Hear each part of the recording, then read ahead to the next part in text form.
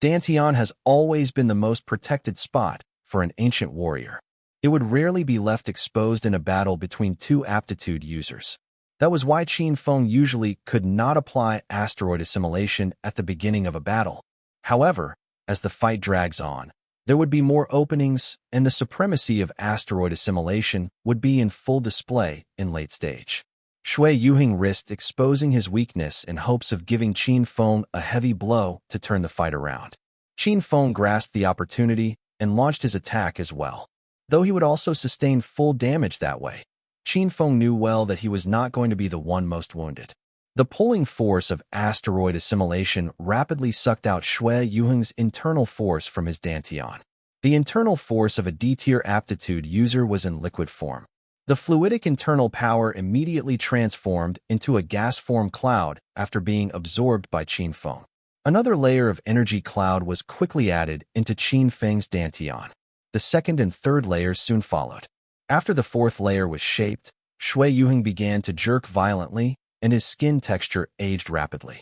The 4 layers of internal energy fluid remaining in his Dantian had been absorbed clean by Qin Feng. He stared at Qin Feng horrifyingly. His meridian had gone haywire, and blood was continuously spilling out from his mouth.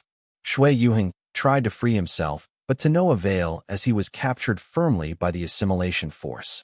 Within a minute, Shui Yuhing's life force had been completely sucked out from his body.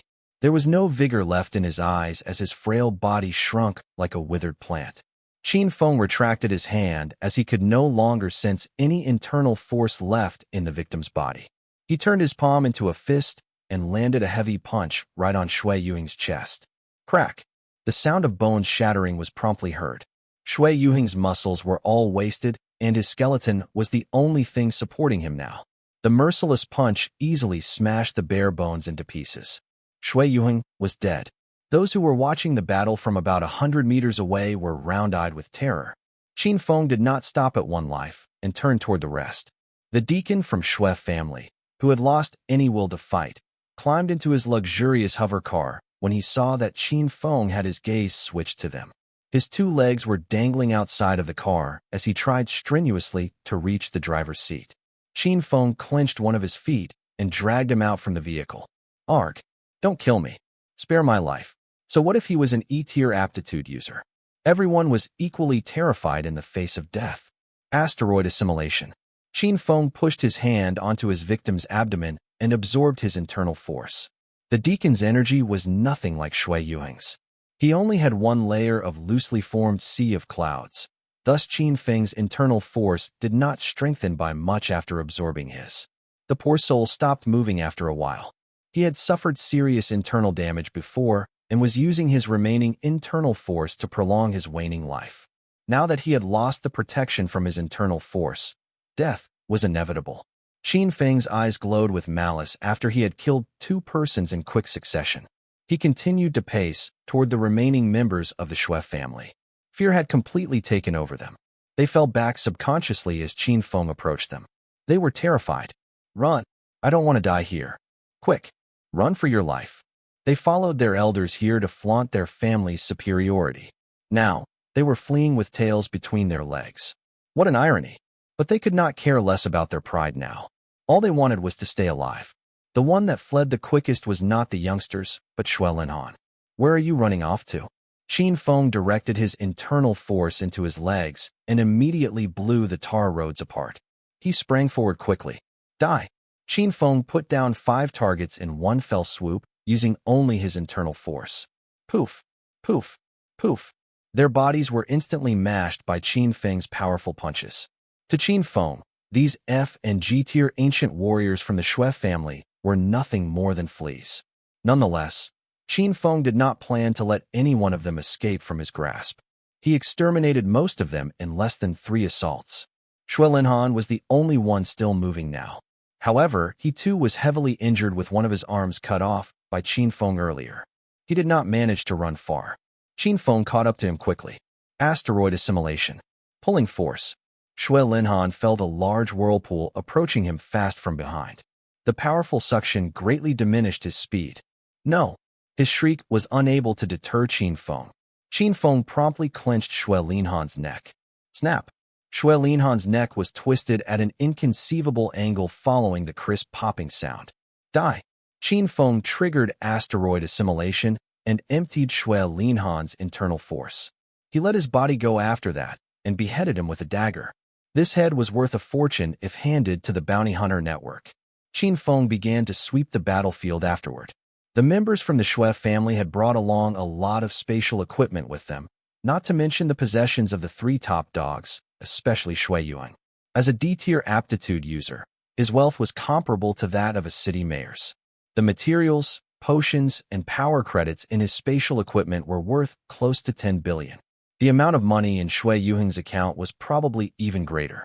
Regrettably, Shui Yuheng had retired for a long time. He had not been wanted for 10 years, and the bounty on his head had long expired. Anyhow, Qin Feng was content with the loot found on Shui Yuheng. I didn't think that my disguise would earn me 10 billion this easily. Qin Feng grinned. Stop being so carefree. You are bleeding. Bailey jumped down from the hover car quickly. She then climbed up to Qin Feng's shoulder and licked his wound. Qin Feng stroked Bailey gently, but accidentally tainted her shiny fur with blood. Bailey rolled her eyes at him. My bad. Let's head to Niuming now so that you can have a shower there. Qin Feng took out his silver bolt as he spoke, and the hover car sped off instantly.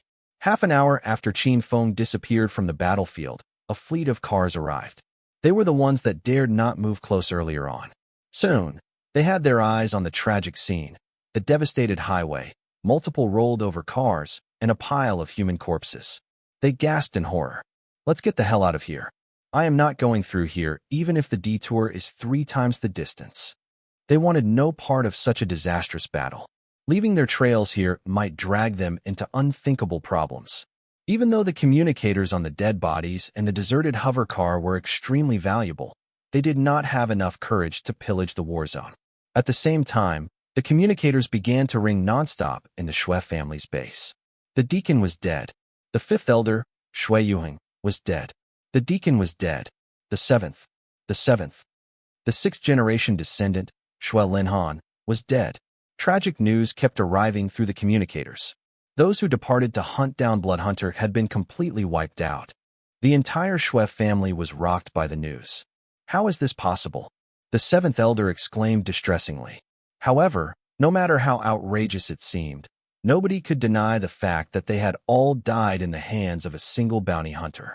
The 7th elder played the videos sent to him one by one with a trembling hand. He was not the only one being stupefied.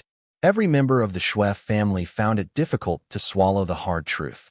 All the young blood dispatched along with the elders this time encompassed an entire generation of young talents painstakingly developed by the Shui family. Similar to the colony, teenagers were the greatest asset for this family.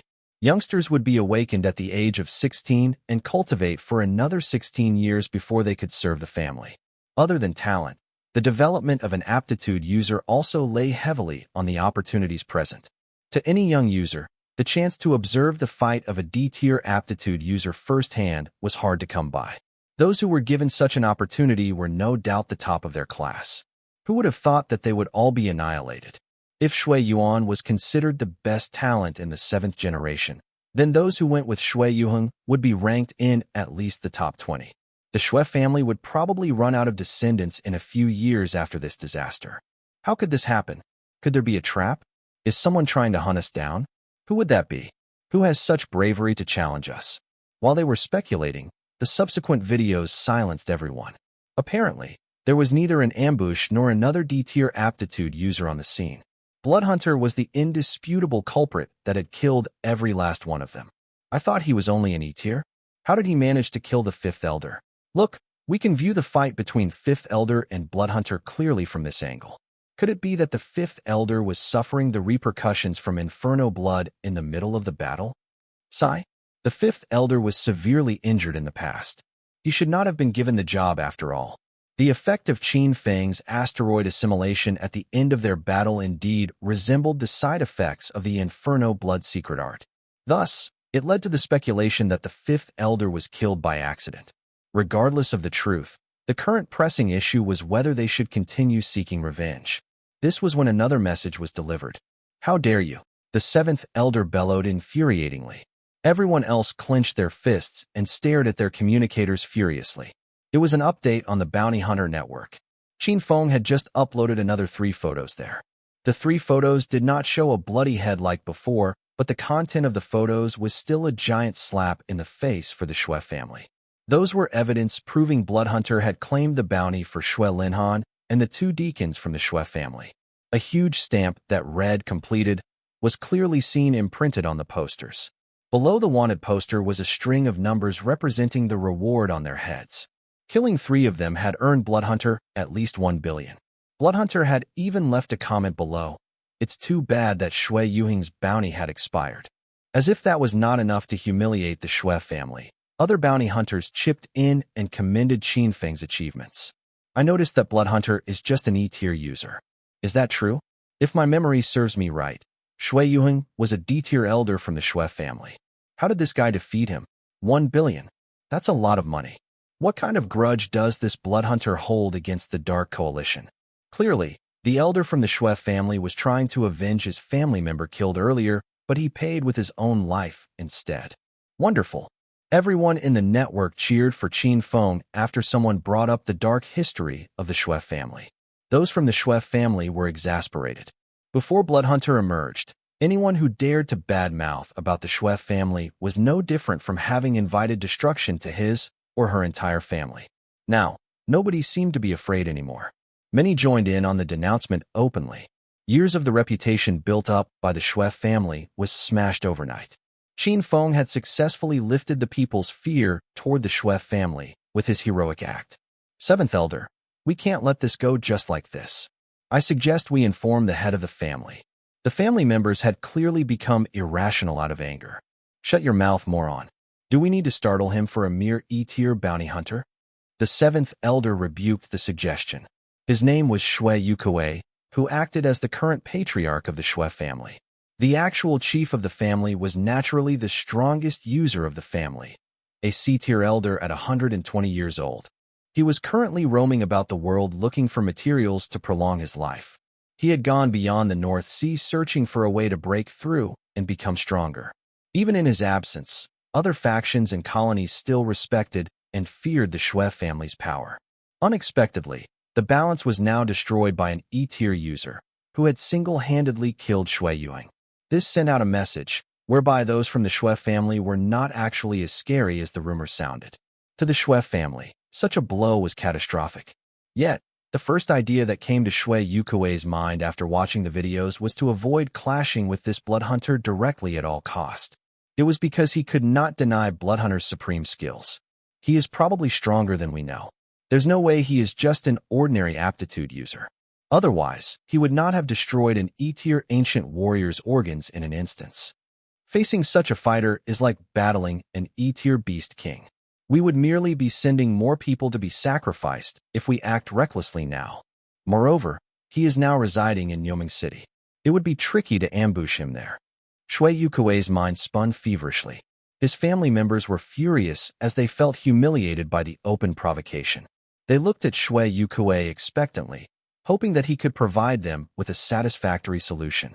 Shui Yukuei came to a decision quickly under the immense pressure. Immediately put a bounty on Bloodhunter. 3 billion. The others were first shocked, then happy with the decision. That was a wise judgment. This was indeed the best solution at the moment. There was no need to do the dirty work with their own hands. With the lucrative reward, many would definitely answer the call. No matter how powerful this Bloodhunter was, he would still succumb to being heavily outnumbered. Those from the Shui family immediately spread the news. Qin Feng checked into the most luxurious hotel in Yoming after submitting the mission in the Bounty Hunter Hall. His wound was revealed after he had taken off the battle suit. Shui Yuhing's sanguine palm did hurt Qin Feng. Luckily, it did not damage his meridian and bones. Even so, his skin swelled at where Shui Yuhing had hit him.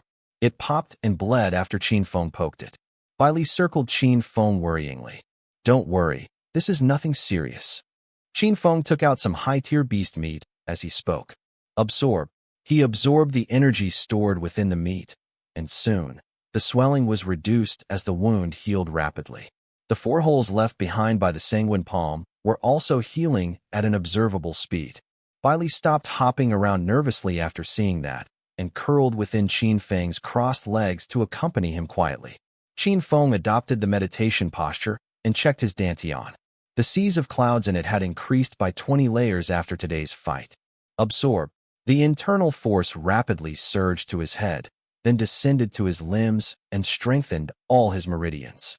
The surplus of internal energy was then recycled back to his dantian. That left his dantian with 40 layers of dense seas of clouds, 4 times the amount as compared to an ordinary E-tier ancient warrior at his or her peak. His internal force might not lose even if he were to contest a D-tier ancient warrior now. Still, the maximum capacity between the two tiers was fundamentally different. Qin Feng's confidence stemmed from the ancient warrior's habit of conserving energy when landing punches. No D-tier would go all out on Qin Feng from the start, so he would still stand a chance if he played his card right. Qin Feng released a long breath and smiled satisfyingly. He turned on the bounty hunter network and was irked after reading the comments tagging his account. I have been listed in the Darknet's wanted list. This must be the Shui family's doing. The Darknet's wanted list was equivalent to the bounty hunter network. To a certain extent, the former was even more attractive to bounty hunters. The official network only listed criminals who had committed heinous felonies. On the other hand, anyone's head could be given a price in the Darknet. As long as the price was right, there would be ample of willing assassins in the underworld to do the killing for you. 3 billion, not a bad price. Qin Feng sneered. This was when the doorbell in his room rang. A sweet lady's voice reached his ears from outside the door. Good evening, sir. Room service. Room service? Qin Feng opened the door calmly. At the doorstep, a pretty lady in a nurse costume stood flirtatiously in front of Qin Feng. Her makeup made her look stunningly beautiful. Sir, welcome to Nyoming Grand Hotel. Here, we provide free massage services to help you relax, the young lady said, and tried to barge in with her trolley. She was only 150 meters tall, and the trolley seemed to be too heavy for her size. Her shirt was slightly exposed as she exerted force, and her cleavage was left bare to Qin Feng's eyes. Qin Feng stopped her and said in a deep voice, I did not ask for room service. As I said, this is free of charge. The lady winked at Qin Feng. Qin Feng scoffed at her. Miss Tian, save your breath. You can't kill anyone with such lousy trickery. Her identity was already exposed when Qin Feng scanned the area with his conscious energy before he opened the door. Thousand-face enchantress, Tian Sheng. She was an assassin who liked to use her beauty to bewitch her target. She was good at impersonation and would often assassinate the male target when they were the least vigilant. It might be a cheap trick, but this strategy often had a high success rate on the male target. Qin Feng had met with Tian Sheng once in his past life. She was already a mistress to a B-tier aptitude user then and no longer worked as an assassin. He clearly remembered her conscious energy and would immediately recognize her even if she were to come to him with an entirely different face. Tian Sheng did not panic, but instead put on an innocent face. What are you talking about, mister? My surname is Zhou, not Tian. She drew closer and whispered in a coquettish tone, Don't you like me, mister? She blinked hopefully, but Qin Feng was unmoved. He took out a dagger and aimed it on her neck. Tian Sheng finally yielded her disguise and evaded the attack because she could feel that Qin Feng was serious about beheading her. My, not only are you a cruel and cold-blooded blood hunter, but you also do not have the slightest sense of chivalry. Tian Sheng's tone had completely changed. Without the imitation, she was an entirely different person from the alluring lady she pretended to be. She flipped over the towel on the trolley and pulled out a decomposition blaster under it. In the next moment, the crystalline blaster was aimed straight at Qin Feng's face. Blitz! The gun released a shot of radiance right at Qin Feng, forcing Qin Feng to retreat quickly. The radiance grazed the wall and immediately corroded it, leaving behind a huge hole. The brick underneath turned into crystal and shattered on the ground. Blitz! Blitz! Tian Sheng did not loosen her pursuit and fired another few blasts. Qin Feng raised his hand, and a chair flew right at Tian Sheng in response. Blitz! The chair was pulverized after being hit by the decomposition blaster. When Tian Sheng looked up, she had lost track of Qin Feng, only seeing a snowy beast residing in the room. It was a beautiful three-tailed fox, no matter how you looked at it. But Tian Sheng could feel a shiver run down her spine. The fox's eyes were filled with rage and great impatience. Other than that, there was also a subtle allure hidden within the beast's sight. Look at me. Ugh. Tiansheng was distracted for a moment. That was more than enough for Qin Feng to sneak up to her from behind. Poof! A dagger wrapped with internal force instantly penetrated Tiansheng's heart from the back. Tiansheng's pupils dilated as she staggered forward. Qin Feng pulled out the dagger, and blood spilled everywhere on the floor and the wall. How is this happening? Life slowly sapped away from Tiansheng after her heart was punctured. Qin Feng assimilated Tiansheng's consciousness after she was dead. She was only a low-tier gunner and could not harm Qin Feng at all after her seductive plan was seen through. I want to change to a different room. Look at my bed sheet. Bailey complained angrily. Even if Bailey did not complain, the room was no longer in a stable condition. However, Qin Feng did not call the reception first and instead contacted the bounty hunter network. Qin Feng delivered 3 heads over to them as soon as he arrived in Yoming. It was only natural for the organization to be extra attentive toward Qin Feng. They immediately sent someone over right after Qin Feng called them. The agent was shown to the dead female body once he arrived at the hotel room. I remember that Tiansheng's bounty is around 500 million. Am I right? Her bounty was even higher than that of the Shui descendants. That was because she had committed multiple murders as an assassin. Gulp. The agent ran a quick DNA test. Technology had advanced to a point where such a test could be completed on the go within minutes. Tiansheng's identity was soon confirmed, and the agent ratified that Qin Feng had completed yet another manhunt. It was only after they had completed the procedure that Qin Feng requested the hotel staff to change his room. The concierges talked to Qin Feng with great respect after they saw the extent of the damage done to the room. Stop accepting new customers today.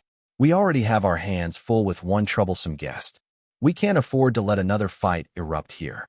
This was the order the manager received after he reported the matter to the real owner of the hotel, one of the administrators of Nyoming City. The owner's face darkened after learning that the customer was none other than Bloodhunter, who had made a name for himself by killing 3 infamous Dark Coalition members. The owner understood the severity of the matter and ordered the immediate closure of the hotel.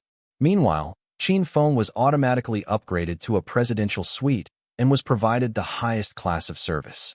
The night was not exactly a peaceful one, but that did not stop Qin Feng from having a good night's sleep. Meanwhile, a lot of eyes were wide awake and spying on him in the dark. 3 billion is no easy task. Even Thousand Face has failed. That BTCH has no skills anyway. We should lay low for now. After all, we are still inside Nyoming City. It's not worth risking our lives for the money before we are sure about the situation. Let's be patient and see how things develop. We are clearly not the only ones aiming for his head. Some of them who received the kill order had grouped up, while a few brave souls had decided to act alone. The different parties were wary of each other since everyone was targeting the same goal, Qin Feng's head, and the 3 billion reward offered by the Shui family. The first night passed without further commotion despite the tension, as all parties tacitly decided to wait it out. Qin Feng did not hide indoors the next day. He went out as usual because it was the opening of the Battle God tomb. Qin Feng was not going to miss such an important date, though he knew the short trip there would not be a peaceful one.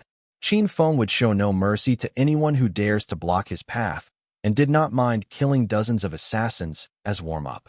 After having breakfast, Qin Feng descended to the lobby with Xiao Bai in his arms. They were ready to check out of the hotel. A person walked toward him as soon as he exited the lift. The man wore a tailor-made battle suit. A sigil displaying E5 was hanging handsomely on his chest. He was obviously not an assassin judging by his upright posture. His battle suit clearly indicated that he was a uniformed personnel. Qin Feng immediately recognized the uniform as the one worn by the patrol unit of Nyoming City.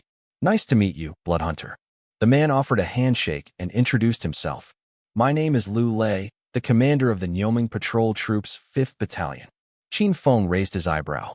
My purpose here today is to escort you out and ensure your safety. As you might have heard, the Shui family has put a price on your head last night. A lot of killers have infiltrated the city since then. For your safety and the city's security, please forgive us for the inconvenience caused. Qin Feng glared at him and said, Since you have asked for my forgiveness, I suppose you understand how inappropriate your request is. Lulei dared not offend Qin Feng. This was a man who could even defeat a D-tier ancient warrior. A lot of people were busy guessing Bloodhunter's true identity now. But no matter what, he was definitely out of Lulei's league.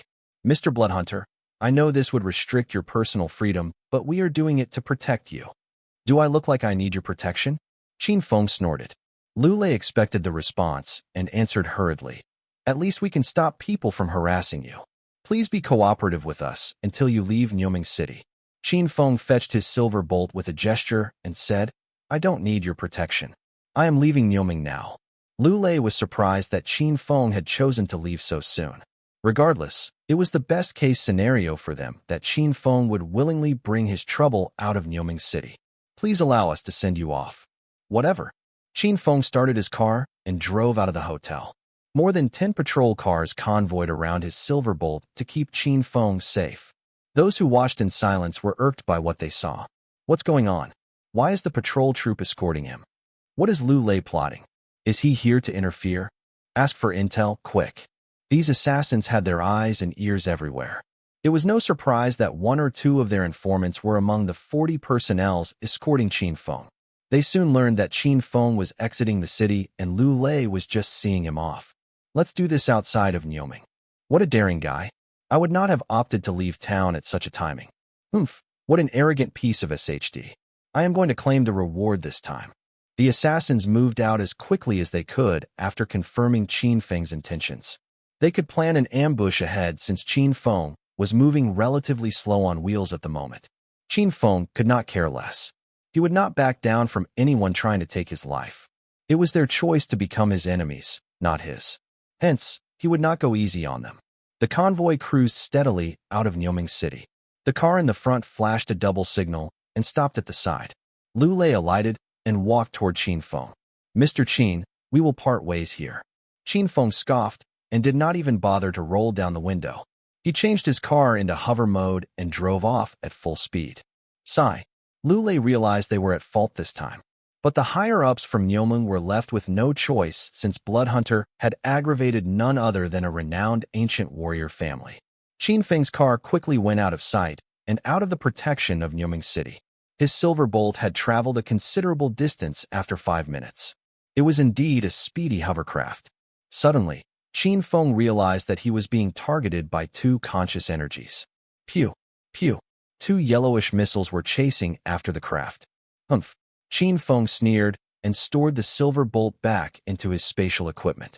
He then stood imposingly in the middle of the highway. The 2 missiles were incoming fast. Of course, Qin Feng would not risk exposing himself by reflecting the missiles using his conscious energy.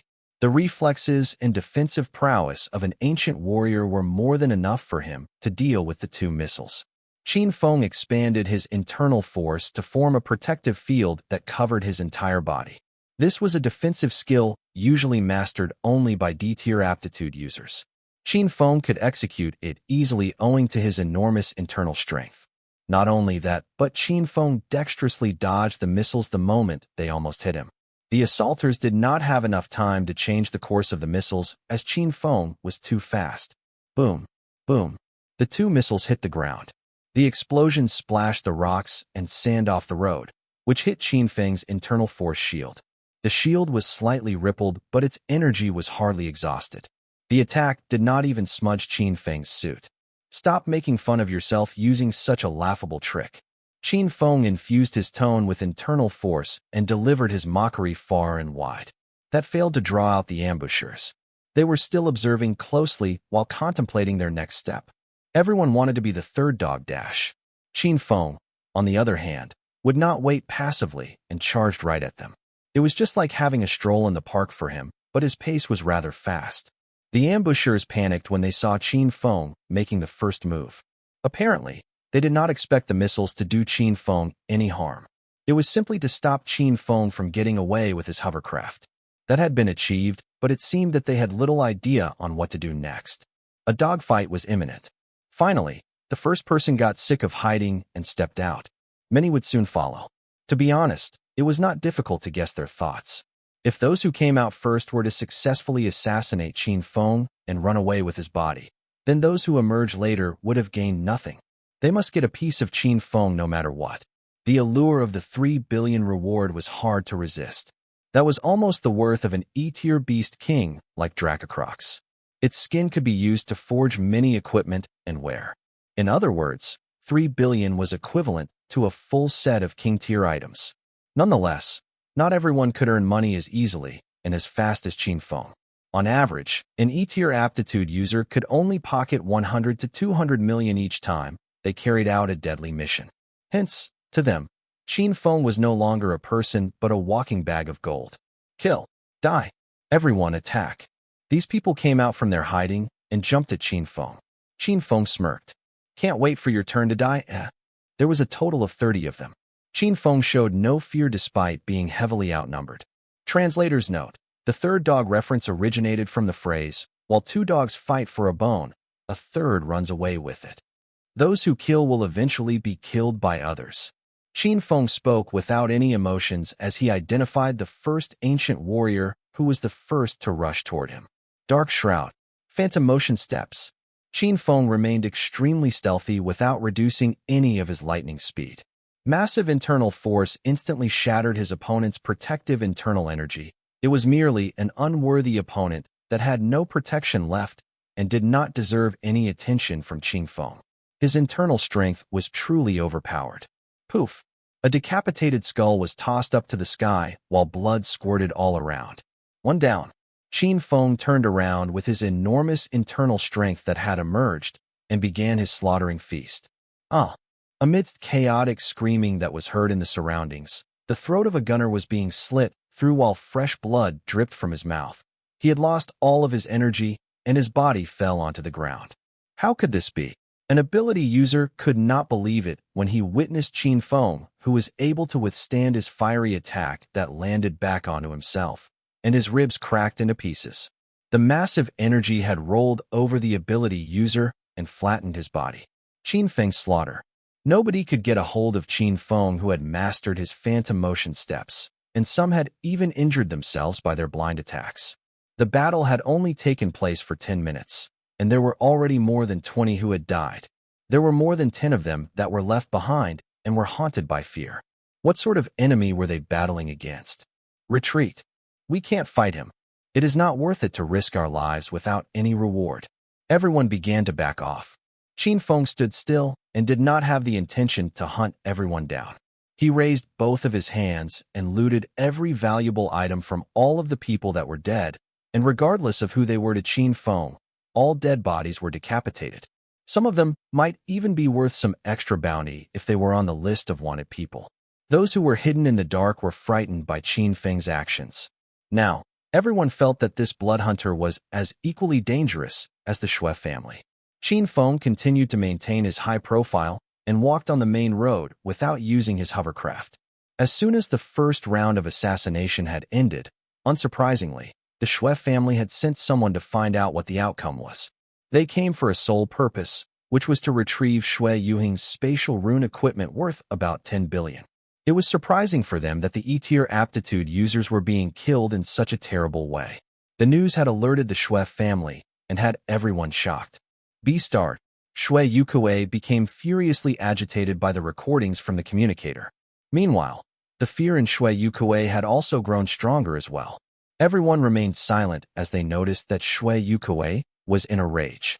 Spread the news. The fifth elder has a rare treasure that is worth billions. Seventh elder. Wouldn't this cause the D-tier aptitude users to join in as well? By then, we will not be able to retrieve those items. Moreover, what impression would the others have on our family? The Shui family did not acknowledge the death of Shui Yuhang, and Qin Feng did not present any evidence to prove it as well. The fall of the elder from a renowned dark family. How disgraceful would that be? Shut up. Do you all really think that nobody else would know if I keep it to myself? The other elders might have already made their move to spread the news that has caught everyone's attention. I want to create an even bigger mess so that Blood Hunter would have his hands full. Shui Yukue said to the others. Everyone agreed with Shui Yukue's idea. I am going to get the third and sixth elder. This time, it would still require us to take action. Shui Yukue stated. They aimed to be the fishmonger that would come last to net in all of the rewards. The more that was killed by Blood Hunter, the more that the loot would be. Wealth was definitely something that they would not want to miss. For those who would go along to besiege Bloodhunter would undoubtedly be eradicated by them. The method that was being used by the Shui family was similar to when Qin Feng set a bounty on the Scorpion Core, only that the approach of it was different. Despite the lucrative bounty that Qin Feng had set on the Scorpion Core, nobody dared to take up the task. With the insane amount of bounty that was set on Qin Feng by the Shui family, many had tried to hunt down Qin Feng. Meanwhile, the Shui family only had to wait for their desired outcome in the end. It was a perfect situation for them. However, would the outcome be the same as when Qin Feng set a bounty on the Scorpion Core? Qin Feng went ahead alone on the road. He realized that there were still others that were observing him from hidden spots. However, Qin Feng ignored all of them. While none of those who were spying on Qin Feng were able to bother him, he moved forward along the road and noticed a shadow of another person. Qin Feng instantly halted in his footsteps.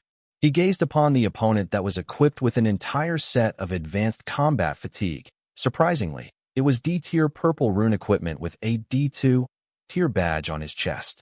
It was also very odd for the person to put on a mask to hide his identity. However, judging from the skin condition from the neck, he was most likely an elderly person that was over 60 years old. Qin Feng stood before him.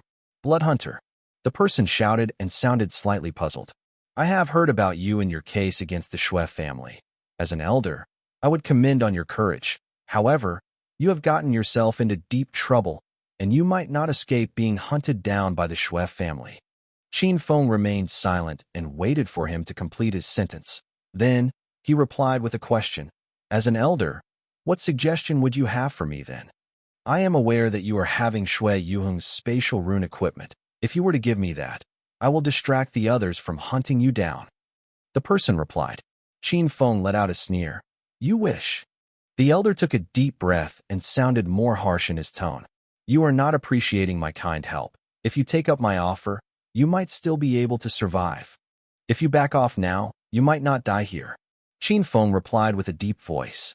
The elder was probably not one of the members of the Dark Coalition. He might even be one of the highly regarded people from the Human Alliance. However, he had made the wrong move in approaching Qin Feng. "It seems like I will have to go the harsh way." The elder was taking peaceful measures before using force, but the attack that came after was definitely a deadly one. After all, he knew that Qin Feng was able to take down Shui Yuheng. He would definitely not be any other ordinary person. He did not want to follow the footsteps of Shui Yuheng. "I will seek for peace until others have crossed the line." Qin Feng let out a sigh.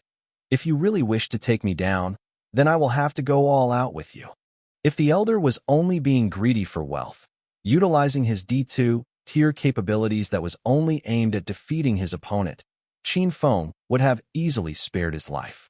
However, Qin Feng would not go easy on him now. Sometimes, it depended on how you portray yourself to the mirror. If you show a smile, the mirror would return with a smile. If you show anger, the mirror would also return the same. The elder that sounded righteous earlier had turned into a killer that was about to kill him. Boom. The massive internal strength from both of them collided. Dark Shroud. While the internal strength began to entangle onto each other, runes began to sneak into it, and hidden dark lights shined onto the elder. Qin Feng went all out without any hesitation and gathered dark runes onto his dagger, as if it was shrouded by a black layer of light. It was rare for dark abilities to showcase their presence. Hence, some might not even be able to detect it. After a few rounds of battles, Qin Feng had managed to grab hold of an opening and pierce through the arm of the elder. Within a short period of time, the arm of the elder turned pitch black and deteriorated continuously. Any ordinary person would last for a short while, but due to old age, it was obvious that the elder had a problem coping with the dark abilities that were devouring his life energy and striking a deadly attack onto his weak point. "You! How dare you use poison?" The elder roared in anger, as if Qin Feng had committed some unforgivable sin. Regardless of black or white cats, only its ability to take down its prey defines its capability. It is my own decision to use poison. Since the elder was already aiming to take Qin Feng's life, why would he still be so hesitant? Was he expecting Qin Feng to risk his own life just to remain an honorable person? Qin Feng let out a sneer and took the opportunity to drain out an insane amount of his opponent's internal energy with asteroid assimilation. A D2 Tier Ancient Warrior would have two separate energy fluids within the internal strength of the body. There had to be 20 layers of them if they were to be transformed into a sea of clouds. The internal strength within Qin Feng's Dantian spiked in leaps and bounds. The elder opened his eyes wide as he was shocked by the injustice. Boom! The repelling force exploded, and the elder was being forcefully tossed away by Qin Feng's attack. His body landed on the road, and it resulted in an instant death. Qin Feng took a deep breath. The exchange with the elder had left a few wounds on Qin Feng's body. The F-tier Emperor combat fatigue was unable to withstand forces from the D-tier aptitude user, and there was a huge gash on the gear on his arm. However, he did not care much about those. He went ahead to check for loot and moved forward. After Qin Feng had gone far ahead, some of those that were in the surrounding approached and looked at the dead body of the elder that had just died. A powerful D-tier, who is he? Shall we take a look? With deep reverence toward the dead body, some reached out to take off the mask of the elder. Everyone was shocked as they stood still. I think he is the leader of the Li family. The Li family was the leader of the second-generation ancient warrior families from the 4 cities of the North Sea. Although the massive family might not be comparable with the 4 major ancient warrior families, it was at the same hierarchy as the lord from Yumeng City. There are rumors saying that despite their large number, none of them from the Li family are capable enough to take up the next leadership position, and all of them are wastrels. Kiki, so pitiful. This elderly leader came out just for the 3 billion reward. It is not about the 3 billion. I would say it is because of Shui Yuhing's spatial rune equipment. The Li family is now doomed. The discussion continued on, and news soon spread quickly. Bloodhunter had killed the leader of the Li family. Instantly, everyone was shocked by the news. However, focus began to shift away from the death of the elder. The leader of the Li family is highly skilled. Would Bloodhunter be stronger than him? Perhaps he was also wounded, and he acted as if he was unaffected and left. Now, he has gotten items from 2 D-tier aptitude users. Instantly, jealousy began to grow among all of the assassins that were after Qin Feng. It was within everyone. The multiplying possessions that had gained him the enormous amount of wealth was insanely tempting for the others. Furthermore, Qin Feng was wanted by many others.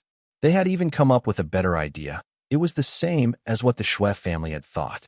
Recurring battles. It was at that moment, as he walked on the road, Qin Feng was left speechless as he looked through the items that were looted from the leader of the Li family. How is this possible? How could he be this poor? Qin Feng browsed through the spatial rune equipment that did not contain much. With a quick glance, it would only be worth 2 billion.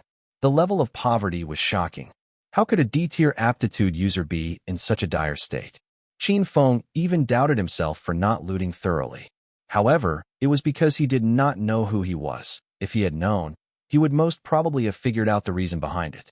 Qin Feng did not go ahead to find out the person's true identity, and it had nothing to do with him.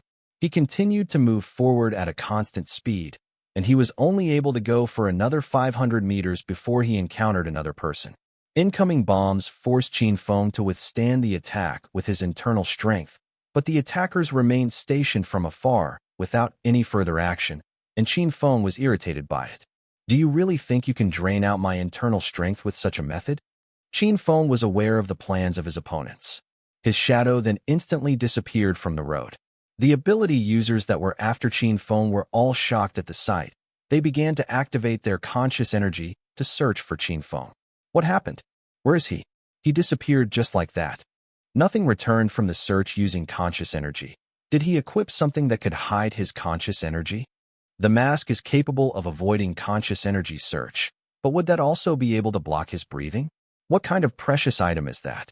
Qin Feng's mask was definitely unable to perform wonders, but he could easily hide himself by using his conscious energy. He traveled at high speed within the bushes that paralleled along the road. Soon, he was close to the location of the attacker that launched the attack earlier. Without any hesitation, Qin Feng took out his dagger and rushed toward the gunner for a kill. The opponent covered his throat and fell from the tree. Qin Feng did not stop, and he began his furious slaughter on every assassin that was hidden in the area. He took down about 5 of them and moved forward. However, he looked even more battered as the decomposing blaster had slightly grazed through his clothes during the battle. Then, He stopped moving forward along the road and took a turn into another direction. For the others, it might seem that Qin Feng was planning for an escape into the wilderness. There were a lot more that were risking their lives as they continued to pursue Qin Feng in the dark, and they were puzzled by the potential wealth that was before them. It was 3 hours later when Qin Feng circled around a giant hill and stopped by a stream. He seemed to be worried from the expression on his face. "What is it?" "Not escaping anymore." A voice was heard, filled with mockery, and it sounded like he was looking down on Qin Feng. Qin Feng fixed his vision on his opponent. It was a young man. He was about 30 years old and had a well-built body that was about 2 meters tall. He was also wearing combat fatigue, and his hair was yellow in color. His inner armor was silver in color, and it was a D-tier silver color. D-tier Beast King inner armor. It was obvious that he was a strong opponent. Qin Feng was also alarmed by the presence of such a strong opponent. Zhaoyingyi. Qin Feng called out the name of his opponent. It was one of the ancient warriors that would become very powerful during the later stages of his life. He was an active member from the Dark Coalition, and before the death of Qin Feng, he had even achieved B-tier capabilities. However, Qin Feng did not know that he was originally from the 4 cities of the North Sea. Qin Feng could only recall that his presence was in the Middle Eastern states. However, those did not matter anymore. Qin Feng only needed to know that Zhaoyingyi was AD4 tier. He had to be well prepared to face such a strong opponent. Qin Feng had yet to organize his unsettled sea of internal strength clouds. With his 40 layers seas of clouds available, it was coincidentally the same as Zhaoyingyi's. At times like this, difficult situations would require extreme measures. Qin Feng had his eyes locked on his opponent, and all of a sudden, he had an idea. "Xiaobai, come with me." In the next moment, Qin Feng was already rushing forward. It was then, Baili instantly disappeared from beside Qin Feng, and in the next moment, she was already behind Zhaoyingyi. Zhaoyingyi was sharp in sensing his surroundings, so he quickly dodged to the side. Swoosh, swoosh, swoosh. 3 sharpened claws drew across the air and went past the same spot. Beast King. Zhaoyingyi was shocked when he saw Baili, but it was immediately followed by a glint in his eyes. "A contract beast? You're a really lucky kid, having a Beast King as a contract beast. But do you really think you can beat me like that?" Zhaoyingyi was very confident. After all, he was wearing the inner armor of a D-tier Beast King. Qin Feng and Baili's attacks would have no effect on him. "Well, I don't have time to dilly-dally. Those Shui family dinosaurs are still waiting to reap the benefits. I'm afraid they'll catch up soon." Qin Feng was quiet for a while. Then he said, "Then I won't waste time with you. After all, I'm not sure about dealing with a bunch of D-tiers." Zhaoyingyi sneered. "You sound like you're pretty sure of yourself right now." Who was Zhaoyingyi? He had been called a prodigy at a young age and had a valiant kind of strength. All the ultra beasts he had fought before were D-tier, and he had killed countless D-tier aptitude users. Even when he was E8 to E9 tier, he hunted and fought D-tier gunners. That was why he felt that Qin Feng's battle record was not all that special. Maybe he was just a little bit stronger in the beginning, but Zhaoyingyi felt that this kind of person should be put down before they become too big of an issue. Besides, he got bored and decided to come over. The moment he saw something exciting, he just had to be involved. By now the 2 daggers in Qin Feng's hands had disappeared. Obviously, he had stored them back into his spatial rune equipment. Then, another blade appeared in his hand. It had a long and wide blade that looked respectably heavy. It seemed to be filled with power, but the most important thing was that the blade did not give off the special light that man-made equipment had. Its tier was unknown. Uncertainty blossomed in Zhaoyingyi's subconscious mind. Could it be a god weapon? When the Earth was invaded by the rifts, many long-lost legends finally received their answers, and there were items that could be used by humans with properties that could never be produced by humanity. They called them god weapons. If that were true, then he would have to be extra careful. Let's see if you really have real skills. Zhaoyingyi pulled out a metal staff, a D-tier weapon that shone with silver light. This Zhaoyingyi had terrifying strength and a profound background. Qin Feng fearlessly charged toward him. Blazing Scott. Once a move had been made, it had to be a sure kill move. Thousand Dervish Smite. Zhaoyingyi also pulled out tricks of his own. With large amounts of internal force flowing through their weapons, there was a resounding bang from the collision. They were already in the middle of a mountain. Such a loud noise would have caused a lingering echo. Shui Yukue and the rest who had been looking for clues immediately turned toward that direction. Meanwhile, the battle between Qin Feng and Zhao Yingyi became more and more intense. For a moment, his consciousness tugged at him. He felt that his expanded consciousness had picked up the presence of multiple D-tier aptitude users. That must be the Shui family's people. This must be resolved quickly. With a flick of his wrist, he collided with Zhao Yingyi's weapon and sent him 3 meters back. Zhao Yingyi became more and more apprehensive the longer he fought. He had not expected Qin Feng to be so strong. The more he had this feeling, the more he wanted to kill his opponent. When Qin Feng retreated, Zhao Yingyi immediately gave chase. In response, Qin Feng suddenly mobilized his consciousness. Magma burst. Boom. A scorching wave of heat rose from the ground and instantly enveloped Zhao Yingyi. Zhao Yingyi left himself open and cried out in surprise. Huh. Quickly expelling internal force, he took a step and bounded away from the column of magma that erupted out from the ground below him. When he moved, a pitch-black crack with silver light at its rim appeared at the area where he was dodging toward. He was not sure what that was, but it definitely was not good news, so he decided to avoid it. He might have avoided the first, but a crack appeared behind him. Not only that, but in the blink of an eye the cracks began to spread, surrounding him from all sides. Uft, uft, uft, uft. Zhao Yingyi's arms and thighs were suddenly slashed by the cracks. Bai Li unleashed her power. Qin Feng naturally was not going to stop. Dark shroud. A shroud that was pitch black suddenly covered Zhao Yingyi. What the hell? Zhao Yingyi lost his own rhythm, but his powerful internal force rushed out and knocked aside the space runes, instantly healing his small cuts. This was why D-tiers participated in the front line. They could even seal rifts with energy transformed by their internal force. The spatial ability was not invincible. However, this kind of ability was not something that could be so easily shrugged away.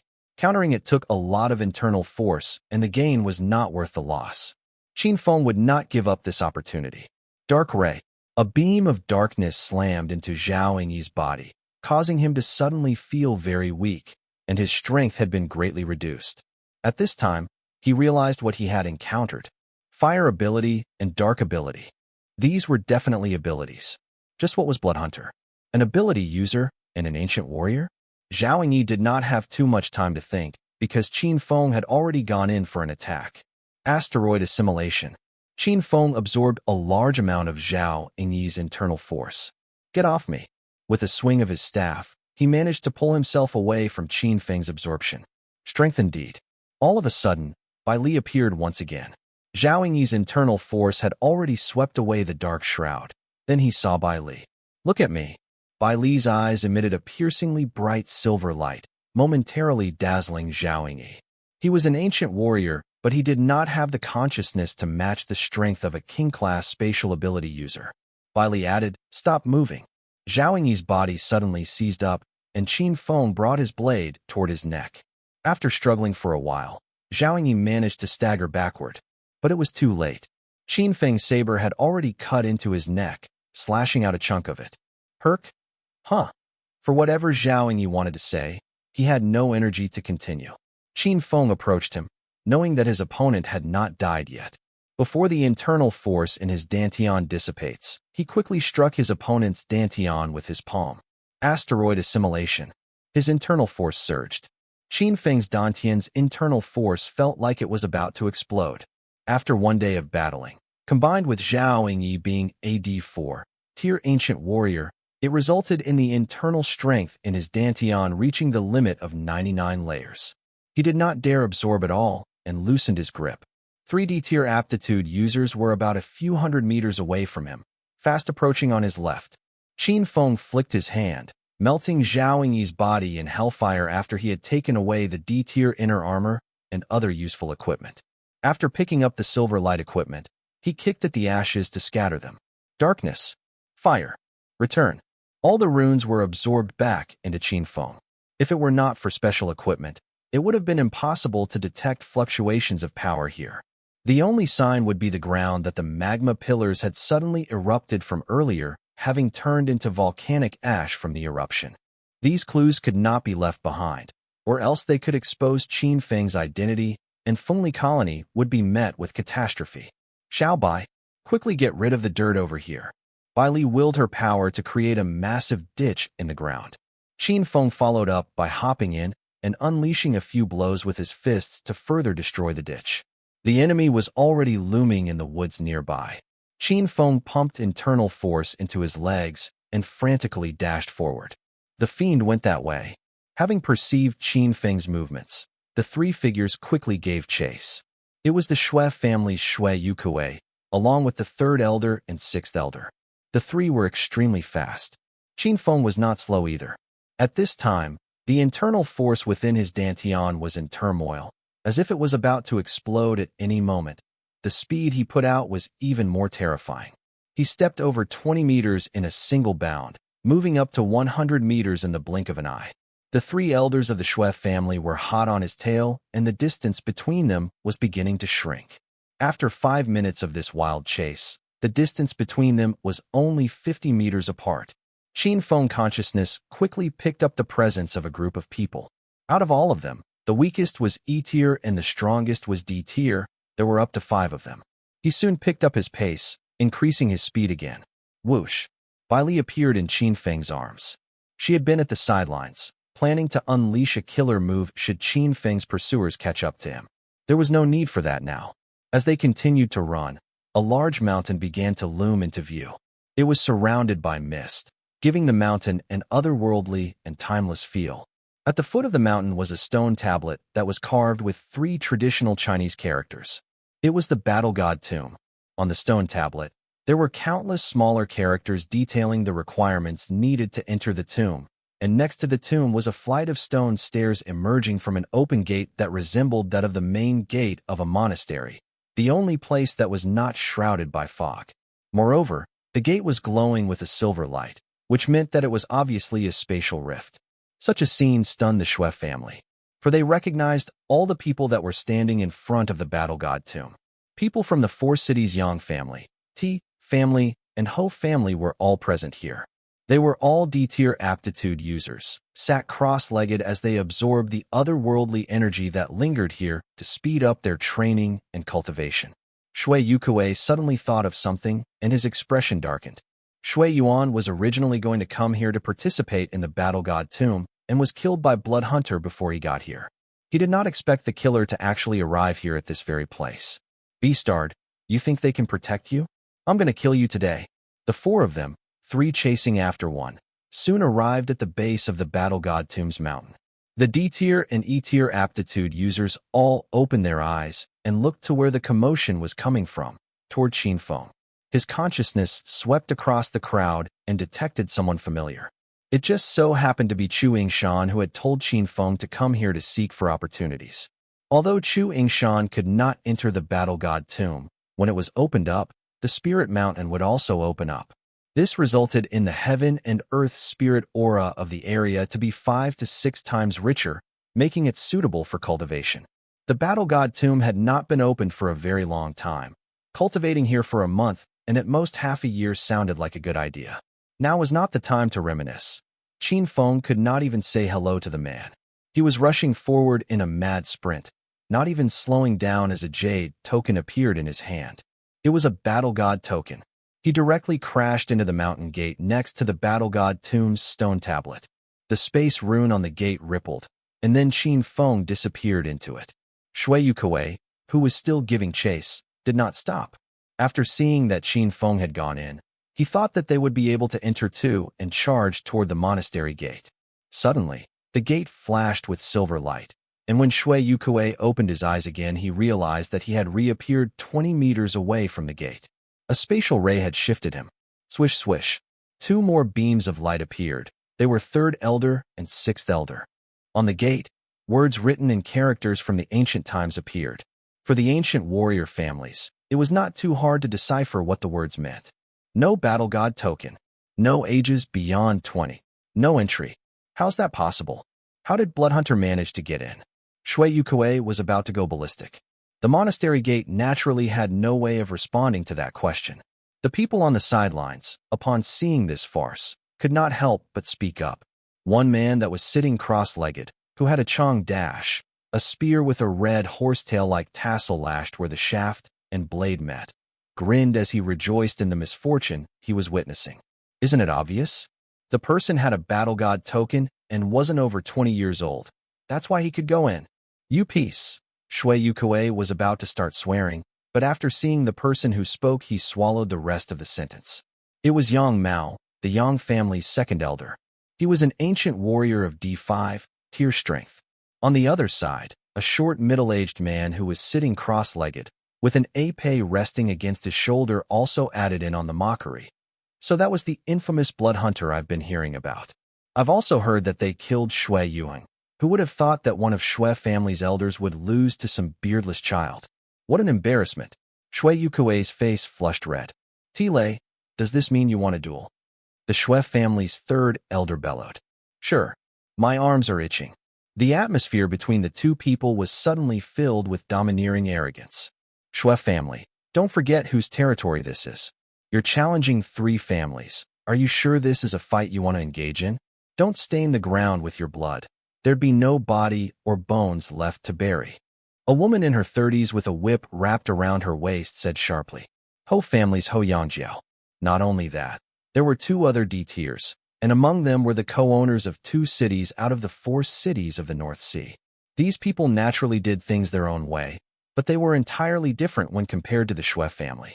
They were part of the Human Alliance. The Shui family was part of the Dark Coalition. They would naturally be in opposition, but nobody wanted to go to war. That would bring no benefits.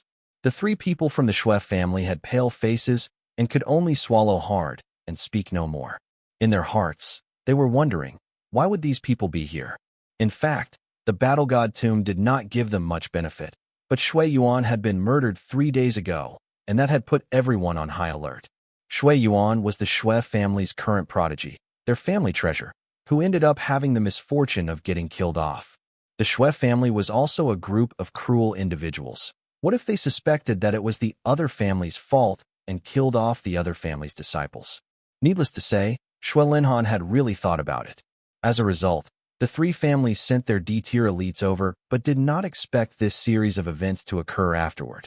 The Shui family did not come to kill their disciples, but they did not dare return and had been quietly keeping tabs on their surroundings.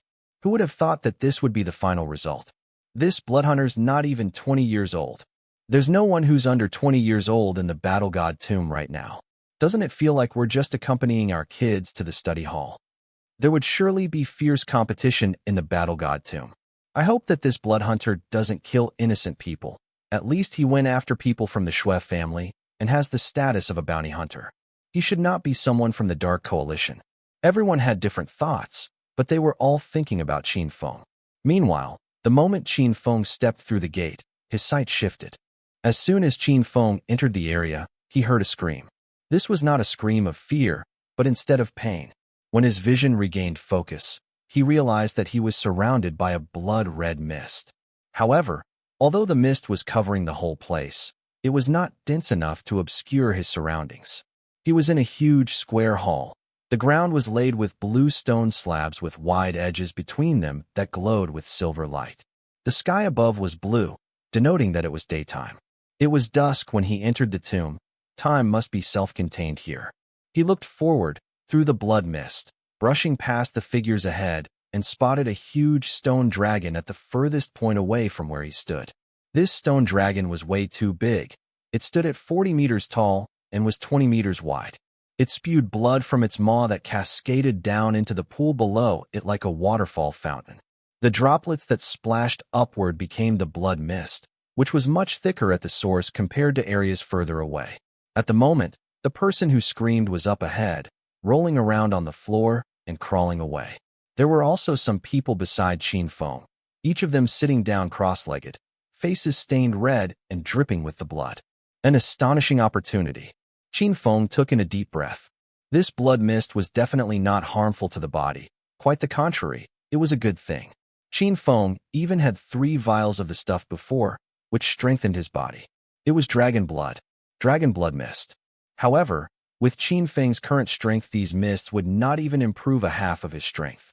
Besides, he did not have time to think about this as he quickly sat down cross-legged and looked into his dantian.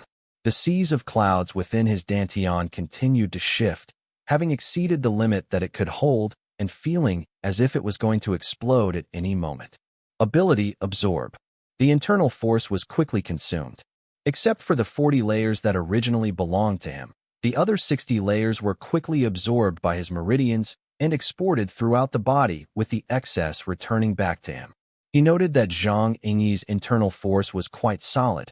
As the excess was returned back, he realized that he had gained 20 extra layers of internal force in his seas of clouds. In other words, he was now 6 times stronger than an E-tier ancient warrior at their peak. He might as well be at the equivalent of a D6 ancient warrior. Life or death situations bring in great rewards. Qin Feng glanced at the money he had previously taken from Zhang Yingyi and inhaled sharply. From just a quick scan, it looked like he had at least 60 to 70 billion. Not to mention, Qin Feng also saw some treasures which had values that far surpassed the amount that could be measured by money. Zhang Yingyi was an elite warrior, someone whose strength was well beyond that of a normal D-tier ancient warrior. Today, he might as well have become expendable cash. The most important thing was that he had changed history. Those who had died were not dead, and those who lived free and unfettered in the future were killed by him. I hope that the gusts that I've put into the winds of history, this butterfly effect that I've started, would be good for the future. With the dark forces weakening, it represented that there would be growth for more of the potential younglings of the human alliance. When Qin Feng opened his eyes, an hour had passed since he began his cultivation. There were now fewer people around him. It seemed that these people were constantly moving forward. There were a total number of 5,000 battle god tokens. Such was evident from the number of people in here, but they were all gathered at the edge of this square and did not go toward the stone dragon. This was due to the mist being at its thickest within 50 meters of the bloody waterfall spray that came from the dragon. The battle god tomb had been opened since 6 o'clock in the morning, and 5,000 people who had obtained the tokens had entered therein. Since there was no competition, they did not have any conflict. By now they had already gone through a day of cultivation. The people who became stronger from the dragon blood had naturally moved forward. Qin Feng picked himself up and began to move forward, feeling the dragon blood around him affect his body, causing his skin to tingle. It was not as irritating as the time he used the Dracocrocs to strengthen himself. He was only E3 at the time. Now he was E8. As he continued to move forward, people looked at him with surprise. They thought that this person was moving too fast. Was he not in pain? Naturally, these mists did not have an effect on him. He quickly reached the front of the 5,000 people and found that there were only a few dozen people there. In fact, he knew everyone there. The 4 big families of the North Sea, the ones who would become strong members of the human alliance, the present geniuses. Some of them were the Dark Coalition's special talents. All of them had big backgrounds. But of course, one of them was a rather unknown young man. Zhou Hao. He was topless, only dressed in a pair of track pants. The muscles on his body contracted and were constantly being strengthened. The golden queen ant sat on his shoulder, breathing in and out the mist in the air. The dragons were very powerful and could strengthen any creature. Dragon blood had high energy and strong fusion ratings which could be absorbed by all races and tribes. Zhou Hao had been absorbing this energy for a day now. His strength had jumped a few steps ahead, and he was now an F5 tier aptitude user. Not only that, his physical strength had been doubled. This was the kind of advancement that some people would claim to be against the laws of nature. It was not too much of a wonder. Qin Feng's treatment of Zhou Hao was no weaker than how the children of the big families were treated. After all, Qin Feng only needed to train one person, not a small army's worth. The big families trained dozens of people, and nobody had as many resources as Zhou Hao did. Having previously been strengthened by dragon blood, Zhou Hao was naturally better at adapting to it than the others. He had talent and was naturally at the top of the crowd. However, nobody around him was sitting cross-legged. The few young people were watching him in a highly alert manner. There were some people that had followed them, either being people from the same family or from the same city. In a way, Zhou Hao seemed to be very alone. Qin Feng directly walked to his side. Zhou Hao suddenly opened his eyes vigilantly and was taken aback when he saw Qin Feng. He saw a haggard figure with torn clothing that was wearing a mask that used to be white but now stained gray. While he was cautious, he felt that this masked male figure was quite familiar. Qin Feng then began to remove his battered combat uniform as he approached until he was about as dressed as Zhou Hao was. He sat 5 meters away from him, a distance that was not too far away. Qin Feng did not make a sound, but as he removed his cloak, a furry animal rolled out of it. 3 tails, white fur, silver eyes. Zhou Hao's eyes suddenly lit up. Qin Feng nodded in Zhou Hao's direction.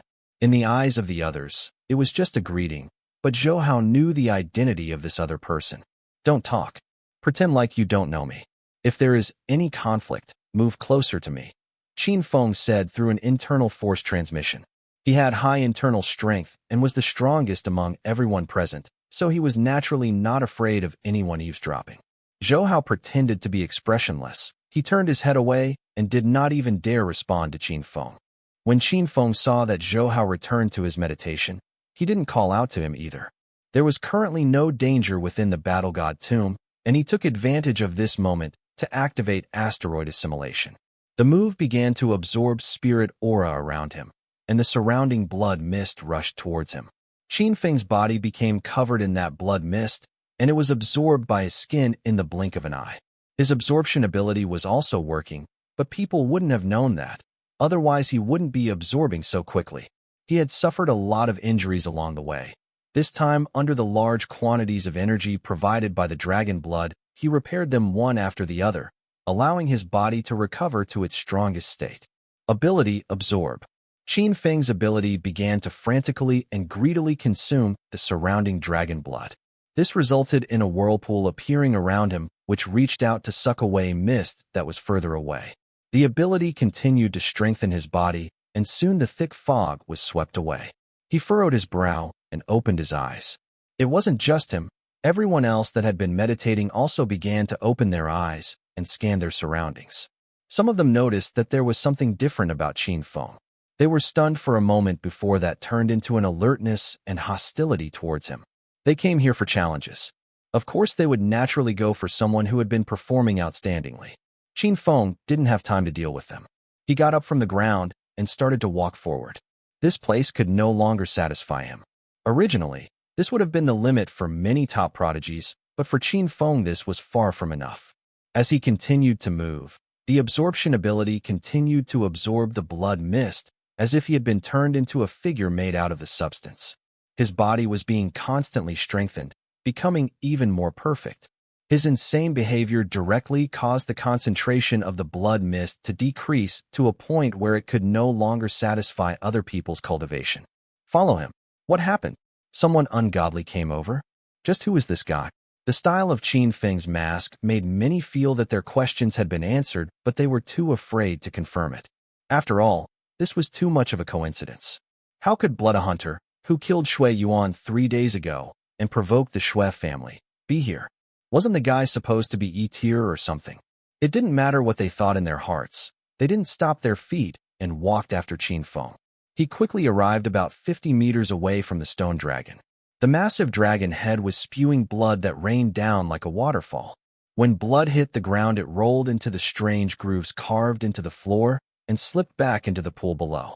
The droplets were of a different consistency compared to the dragon blood that he obtained from the Dracocrocs. He also discovered that this dragon blood was only E-tier. It could be absorbed by F-tiers and quickly improve physical fitness.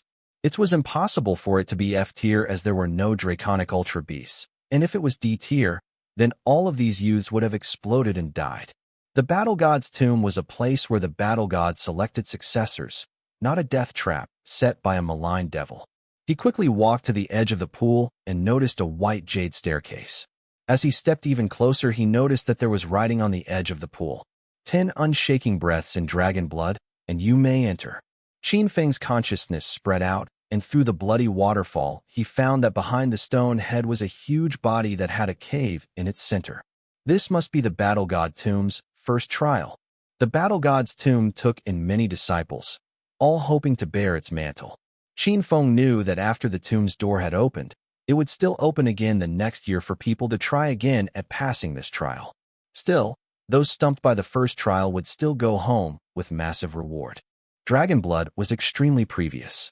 Not to mention the battle god token's price could be raised to incredulous levels. Qin Feng braved the cascade of blood and stepped onto the white jade stairs. Once the stairs reached the edge, it continued to go downwards, and then a few stones appeared on the surface of the pool that could be used as stepping stones, but at this time, under the barrage of blood and how slick the ground was, it was near impossible for anyone to stand in it. Obviously, without saying, this didn't include Qin Feng. Dragon blood strengthened his physical form, and he had the physical strength of an E-tier king-level ultra beast. This kind of barrage didn't give him the pain like he was about to explode. Come on, bring it on. Qin Feng began to wildly unleash his absorption ability. The blood washed over his body and continuously strengthened it. His physical strength was increasing bit by bit. Originally, after killing so many ancient warriors along the way, the physical body had gained some enhancements, but that was obviously not enough. This dragon blood felt just right. He devoured it like a madman. The other prodigies could only stop behind him, temporarily losing sight of him. Many people were starting to get anxious. If he can pass, then why can't I? Let's go. How could he hoard the dragon blood all for himself? With this in mind, they began to rush forward as well. That was when the pain hit, and it didn't seem to stop. Although the dragon blood could enhance the self, the pain was unbearable and it hit at its strongest. This resulted in them being afraid of their bodies exploding. Before this, everyone had to make progress systematically, a gradual process that had not been broken before. Who would have thought that Qin Feng's arrival would shatter equilibrium and cause people to rush things? Fine, I'll go too. Zhou Hao also began to move forward. The dragon blood crashed down onto his body, and there was a sudden pain. The skin and muscles felt like they've experienced countless workout routines, resulting in severe pain and soreness, something that was difficult to experience after awakening. "Aya!" Zhou Hao roared. Boom! As if sensing Zhou Hao's pain, the golden ant queen immediately climbed down from his shoulder and instantly enlarged her body. She stood over Zhou Hao, blocking the incoming rush of blood, and allowed Zhou Hao to breathe. "No, Xiao Huang, get out of the way." Zhou Hao's body twitched involuntarily, but he sat cross-legged and continued to focus on his internal force. Xiao Huang moved away, at the same time greedily consuming the dragon blood. The endurance of ultra beasts was far greater than that of humans. The others weren't so lucky to have a contract beast to escort them and even fainted because of the pain. Without internal strength, the power of the dragon blood had nowhere to go and thus muddled up the meridians. There wasn't a fortunate event where when one faints they would still gain strength without experiencing pain. Reversal mend. Zhou Hao felt the internal force inside Xiao Huang's body and used reversal mend to speed up the circulation of his own internal power, quickly absorbing the dragon blood. Person and beast worked together. Naturally, their progress was much faster than everyone else's and were able to absorb more than everyone else. Gradually, the pain began to numb until it was but a tingle. Unknowingly, his strength had increased to F6 tier.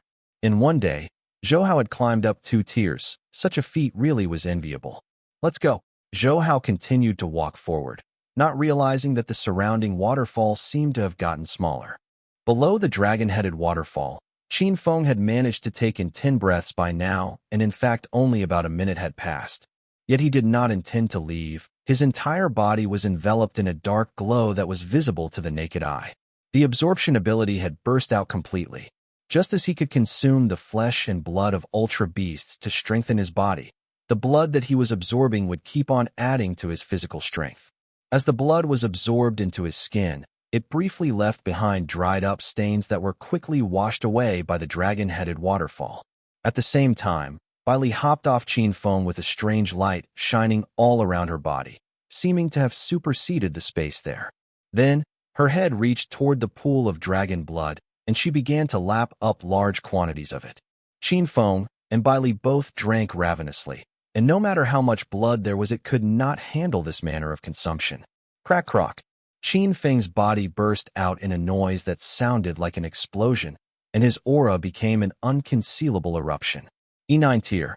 There was no way to cover up this kind of aura. After all, these were the effects of advancement, and it swept over those present. Everyone felt the overpowering force of the intimidating aura, and all those present were dumbfounded. E9 tier? How's that possible? What, why? This person is Bloodhunter. He must be Bloodhunter, the guy who killed Shui Yuan. A bunch of the ancient warrior family's prodigies finally figured out Qin Feng's identity.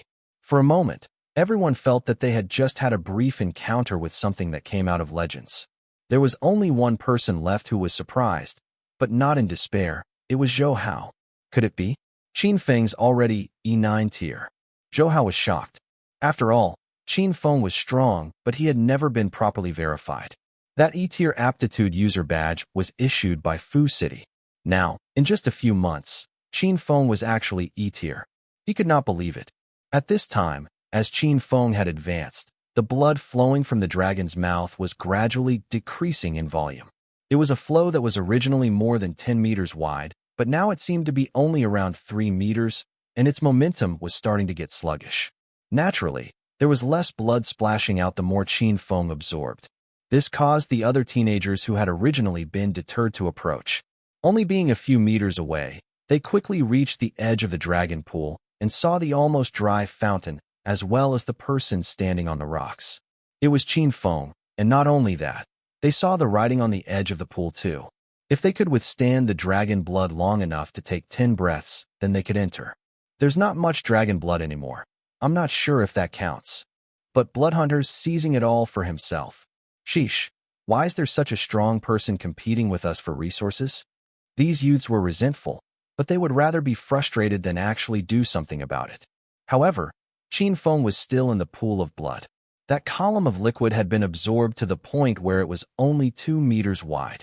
Even as it was poured onto his body, it no longer felt as soothing as how it was before. It felt as if his body was charged with an explosive power. After hearing the discussion behind him, he furrowed his brow. While these people were probably 16 to 17 years old now, Qin Feng had the mental age of a 26 to 27-year-old. He ought to respect his elders and care for the young. But after 10 years, some of these people would be stronger than him, and some weaker. They were the same age as him. To do it again, when chance had been redistributed, Qin Feng would naturally scramble for power. He did not have a chance back then, so why not now? Thinking of this, Qin Feng stepped up his efforts, and in the blink of an eye the water flow became only about a meter thick. Zhou Hao, when I move, you move ahead and get Xiao Huang to block everyone else. Qin Feng whispered through his internal force transmission. After saying that, he scrambled forward and disappeared under the bloody waterfall and stepped into the cave within the huge dragon's stomach. When Qin Feng moved in, everyone else was immediately shocked. Zhou Hao was the first to move forward and stepped onto the white jade stairs. It was then everyone began to react. Get down here. A boy about 18 years old roared and tried to grab Zhou Hao, trying to pull him down. Xiao Huang, go. He immediately pointed at the teenager, and the Golden Queen ant immediately crashed into her target. Damn it, how could this youth face down an F-tier Beast King? Even if he was a prodigy, the event of facing a Beast King in single combat was an unthinkable and impossible task. Zhou Hao stepped onto the white jade stairs and walked to that large stone pedestal, letting the dragon blood wash over him. It was unbearable pain. He was lucky that Qin Feng absorbed a lot of blood. The force of the dragon blood that came down on him was not that strong, and he could still retain his footing. His current movements and behavior indicated that he was in great pain, and combined that with the Golden Queen ant acting as a blockade, nobody wanted to approach. Zhou Hao's physical strength began to rapidly evolve. After all, Qin Feng had an E8 tier Beast King's body and could only advance slowly even if he frantically consumed dragon blood. Zhou Hao was only F6 tier. In theory, this dragon blood could increase his strength to the equivalent of an F-tier beast general, which would be his limit. After all, he did not have the absorption ability like Qin Feng did. After enduring long enough to take 10 breaths, Zhou Hao felt that his body had gotten extremely powerful. His physical body was even several times stronger than that of an average person's. He had almost reached the tier of those ultra-beast generals and now had the ability to fight against F-tier beasts all by himself. He laughed out loud, letting the dragon blood wash over him, not leaving. The others gritted their teeth, but there was nothing they could do. Fortunately, it seemed that when Zhou Hao was standing there, he did not seem to be taking as much dragon blood as that Bloodhunter guy did, which gave them some relief. After all, the only devil here was Bloodhunter. Meanwhile, Qin Feng, who had become the target of everyone's hatred, passed through a hallway inside the dragon's belly, and entered a garden that was ornamentally decorated with flower beds. Ew!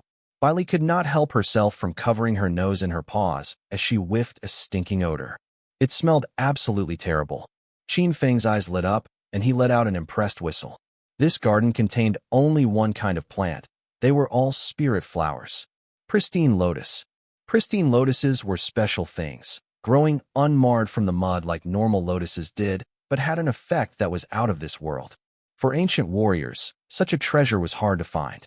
They were used to purify the body. The battle god really did think of everything. Dragon blood can improve the body very quickly, but there are always impurities that can't be combined with the human body. Eating the lotus seeds can cleanse the body and its essence, making an ancient warrior's system even more transparent. Moreover, the pristine lotus also had profound effects on ordinary people. When used on them, it was possible for someone who did not have access to ancient martial arts to have a clear body, remove their impurities, unblock their meridians, and give them the chance to become an ancient warrior. One could imagine how valuable these flowers were for some rich and powerful people. Only jade may harm the lotus. Only once per person. Greed is not tolerated. This seemed very simple, but it was actually the opposite. Spirit herbs and spirit flowers were not necessarily without their dangers. Even dark glow herbs could defend themselves against humans. The pristine lotus was surely not any weaker. The pristine lotus flower grew out of the mud unsullied, and the mud was not any ordinary type of mud. If the mud were accidentally exposed or rubbed onto one's skin, the toxin from the mud would seep into the human body, which would then affect the individual's training in the future. Hence, just because the pond was blooming with lotus flowers, that did not mean that the flower pond could be approached. Otherwise, even by just inhaling the slightest scent of the flower and mud, it could poison the human body. Qin Feng smirked as he picked up the jade bead that was left on the altar. He looked exceptionally relaxed. Bailey stood on Qin Feng's shoulder and said, "There is a special waymark on the bead, and you've activated it. If you go for the other beads, it will spread." Yeah, the battle god tomb had its own rules. Since the ancient times, the chivalric code between the warriors had always been about keeping promises, not going back on one's words, or to never betray their righteousness. Naturally, Qin Feng knew that he definitely had to follow the rules of the battle god tomb. One is enough. For Qin Feng, it was just a piece of cake. Qin Feng channeled his internal energy into the jade bead. Go! With a flick of his hand, the jade bead infused with internal energy struck one of the pristine lotus flowers in the mud. Boom! The pristine lotus immediately exploded. It split into pieces and struck the other lotuses. The jade bead did not stop there. It exerted its remaining energy and struck the second lotus. Then, it was the third, fourth, and fifth, almost forming a straight line. The lotus pool was 100 meters long. Therefore, it was harder to get the ones which were further behind. However, Qin Feng's jade bead had broken 5 pristine lotuses. The broken lotuses split into pieces and struck the other surrounding lotuses. Then the tremendous internal force broke the lotuses and made them strike the other lotuses again. The lotuses that were struck the second time also shattered and struck their surroundings, but this time the remaining force seemed to be less strong, only causing the lotus pieces to knock out countless lotus seeds from the other lotus flowers. Ta-ta-ta-ta-ta. The long-ripened lotuses flew up into the sky, exuding their enticing fragrance into the air. Qin Feng unleashed his internal force again. Asteroid assimilation. Absorb. The lotuses that were floating in the air were suddenly pulled into Qin Feng's arms, almost forming into a large ball. With just a single move, almost 8 to 9/10 of the lotuses had fallen into his bosom. In the midst of the internal strength sweep, several lotus leaves were also caught up in the absorption. Qin Feng laid them on the ground and piled up the lotus seeds. The seeds were piled up on more than 10 lotus leaves. In the outside world, each of the seeds was worth a whopping 50 million, and a single seed could make one's mouth water. Now, Qin Feng had more than 1,000 of them. Although this was a 50 billion harvest for an E-tier aptitude user, the other youths would have gone crazy if they were to see it. Qin Feng sat down cross-legged. "You should eat some too. We've got lots of them." Bailey became more interested and jumped down from Qin Feng's shoulders. She grabbed a handful of the seeds and shoved them all into her mouth. It was crisp, sweet, and super tasty. Qin Feng also picked up a handful and began to eat. He instantly felt a stream of cool air flowing into his body, as if it was cleansing his body. In just a short while, Qin Feng began to sweat, and a layer of black oil seeped out of his skin. The effect of the pristine lotus had come into play.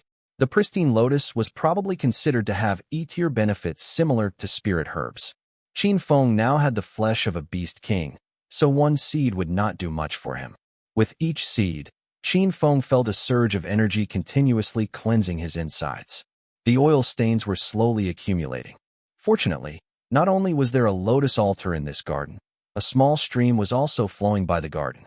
Qin Feng used his conscious energy to manipulate the water stream and flushed away the oil stains on his body.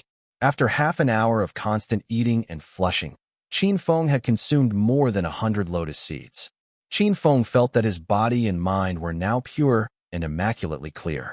The murderous intent from before seemed to have gone away, and the trace of hostility that had once clouded his mind quietly faded away. The state of his mind had ascended significantly. Holy, this pristine lotus is good. Qin Feng thought that the pristine lotus was a real treasure. No wonder the price of these was so high. Just at this moment, footsteps echoed within the passage. Zhou Hao walked in, and he was dressed in crimson red. With just a glance, Qin Feng immediately noticed Zhou Hao's physical condition. He had finally achieved the physical body of a beast general. Zhou Hao spotted Qin Feng as well, and his eyes were filled with excitement. But soon, his eyes fell on the lotus seeds that were piled up on the ground. Zhou Hao took a whiff of the floral fragrance in the air and took another look at the pristine lotus pond that was emitting a foul odor from a distance. This can't be the pristine lotus pond, right? How did you get so much of these? You look like a street vendor displaying the goods on the ground, Zhou Hao said. Qin Feng was on the verge of tears from laughing at Zhou Hao's description. By taking a closer look at himself, his description was not too far off either. His top was missing, and his pants were tattered. In order to absorb the dragon blood, Qin Feng was barefooted. Now, it seemed to have turned into a pair of modified tattered shorts. He felt that he looked rather pitiful.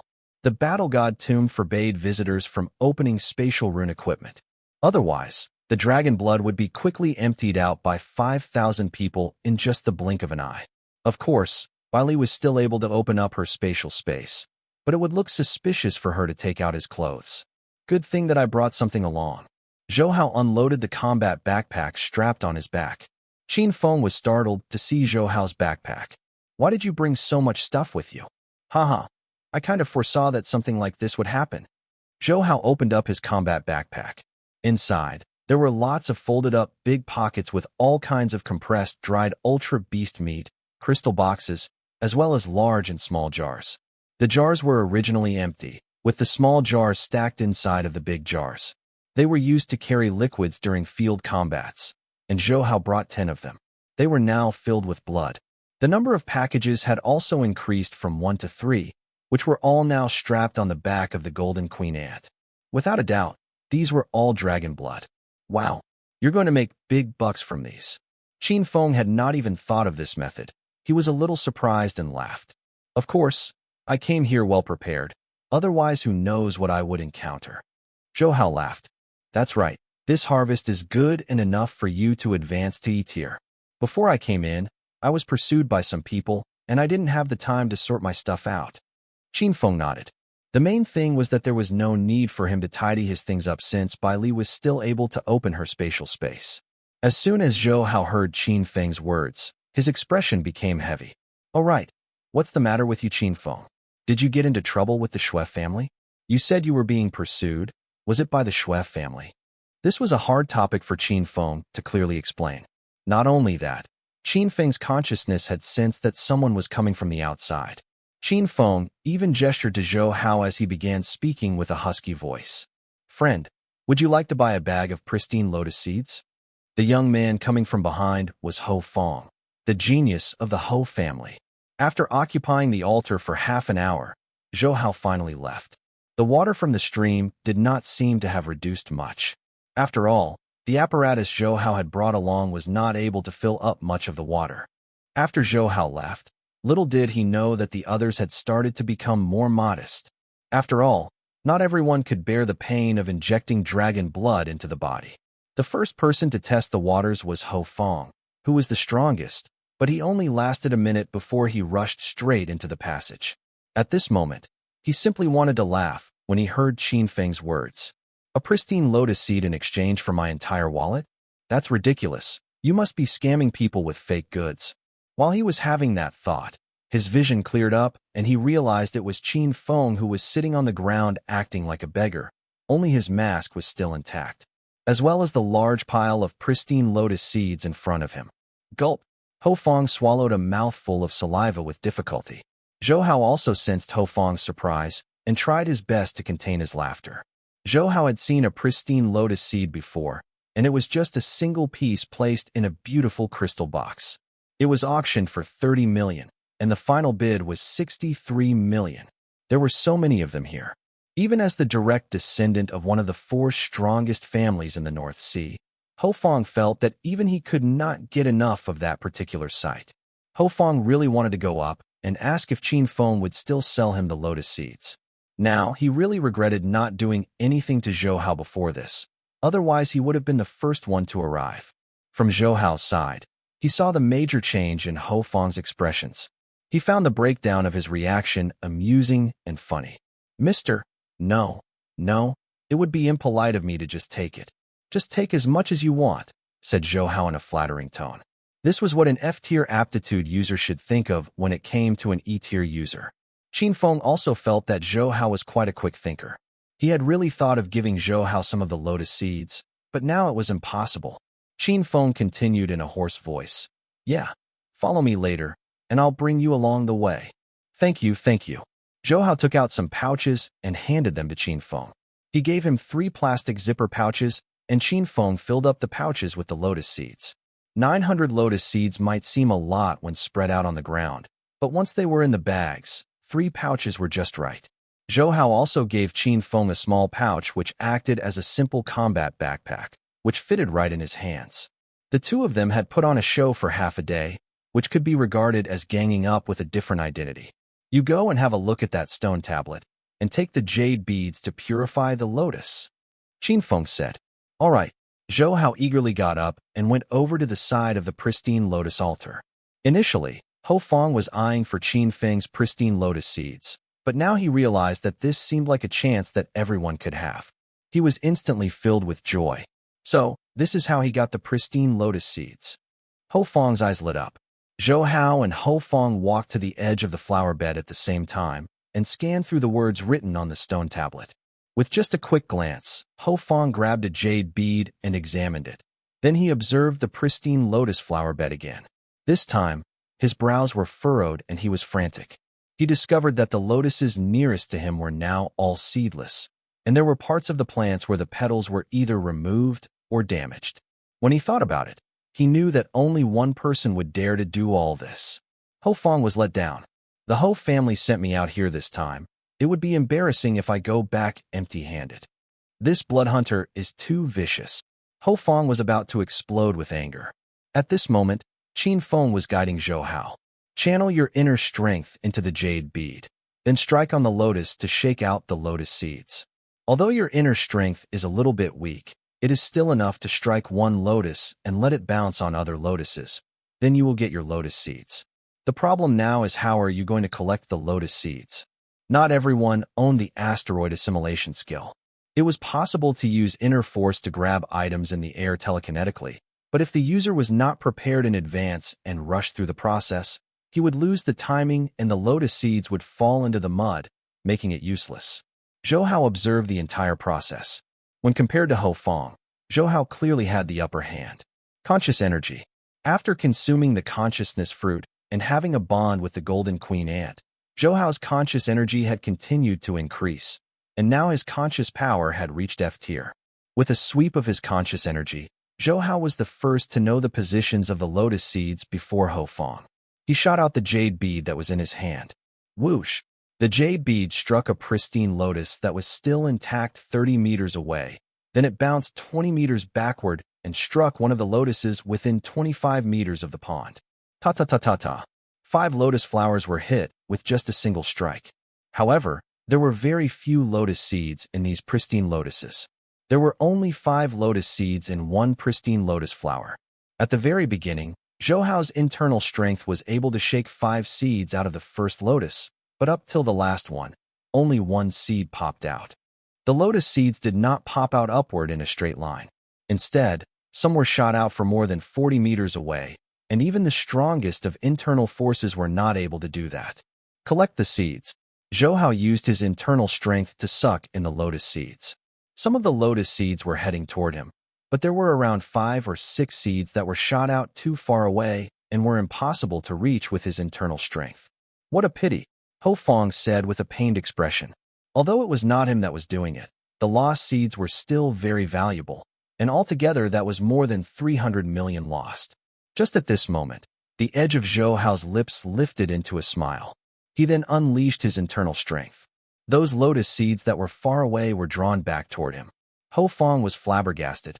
Only then did he remember that Zhou Hao could bond with ultra beasts, so his conscious energy was not weak at all. What kind of demons are they? Ho Fong felt a sense of helplessness. Good.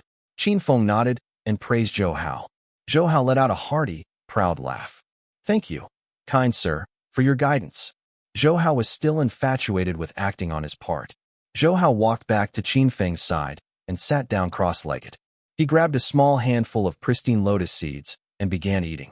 However, Zhou Hao did not consume the lotus seeds like how Qin Feng did.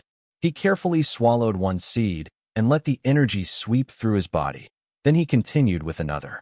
Qin Feng continued to strengthen his newly elevated state of mind. He felt neither joy nor sadness within him. Ho Fong was still hesitating, but in just a minute, another person came out of the cave. It was the talented young man who had passed through the Dragon Head Falls. The young man did not take the time to take in the spectacular view as something else caught his attention. His pupils enlarged as he saw the pile of lotus seeds in front of Zhou Hao.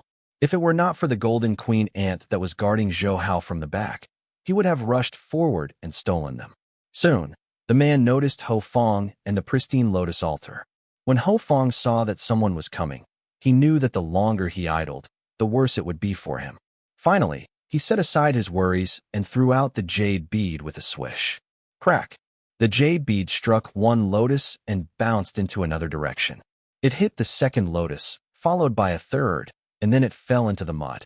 Moreover, among the 3 lotus flowers, only the second flower had lotus seeds falling from it, and the flower was 30 meters away from Ho Fong. It was fortunate that the second lotus was struck when the bead bounced toward his direction, which caused the seeds to fly out toward Ho Fong's direction. The seeds flew over 10 meters, which was close enough for Ho Fong to use his internal force to retrieve them. Come here. His inner strength exploded, and he was able to retrieve the seeds telekinetically. 5 lotus seeds went straight into his palms. Although he was not as strong as Qin Feng and did not hit as many lotuses as Zhou Hao did, Ho Fong was still satisfied with the outcome. The talented young man who had just arrived was also stunned by the scene. To him, this rule seemed a bit too much, and it was really difficult to grasp the right timing. Unbeknownst to him, this was not actually difficult at all. It was just that someone here had made the situation more difficult for him. Qin Feng had gotten the biggest piece of meat. Other than Zhou Hao and Ho Fong, others could only savor the fragrance of the soup, let alone having a taste of the soup. Half an hour passed by. Zhou Hao had finished absorbing the pristine lotus's clean energy, and his body was covered in sludge, which was much more than Qin Feng's. Zhou Hao also rinsed his body with the stream water. Once he got out of the water, his skin was clean once again. I feel cleaner now. Maybe I've also turned handsome. He had brought almost everything with him but a mirror. He took a look at his reflection in the water and wanted to show off to Qin Feng so that Qin Feng could comment on it. As soon as he turned his head, he saw Qin Feng in his mask. Zhou Hao quickly swallowed his words, and it was a miracle that he did not hurt his insides while doing so. At this time, more people were coming out of the passageway, but they were at their wits' end when facing the pristine lotus altar. There were 30 people who had passed the first level of the test so far, and the number was still rising.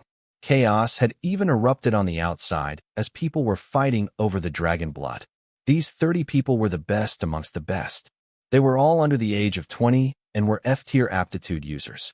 This battle god inheritance is really difficult. Earlier, The dragon blood was a big deal to us. Now that we're here at the pristine lotus altar, the lotuses are so far away, it's almost impossible for us to do it with our internal strength. Have you noticed that these lotuses are still fresh? The flowers are tilted and seedless, which means that the seeds were just taken away. Who took them?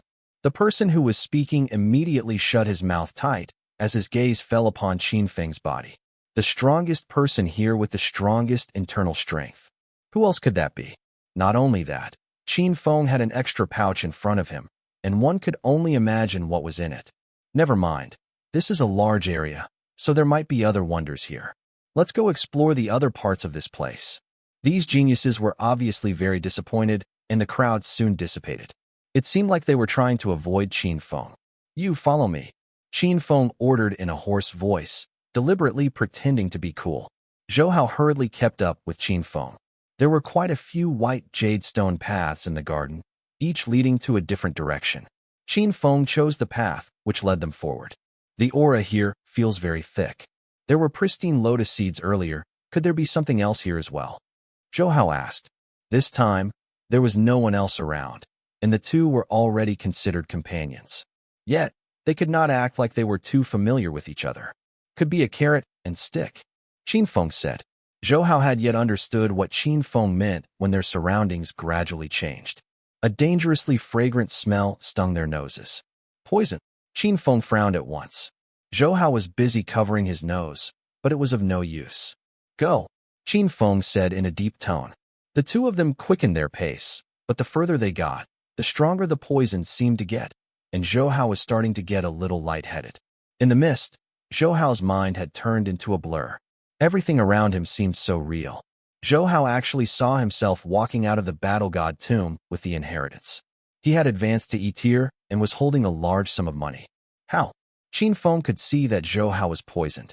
Fortunately, the pristine lotus seed could be used as an antidote to nullify poisons. Qin Feng opened his pouch and rummaged for the lotus seed. At this moment, Zhou Hao suddenly half-kneeled down in front of Qin Feng and looked as if he was holding something in his hands. Meng, I'm finally rich. Qingbei colony may be rich, but so what? I'm now richer than your dad, so please marry me. Qin Feng burst out laughing. But through Zhou Hao's pupils, he seemed to be slightly sober, which meant that he was faintly poisoned. Slap. Qin Heng slapped Zhou Hao on the back of his head. Stop daydreaming. Zhou Hao snapped back to reality and instantly sobered up. He shook his head. What happened? Was that just an illusion? Zhou Hao stared with widened eyes. In actuality, he had a feeling that it was just a dream, and he was not completely immersed in it at all. After all, it was something that he had constantly thought about every day. Zhou Hao, I didn't know that you're so madly in love with Senior Lu Meng. Qin Feng purposely used the word senior to tease Zhou Hao. Zhou Hao's face instantly turned red. Qin Feng had found out his secret. Hey, it was just a thought. Didn't you say that I was just daydreaming? Qin Feng's face turned serious. Although the mask had covered his face, his tone, however, was very firm. This may be just a daydream now, but it will come true once you return. Don't be so harsh on yourself. After all, you're still young, so give yourself some time. Trust me, it won't take more than a year and you'll eventually get everything that you ever wanted. Qin Feng's rebirth reversed Zhou Hao's death. The present Zhou Hao had a bright future ahead of him. All he needed was just a little bit of time. Maybe Zhou Hao had low self-esteem now due to his poor family background, but as long as he was willing to work hard and push forward, he could get everything that he wanted. It was not clear whether Zhou Hao had taken in Qin Feng's words or not as he laughed. What do you mean I'm still young? You talk like an old man in his 70s. Let's go. I don't want to take in any more poisonous gas, or I might get poisoned again and start having harem dreams later. Qin Feng smiled wanly. Let's go. The two of them continued to speed up their pace, but after going further down the path and taking a few detours, they finally encountered the person who had been the first to enter the garden. That person now had reddened eyes. He laughed out loud after seeing Qin Feng. Bloodhunter, you're not a match for me, so I suggest you hand over all the lotus seeds. Wahahaha. The man spoke while wielding a weapon in his hand. He dashed toward Qin Feng in an attempt to attack him. Qin Feng did not even bother to dodge the attack. He extended his leg and landed a kick squarely on the man's abdomen. Wah! The man screamed as he flew backward in the direction he came from. Then he spat out pools of blood. There's a limit when it comes to having dreams. Death awaits if one were to cross that limit. Qin Feng sneered. The severe pain snapped the man back to his senses. After he saw that it was Qin Feng, his body began to tremble. I'm sorry, I wasn't in my right mind. The man picked up his footing and ran away, afraid that Qin Feng would go after him. Qin Feng expanded his consciousness, and he soon discovered that some of the ancient warriors that came in had fallen into the illusion. Some were fighting, some were laughing hysterically, and some were even crying. Some others ran back to the pristine lotus pond and laughed out loud, saying, I found a jade medallion. That means I still have another chance. However, after he grabbed hold of the jade bead, he was instantly teleported out of the battle god tomb by the spatial rune, making him miss the opportunity. Take 10 more lotus seeds with you. Swallow one if you feel deluded later on. Qin Feng shook his head. He was also afraid that Zhou Hao would fall into his dreamland again. Good, we should hurry up this time. We'll get out as soon as we can. Yeah, let's go. The scent and mist appeared from among the trees. Qin Feng did not choose the small trails, and with his strong consciousness, he actually knew the way. The two of them quickened their pace and soon passed through the garden and entered an archway. Behind the archway, a wall appeared with passageways on both sides. Only those who are qualified can enter. On the door, there was an inscription with complicated writings, and it was not as simple as the ones from before. What does it say? Why does it look so complicated? Zhou Hao could identify 1 or 2 lines of the words, but there were too many characters that made him dizzy. He had trouble identifying the words, but he knew that Qin Feng was fluent with ancient Wuhan characters, so it was simply easier to just ask him. Not only does the dragon blood strengthen the body, at the same time, it tests the talent and strength of the youngsters who come to claim their inheritance. Qin Feng also placed his finger on the stone slab. The previous garden was planted with greed flowers, so one would require the pristine lotus to pass. This is a test for the state of mind. You can only enter once you've passed both levels. Qin Feng concluded. So, is this considered a pass? They might as well just hand out the goods. Zhou Hao was surprised. Dragon blood and pristine lotus were considered treasures. What may be strong to us, may be nothing to the battle gods. Got it. Zhou Hao nodded. We're going in. Then, we'll be able to learn some new martial arts skills. Qin Feng said. Zhou Hao's eyes immediately flickered with curiosity. What martial arts skill? Qin Feng smiled slightly. A-tier martial arts skill, secret art of the overcast dragon. What? Zhou Hao's eyes were instantly lit up. An A-tier martial arts skill was simply something that ancient warriors could only dream of. Overcast dragon was one of the most famous parallel techniques, and was created in the battle god tomb. It was a secret art that was quite popular in the end times, and was very widely spread. However, by the year of Qin Feng's death, the parallel technique had not yet been completely displayed, as no one had met the requirements. If the A-tier martial arts skill were cultivated to perfection, it could be used to fight against A-tier enemies.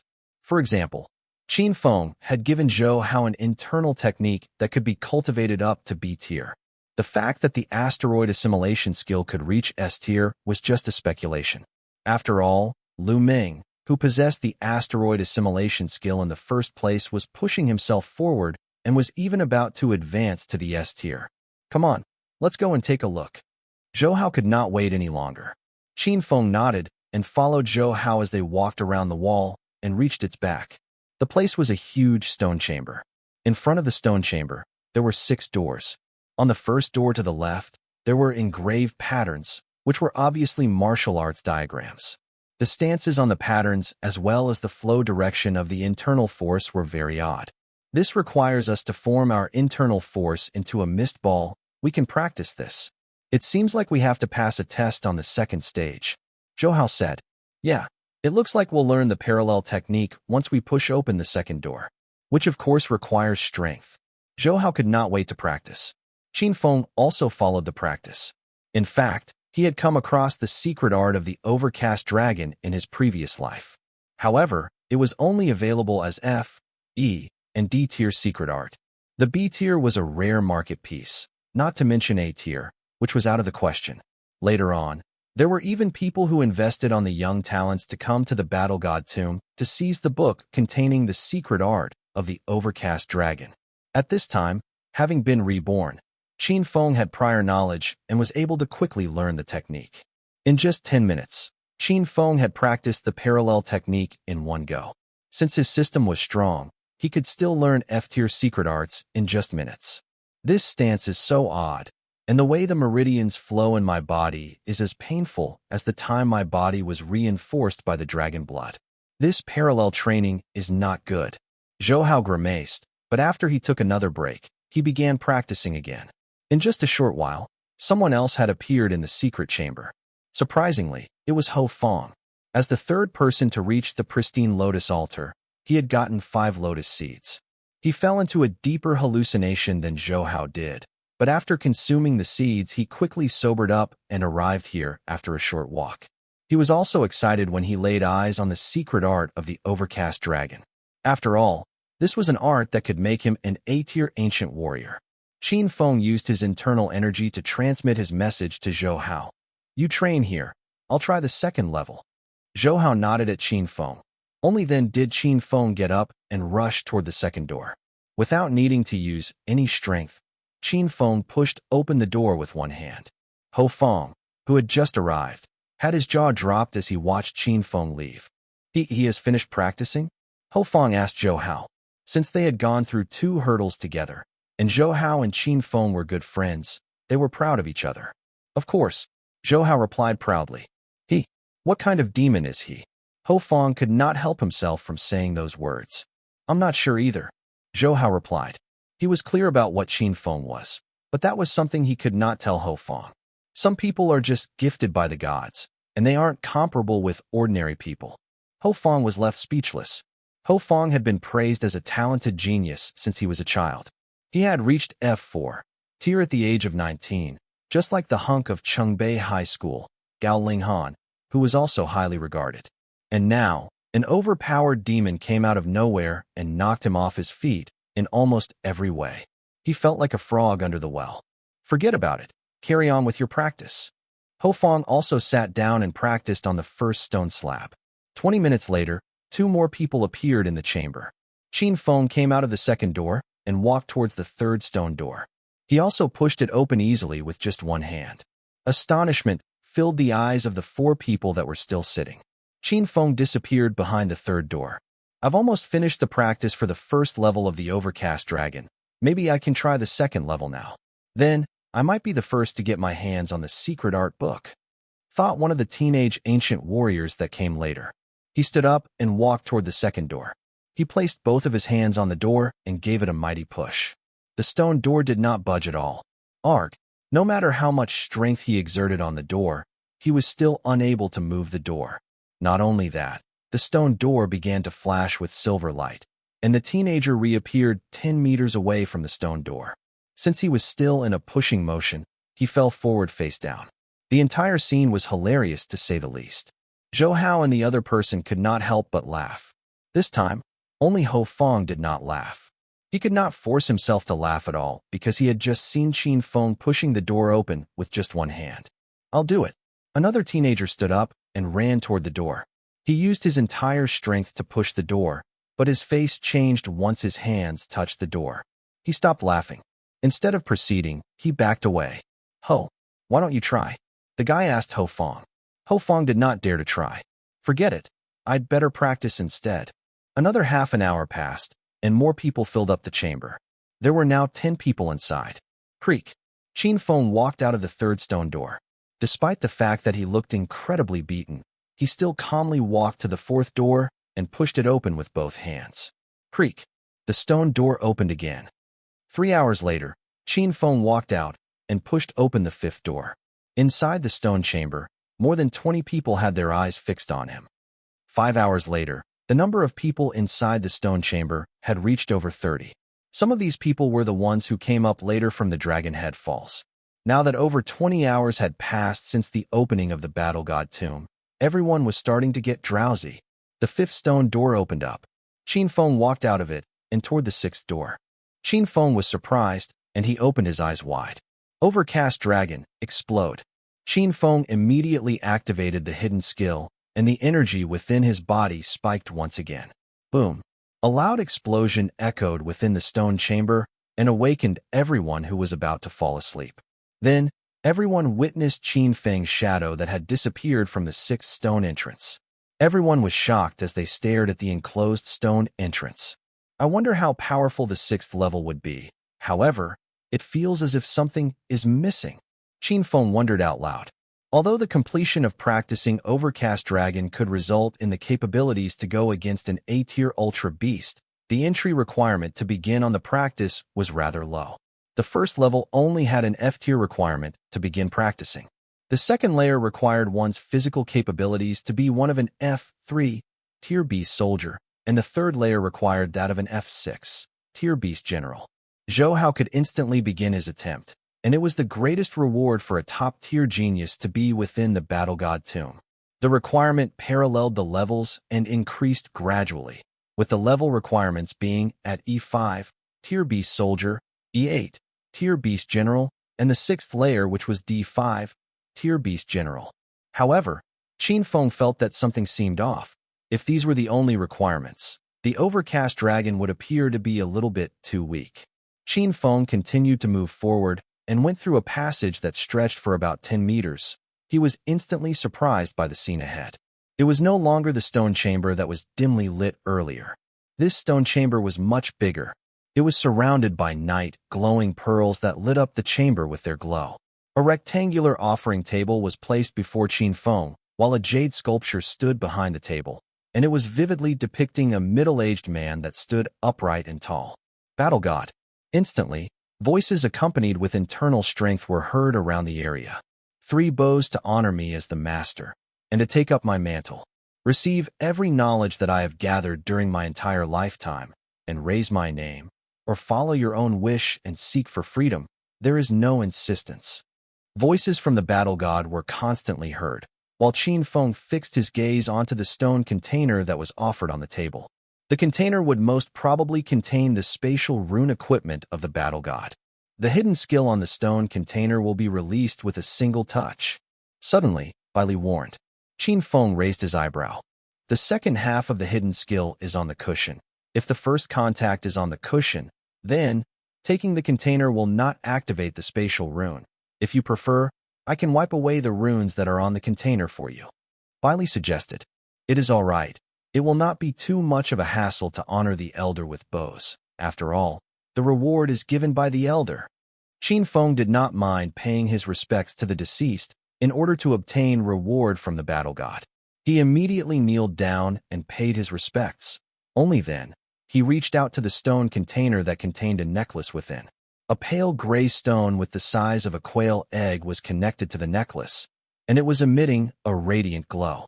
Ruling stone of secret territory. Qin Feng was extremely shocked. The item would allow him to control the entire secret territory of the Battle God. Qin Feng grabbed onto the stone, and it was as if he was instantly being enhanced with God's view that could observe everything within the entire space. There were more than 4,000 people that were practicing at the Dragon Head waterfall, while there were only about 500 people that had entered into the pristine lotus altar and lost their way within the garden. Surprisingly, there were more than 40 people that had entered the hidden chamber that was filled with carvings of the Overcast Dragon. Furthermore, Zhou Hao had managed to open the stone entrance of the second level and entered into the chamber. Come. Qin Feng activated his conscious energy and disappeared from his spot along with Zhou Hao, who was at the second level of the stone chamber. Zhou Hao was unaware of what was happening. He struggled to focus on his vision, and the next moment, when he opened his eyes, he was already standing before a majestic hall that was labeled with gigantic words. Battle God Shrine. Zhou Hao was at a loss for words, and he was aroused with extreme excitement. No way is this true? Would it be my outstanding talent that had caught the interest of the Battle God? Am I going to be the one to inherit the exceptional skills? Qin Feng was left speechless as he stood behind, taking in all that Zhou Hao had uttered. Stop dreaming, you wish. Zhou Hao immediately turned around and saw Qin Feng. Why are you here? Has the Battle God chosen you too? Qin Feng was left in between laughter and tears. What are you talking about? It was me who brought you here. Qin Feng showed the ruling stone of secret territory that was on his hand and explained the use of it. Wouldn't that make you the disciple of the battle god? Does this secret territory belong to you from now on? Zhou Hao was extremely surprised. That's right. I can cultivate pristine lotuses that could bring in a massive amount of income. And there are still other items left within the battle god shrine. There were also the battle skills chamber, practicing room, and secret treasure vault, and others that were within the battle god shrine. The secret treasure vault did not have much left, and there were only E-tier items that were unusable by Qin Feng, while higher-tier items had been sold by the battle god to build up the secret territory. After all, the secret territory was made from extremely expensive spatial materials. However, the battle skills chamber and the practicing room were still a complete whole. Hurry up, there are still others within the battle god's secret territory. There might be some that are still fighting for dragon blood at the first stage. Same goes to those that are still at the second stage fighting for the pristine lotuses. Send them out first, and all of these precious rewards will be yours. Zhou Hao was elated. However, Qin Feng remained calm and replied, We will come back after a few hours, as it would be too obvious to send everyone all at once. And we will continue at 6 in the morning to give them the impression that the battle god tomb is only opened for a day. It would be less suspicious. Right. It would be a better way to remain unnoticed while we take up all of the rewards. Also, we would be leaving at 6, and nobody would know that you already have the spatial ruling stone of the battle god tomb. Qin Feng let out a sneer as he had the same thought as well. It would be pitiful for those who had come to participate in the inheritance of the battle god. After all, they practiced for an entire month in their past life, only to find themselves being forcefully repelled by the spatial rune. Qin Feng had now obtained it so easily. Of course, Zhou Hao was also one who had benefited.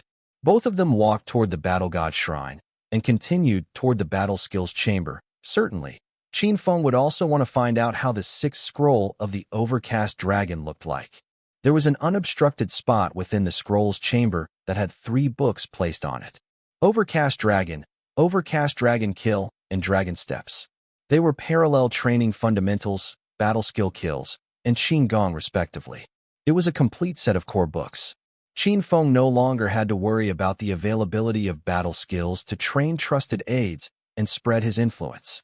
Despite being interested in 2 of the other books, Qin Feng chose to pick up the Overcast Dragon. Surprisingly, the first chapter was totally different from the one that he had seen earlier.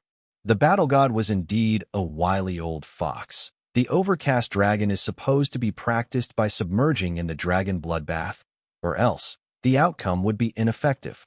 Zhou Hao said, It makes sense. Most of those who have practiced overcast dragon were only intermediate disciples that had managed to only scratch the surface. Only core disciples would be able to learn the complete set of the knowledge. Well, can I consider myself as a core disciple now? Since you were the first, does it mean that you are my elder now? Zhou Hao laughed. Qin Feng smiled. That's not a bad idea. I was originally planning to address you as my elder brother since you were born 1 month before me, and now, it feels good to become an elder of yours. Zhou Hao immediately regretted his suggestion. I take it back. Both of them were equally amazed as they browsed through the remaining 2 books. Overcast Dragon Kill was a claw skill that did not suit Qin Feng. However, the Dragon Steps that was a Qin Gong was something that Qin Feng was looking for. The Dragon Steps was an A-tier battle skill that required high physical capabilities which would allow high-speed movements. Without any doubt, it was the skill that Qin Feng needed most. There were still various battle skills available in the battle skills chamber, but ancient warriors would usually hold back from being too greedy and focus only on the best option. Since 3 of the best were already there, the other options would definitely be set aside. The remaining ones could be used to cultivate the others at Fengli Colony. Qin Feng and Zhou Hao recorded 3 of the books and left the original copies in the battle skills chamber. Then, they went toward the practicing room. It was a small room filled with countless amounts of natural energy stones. The entire room was filled with all sorts of energy. The amount of energy intensified the deeper they ventured into the room, and it was a suitable practicing spot for those who were at a higher tier. It seemed that the largest practicing room was exclusively used by the battle god. Surprisingly, there was a gigantic energy stone bed that stretched to about 2 meters in length. The heaven and earth energy released from the stone bed had formed into a sea of clouds that was almost visible to the naked eye. The effect of an E-tier ancient warrior practicing on it would be exponential. I'll take this one then. It is suitable for those whose internal strength is seas of clouds, and it would be extremely quick to advance to the next level. All right, I will come back for you. Do not push yourself too hard. No problem. Zhou Hao began his practice. Although it might be better to have a higher-tier practicing room, excessive energy that was unabsorbed would bring an adverse effect that might cause tension and discomfort. Therefore, a slight increase in amount would be a better choice. Qin Feng instantly picked the practicing room that was exclusively used by the battle god. As soon as Qin Feng entered it, a sea of clouds of internal strength began to rush into his body. Great! With such a treasure, it would only require the blink of an eye to advance to D tier. Qin Feng sat down with his legs crossed and began his absorption. The overwhelming amount of seas of clouds of energy was being absorbed to the center between his eyebrows. It then flowed and nourished every vein within his body before it submerged into his dantian. Soon, the seas of clouds within his dantian spiked. There was no explosive pain that followed, and every accumulated layer of sea of clouds was from Qin Feng's practice. With the massive amount of absorption, the seas of clouds of energy available in the room were disappearing at a visible speed. Any A-tier ancient warrior would require months to complete the practice on the energy stone bed. However, Qin Feng planned to absorb everything all at once. The seas of clouds were constantly increasing in his dantian. 70 layers, 80 layers, 90 layers. His dantian was filled with internal strength. Asteroid assimilation. Qin Feng instantly triggered his asteroid assimilation to advance further. Others might fail the advancement as they were unable to maintain the coagulation of the compressed water to a solidified state with their 10-layer seas of clouds of internal strength. There was definitely a world of difference between a D tier and an E tier. Extremely high risk was involved. It was common for ancient warriors to fail at this stage. It was also safe to say that there would only be 1 out of 100 E-tier aptitude users who would be able to advance to D tier. Now, Qin Feng was already halfway through. Internal strength compression. Boom. The 99th layer of the seas of clouds seemed to be gripped by a giant palm and squeezed inward. In the next moment, a pool of water was formed at the center of the seas of clouds. The expansion of the water pool occurred almost instantly, and the pool of water submerged from the center of the seas of clouds and arrived at the bottom of the dantian. D tier, internal strength and liquid state. Change of properties began to take place in the internal strength. While the internal strength water was still coagulating, the 99 layers of the seas of clouds instantly converged into 10 pools of water. The 10 pools of water did not merge together and remained separated at the bottom of the internal strength dantian. If they were to merge together, Qin Feng would most probably achieve internal strength of a C tier. By then, he would have gigantic pools of internal strength, making him even stronger. However, Qin Feng certainly did not push himself too hard, as he would require internal strength that was 9 times higher than the others to practice his asteroid assimilation. If he were to truly push himself further, it would bring a reversed effect. After all, he was not Lu Meng. He had the absorption ability, which made it much easier for him to organize his internal strength. It would be unnecessary for him to force himself to advance, which could result in an internal strength explosion. Phew! Qin Feng opened his eyes and let out a satisfied smile. At that moment, a cracking sound was heard from below Qin Feng. It was from the energy stone bed that was releasing the energy of heaven and earth. Surprisingly, there was a crack that had formed into a gap right down the center, and the energy stone had become bleak and dull. Qin Feng felt sorry for the cracked energy stone bed that had suffered his insane energy absorption. Seems like it will take some time for this to recover for the next use. Qin Feng felt helpless and let out a sigh for the domineering effect of the absorption. It was lucky that he had stopped the practice after his internal strength had achieved D tier, or else the stone bed might follow the footsteps of the materials that were absorbed by him, turning it into ashes. At that moment, it was almost dawn. Bone-cracking sounds were heard coming from his body as Qin Feng stretched his body. Despite having D-tier internal strength, Qin Feng still had E9 tier physical capabilities And with such an intentional concealment, his own capabilities would be well hidden. When I go out, the Shui family would most probably be in great shock. A sudden urge to kill flashed past Qin Feng's eyes. At that moment, those who were guarding from the outside of the battle god shrine were either seated with their legs crossed or resting in the tents. When compared with ability users and gunners, ancient warriors had much stronger physical attributes and could easily survive without any proper shelter. In addition, the source of energy from the outside of the battle god shrine was extremely pure. Soon, the ancient warriors frowned and opened their eyes. They were able to witness the returning heaven and earth energy from the outside of the battle god shrine, and they were able to catch a glimpse of the shrine before it disappeared in the skies. Swoosh, swoosh, swoosh, swoosh, swoosh, swoosh. Individual shadows appeared in the wilderness. They were the youths that had entered into the battle god shrine. Everyone that had returned was filled with energy. It was as if all of them had been rewarded from their encounter. What happened? Why did I leave? Where is this place? My headache is killing me. Was that an illusion? Has it ended already? I have yet to attempt the second level of the overcast dragon. All of the youths were in shock. There were more than 50 of them that had made it to the third chamber. They regretted not fully utilizing the dragon blood to its fullest potential, as they were unable to attain the required physical capabilities to open the second stone door.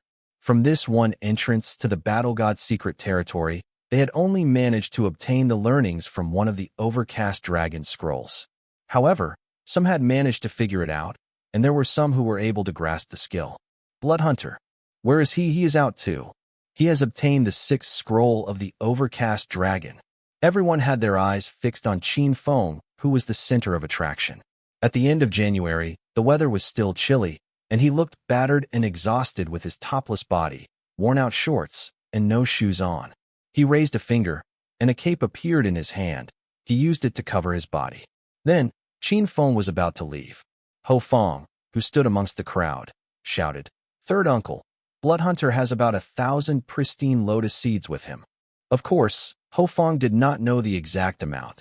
Therefore, he did not hesitate to exaggerate the amount. As the pride of the talented genius had been destroyed, Ho Feng felt that the only way to improve was to overcome the giant hill that was Bloodhunter. Bloodhunter had to fall. Ho Feng let out a roar and instantly caught the attention of every D-tier ancient warrior. A rough calculation had already enabled them to estimate the price of it all. It might even be 4 to 5 times higher than Shui Yuhing's net worth. Elders from the Shui family instantly became envious. "Bloodhunter, you shall die."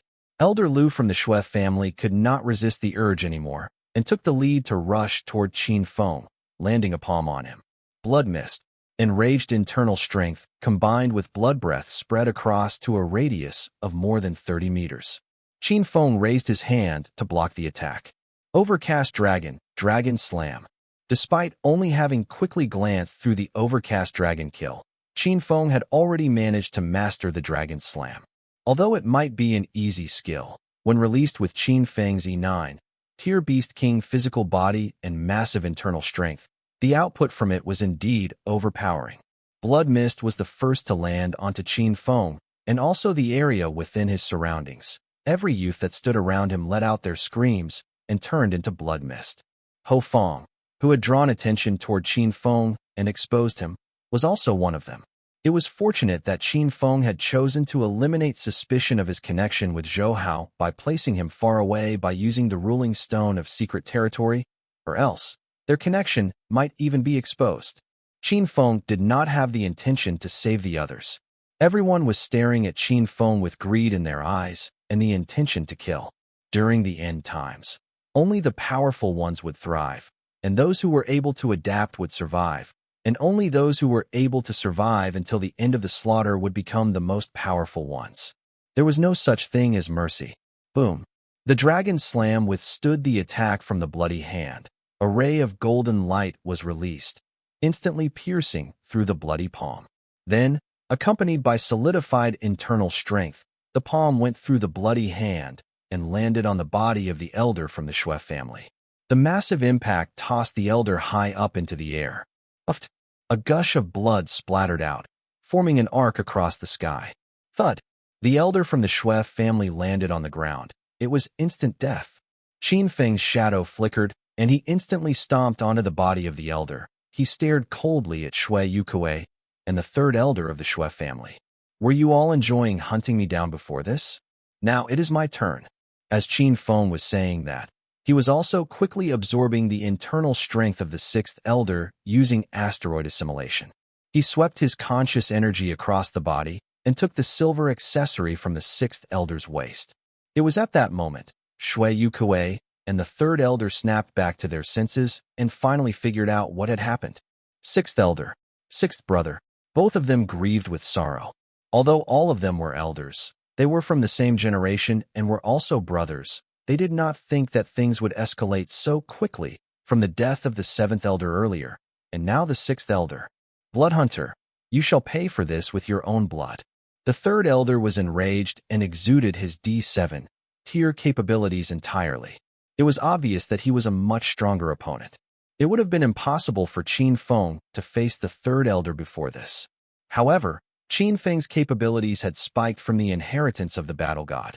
His internal strength had achieved D tier, and with the 10 times enlargement of his Dantian capacity from the asteroid assimilation, his internal strength water pool had accumulated to that of 10 pools, and it was much more than the third elder's. With that, Qin Feng would never fear going against the elder with brutal force. Boom. Domineering internal strength began to appear around Qin Feng, formed into a translucent and perfectly rounded protective barrier, as if he was being wrapped around by a layer of liquid. Every D-tier ancient warrior who was witnessing the scene were all shocked. Internal strength in the liquid state. He has advanced to D-tier. How is that possible? He hasn't even reached 20 years of age. Where did this devil's spawn come from? Everyone was caught in a jaw-dropping surprise. Tilei, Ho Yangjiao, and Yang Mao held on to their urge to kill as they had witnessed the drastic changes that had taken place on the field. They were all hesitant to make their move. As they were still hesitating, another round of change took place. Die! Qin Feng took the opportunity and made his move. His hand was instantly covered with a golden light ray, and within the next moment, he had already pierced through the chest of the third elder with his palm. Uft! The glaring golden light burst forth from his body, and blood mist exploded from the back of the third elder. The third elder of the Shui family had died. With the advantage of close contact, Qin Feng was able to directly absorb all of his opponent's internal strength. In the next moment, he had already set his eyes on Shui Yukuei. Shui Yukuei shivered. Despite the raging anger that was within him, he could feel the risky situation that he was in. Qin Feng had indeed become much stronger compared to the recordings that they had on him. There must be some treasures that he had found from the battle god tomb. Regardless of what it was, Qin Feng was no longer an easy target anymore. I have to run while it is still possible. Shui Yukuei had the intention to escape in mind, yet his face was blood red. He felt utterly humiliated. Shui Yukuei was no longer an ordinary elder from the Shui family. He was also the acting leader of the family. He must be feeling greatly depressed, having to restrain the pride that he usually had, and was being hunted down like a dog that had lost its owner. Huh, do you think you can escape?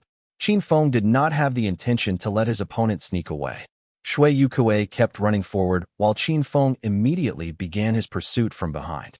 Initially, Shui Yukuei was confident in escaping from Qin Feng's pursuit, as he had witnessed the Qin Gong skills that Qin Feng had showcased the day before. However, Qin Feng's speed had now spiked tremendously. His Qin Gong was outstanding. It was as if a dragon was roaring. Qin Feng was able to catch up with Shui Yukuei in just a short while. Die! Qin Feng extended his hand and pierced through Shui Yukuei's internal strength. Shui Yukuei dodged sideways. Bang! A palm slammed onto his shoulder as a ray of glaring silver light appeared. The spatial rune equipment that Shui Yukuei had was most probably Beast King tier. His internal strength was instantly reduced as Qin Feng's palm landed on him. Shui Yukuei turned around and countered Qin Feng's attack with both of his hands that were filled with internal strength. Take this. Shui Yukuei made a malicious expression. It was as if he was expecting to take down Qin Feng when he was not surrounded by internal strength. Slap. Both palms collided. However, a massive force was channeled into the Shui Yukuei's hands. His hands were instantly mutilated into a bloody mess. Qin Feng's hands were also covered with fresh blood. However, they were only lightly wounded. Ah! Shui Yukuei screeched in pain. Both Shui Yukuei's arms exploded. It was as if they were being slammed by the palm of a beast king. The insane amount of force had crippled both of his arms. Qin Feng then took advantage of his momentary lapse due to the pain. Qin Feng activated his internal strength again and instantly burst forth with a second attack, which was aimed directly towards Shui Yukuei's skull. Shui Yukuei raised both of his hands, intending to withstand the attack from Qin Feng. However, the effort was all in vain. Crack! Both of his arms were shattered into pieces as Qin Feng slammed down his palm. Overcast Dragon, Dragon Slam. At that moment, Qin Feng was like a gigantic dragon that had extended its dragon claw from the skies, and the merciless attack had crushed on his Shui Yukuei, who was like a helpless ant. Initially, they were still exchanging blows by traveling with their Qin Gong skills, and now, both of them had arrived on top of a small hill.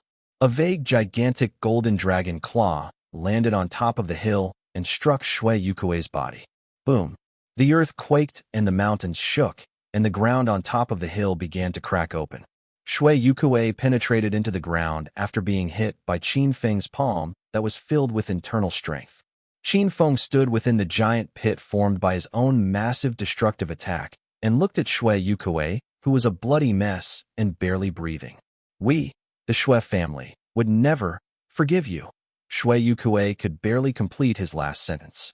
Qin Feng smiled an absolutely chilling smile. We'll see about that.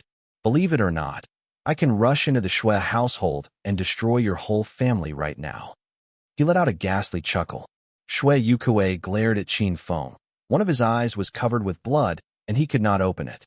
His vision began to darken, and when Qin Feng put a hand on his forehead, he was plunged into darkness. Shui Yukuei had been slain.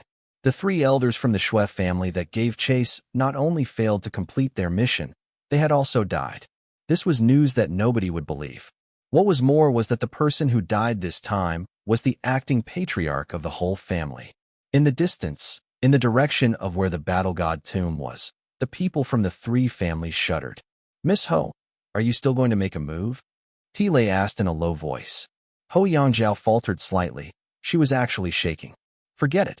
I don't intend to provoke such a person. I'm not going to throw my life away just for profit. Yang Mao shook his head. The most important thing for him was that Blood Hunter did no wrong. He was only killing people from the Shui family. Since ancient times, the forces of good and evil had not been balanced, and the division amongst the ancient warriors was clear-cut. Ho Yangjiao gritted her teeth. What about the death of my family's direct descendant? I'm supposed to let it go just like that? Yang Mao replied in a quiet voice. Elder Ho, you need to think this through. The person that killed your family's descendant was the Shui family's elder. Bloodhunter has already helped you exact revenge. It was he who started the issue, not to mention, he clearly has the ability to save my family's people. This is unreasonable. Yang Mao decided to no longer try to get through to her. He hollered for his family's young prodigies and the others before taking his leave. Tilei also fell silent. While he was tempted by the 1,000 pristine lotus seeds, he knew that Qin Feng got them through his own abilities, and if they were to try, they would be forcibly taking something from someone who was worthy enough to earn it. As for the death of the Ho family's direct descendant and disciple, it was not Qin Feng's fault either. Even if Qin Feng could have saved him, the Ho youngling was the one who went against Qin Feng, wanting to use the Shui family's hatred to do his dirty work for him. Thus, Qin Feng had no obligation to save him at all. Ms. Ho, I have no intention of participating. Many in the Shui family have died this time. Things are going to be quite tumultuous for a while. I plan to go on a retreat and practice. Leave me out of all these. Ho Yangjiao naturally could not accept this. She could not take on Qin Feng all by herself. Tilei, don't forget. The Li family has been close to yours for generations. Now the Li family's head has died by this person's hands. Are you really going to just let that go? Tilei paused, hesitating for a moment. The death of the Li family's head had caused quite the upset in Yuming City. Several disciples that did not practice martial arts came to the battle god tomb, hoping that Tilei would call the shots and take down Qin Feng. When they saw how tough Qin Feng really was, they were scared speechless. Now, Ho Yangjiao's words naturally revitalized that spirit. 1,000 pristine lotus seeds. The price of that was several times higher than that of the Li family's assets. If they were to get them, all of them would be able to get the benefits. Thinking of this, all of them turned their gaze to T. Lei. Master T, our elder saved your family's patriarch back then. Yeah, our elder died with his eyes still open. I can't forgive him. Elder T, for the sake of our family's past friendship, please. For a moment, T. Lei found himself in a dilemma. While they were still hesitating, a group of prodigious youths that came over to participate in the battle for the battle god's inheritance were all excited for some reason. Their eyes were opened wide as they gazed at the mountaintop in wonder. The mountaintop looked like it had been flattened by more than 10 meters. D-tier aptitude users, defeated and killed by Bloodhunter. All of this made them feel like everything around them was an unbelievable occurrence. The battles from these senior, high-tier ancient warriors had benefited them a lot. The turbulent internal force that washed over them, even if it made some of them fall on their knees, also gave them a good understanding of the levels of power high-end ancient warriors possessed. This further propelled them forward, yearning to improve their abilities in the martial arts world. They were trembling. Their emotions had been stirred up. It turned out that Bloodhunter was the same age as they were. It was not clear how powerful Bloodhunter was in the past, but they definitely saw how powerful he was in the present. They all thought of a question. What kind of move does Bloodhunter use? Could it be something from the 6th volume of the Parallel Technique book? The move he used was similar to the force of the overcast dragon that it describes. Very strong indeed. It's a technique worthy of an A tier. They believed that Qin Feng was powerful because he had obtained the overcast dragon technique. As much as they admired him, they also chastised themselves for not getting the chance to do so. A D-tier ancient warrior that was getting ready to leave caught wind of this group's conversation and had on a look of surprise. All alone, he approached them and asked, "What did you get while you were in the battle god tomb?" An A-tier move. The teens were at a loss. They did not even pass the second trial, let alone getting their hands on a secret technique. Some of them dodged the question by moving aside, not wanting to make eye contact with the D-tier. "Hey, hurry up and tell me," the D-tier ancient warrior exclaimed. "You think my family's people don't deserve some respect?" T. Lei said in a deep voice. The teen that was being interrogated was from the T family. "Sir." The tier youth immediately hurried to T. Lei's side at the sight of his relative and breathed a sigh of relief. "It's all right. What's the situation inside?" "Speak," T. Lei said solemnly, the spear in his hand firmly planted on the ground. Under the morning light, it glowed with a silver aura and made the others stay where they were. The youth began to relay what happened and concluded with, "What Ho Fong said was true. There were no more pristine lotus seeds by the time we left. When we passed the 3rd gate to learn the secret technique, Bloodhunter had already gone through the 6th gate. He must have fully learned the secret of the parallel technique." The D-tiers present were all stunned by the tale. At this time, Qin Feng's communicator began to make beeping sounds, and a message was quickly received. "Get out of here. They figured out that you have the complete volume of the secret art of the overcast dragon, and they are brewing up some crafty plans." It was from Zhou Hao. "Take advantage of the chaos and get out of here. These people have seen you go through the 2nd gate. If you have completed the 2nd trial, you should be able to face off against E-tiers, but some people naturally wouldn't let that go. Be careful," Zhou Hao replied. Thinking about it now, Zhou Hao was in more danger than Qin Feng. Qin Feng's strength was in D-tier, but when it came down to battling, he would not be able to defend his friend if Zhou Hao could not fend for himself. Even with a Beast King contract beast, Zhou Hao was still in danger because of how many E-tiers there were.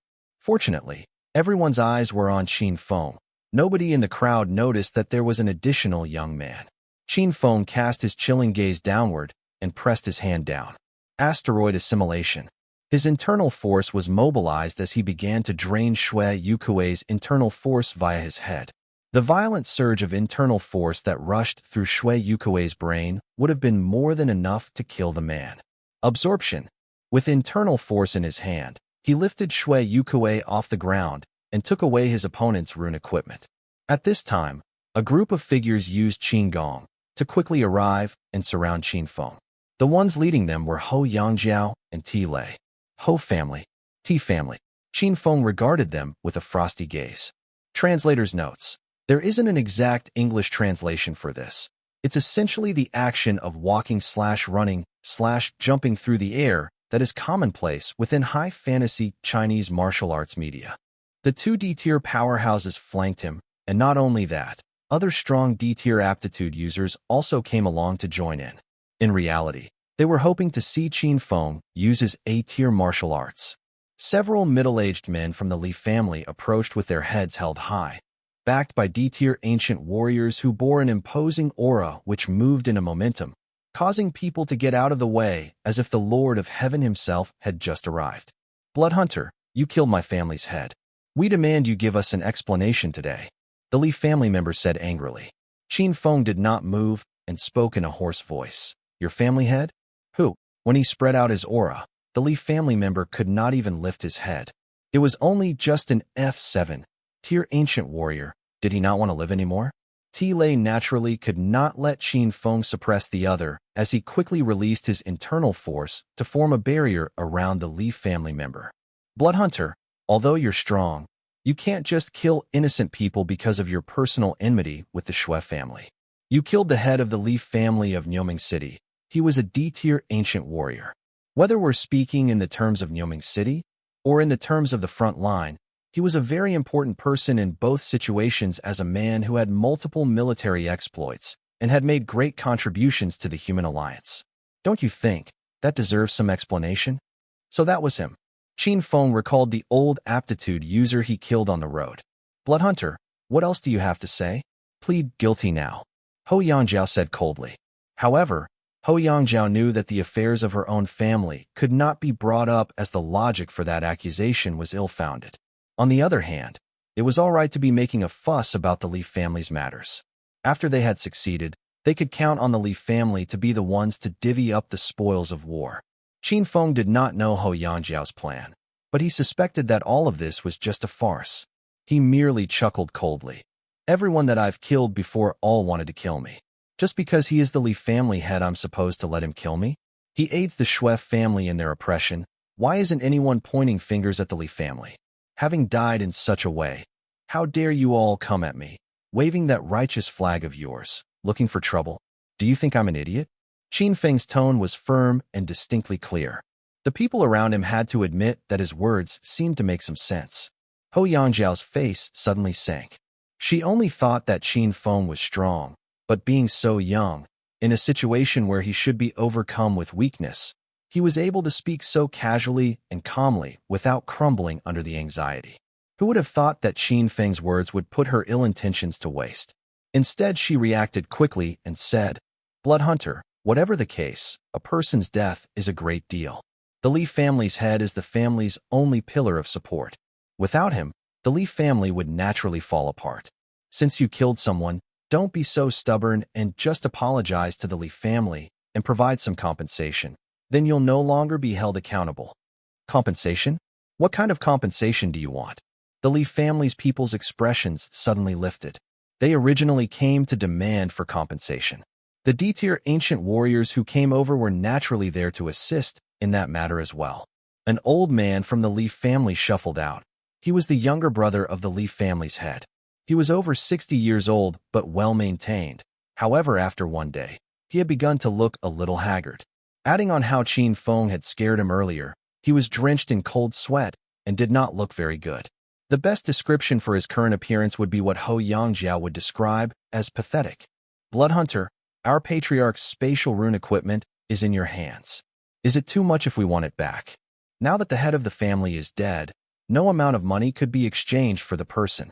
The head was strong and had a wide knowledge about ancient martial arts. Now that he's dead, I'm afraid that knowledge is now lost. We won't ask for much. The ancient martial arts that you've obtained in the Battle God tomb would be compensation for us. If the head didn't die, he could have lived for 30 more years. 1 year would be at least 2 billion, so that means that you owe us 60 billion. You should pay this in a lump sum. If you don't, then you must at least have some things worth as much. Don't say you don't. You've killed 4 elders of the Shui family, and you have obtained many things. Letting go of some of them wouldn't be too much to ask, would it?" The old man finished saying all that in one breath, and several others around him nodded. Qin Feng's smile faded. It was replaced with anger. "In all my years, I've never seen someone like you. So shameless to be taking advantage of your seniority. Such a self-righteous person. Qin Feng was thoroughly irritated. The Li family member was too scared to speak anymore, but the other D-tier aptitude users would naturally come forward now. Since these things were on the line, if they did not split the portions, then this would have been a waste of time. Profit guided their hearts. They did not wish for Qin Feng to become too strong and wished to use these things to make themselves stronger. In the days after the end times, resources were obtained through contention. Bloodhunter, the Leaf family is right. These requirements are reasonable. You should speak with respect. Don't forget you killed the Leaf family's head. They can identify you as a criminal and set a bounty on you. When that happens, you'll be expelled from the human alliance. I'm afraid you don't want to see that happen. Yeah, agree already. You have enough. All these people were trying to coerce him. He found that kind of funny. In the end times, the human alliance had naturally established laws and morals. Now, these people were obviously using morality to rob him. What a pity, their wagging tongues could not move him at all. In the end, the strong ones are king. And the strong did not need to negotiate, because the strong would only negotiate or chit-chat when they are feeling compassionate. Trying to force something out of them only had one result. Since the ancient times, murder is repaid with someone's life, losses are repaid in debts. He said in a resolute and decisive way. His aura began to oppress even further. Since I killed the Li family's head, then you can try and kill me. Qin Feng was wearing a mask, but everyone could hear that he was mocking them with his tone, with that low, chilling chuckle. He pointed at the Li family's people. I killed the Shui family's people, so the Shui family tried to kill me. You lot try anything on me, and I won't hesitate to show no mercy. The Li family's people all paled. There was no way that they could do anything to Qin Feng. He was on a completely different level. What's this? Aren't you going to make a move? Then don't waste my time. He turned and began to walk away. Halt! Ho Yangjiao uttered angrily, but Qin Feng did not even slow down. A dark light flickered in Ho Yangjiao's eyes. She had been waiting for this chance. She activated her internal force and began to attack Qin Feng. Not only that, the other D-tier ancient warriors looked at one another before surrounding Qin Feng in the blink of an eye. The current D-tier ancient warriors present totaled up to 11 of them. Qin Feng sneered. Behind him was an incoming palm. I'd like to see who can stop me. He let out a roar before pushing his powerful body forward. Ho Yangjiao, being the first person to rush over, was met with a slap to the face that knocked her out of the air and sent her crashing into the ground. Useless. Qin Feng laughed contemptuously, internal force bursting into the air. Overcast dragon, tornado cloud. His internal force surged, spiraling into the shape of a golden dragon. This giant dragon was similar in appearance to his fire dragon, but instead of being made out of flames, it glowed brightly with raw internal force and exuded a powerful, dominating aura. The Li family that was watching could not hold their ground and were knocked down. Uft, crack, uft, uft. Organs were crushed, blood sailed through the air, and lives began to fade. Let's go. The golden dragon moved in a circle, slamming into the D-tier ancient warriors around him with its body. Qin Feng mobilized 8 of his internal forces water mass, like an ancient warrior in the D8 tier going at full force, crashing it into the ancient warriors that were surrounding him. Boom, boom, boom, boom, boom. The internal force aura violently exploded, sending those ancient warriors flying through the air like broken dolls. Qin Feng was the only person left standing in the middle of it all. Now, he looked at his surroundings, coldly saying, "Who can stop me?" Nobody could stop him. Everyone had been knocked to the ground by Qin Feng. Nobody was left standing. At this time, they were all wondering what they had done wrong. They originally thought that they could just force Qin Feng to submit. Looking at this now, that thought seemed to be laughable. By only using what he had learned from the 3rd section of the Overcast Dragon technique, he had already swept through all of his opponents. He had learned this trick before, back before his rebirth. The movements of his internal force were something he was especially familiar with, allowing him to unleash it with a powerful display. These people thought that Qin Feng had obtained the A-tier ancient martial arts technique and did not have the time to practice it, believing that his strength would not have improved by much.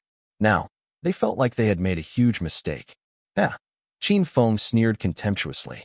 At this time, Ho Yangjiao, who had been thrown a distance away and not injured by the tornado cloud, picked herself up. Her face had begun to swell where Qin Feng had struck her. There was a fierce hostility in her eyes. She had lived for 40+ years and had not been beaten like this for a very long time. Now she was filled with grief and rage. Qin Feng took a step forward, causing her to be surprised as she unwittingly took a step back. She then realized what she had just done, and her face flushed even more. Her aura was weak, and she was afraid of Qin Feng. Hou Yangjiao did not want to admit that. He began to speak again. Since you have time to stir up trouble here, why don't you go back and practice harder? If I find out that you all are following me, then you better fear for your lives. Since they had already turned on him, Qin Feng did not plan to leave them even an ounce of dignity. What was more, the identity of Bloodhunter was created by him to hide his true identity. In the future, he would disappear from everyone's sight. Qin Feng was not worried or afraid of offending anyone today. Hou Yangjiao did not dare refute. And so he swaggered away, with all of the D-tier aptitude users gazing at his disappearing figure. In the future, he's going to become C-tier, and the Shui family will die. Tile muttered, unable to hold back the pain, blood welling up inside. Guh. He began to puke blood.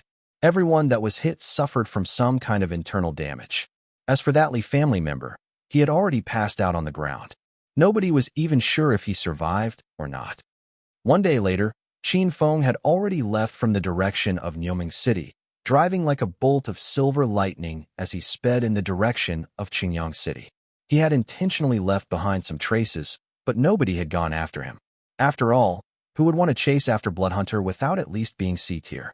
Qin Feng drove toward Qingyang City, not with the intention of revealing himself, but with the intention of hiding the spoils he had gotten from his continuous battles. After all, these things had to be taken out and dealt with. On the outside, he only needed to act as Bloodhunter who had fled from the 4 cities on the North Sea and enter the 3 cities along the Sun to sell the items to the underground black market within Qingyang City. That would suffice. He could wait half a month before selling the items. That would be reasonable. However, he did not plan to spend around half a month on the road. He took advantage of the moonlight and, with Bai Li, completely disappeared from the 4 cities on the North Sea's borders. After that, the Bloodhunter's trail would only become an urban legend in the future. In Fengli Colony, on top of the Mother Mountain, within the most luxurious-looking villa, a silver light suddenly flashed and formed into a spatial rift. A figure in a black cloak strode out, followed by a 3-tailed fox hopping out. It was Qin Feng and Bai Li. The swirling silver vortex began to close as Qin Feng tore off his mask and discarded his armor, revealing a sturdy figure. Throughout these battles, his physical body had been strengthened again and purified by the pristine lotus seeds. His physical form might have concealed his full force, but it was still impressive and shocking to see with the naked eye. 1. The aura that emanated from his body was like that of a wild beast's. Phew, it suddenly feels so good to return home. After fighting for so many days, he felt very relaxed having returned to his home in Qingbei Colony. He climbed into the bath and went on to have a long, relaxing soak after he had removed his trousers. It suddenly feels so good to be a human again. I couldn't talk for days and I couldn't wear any dresses. Bai Li sighed with content.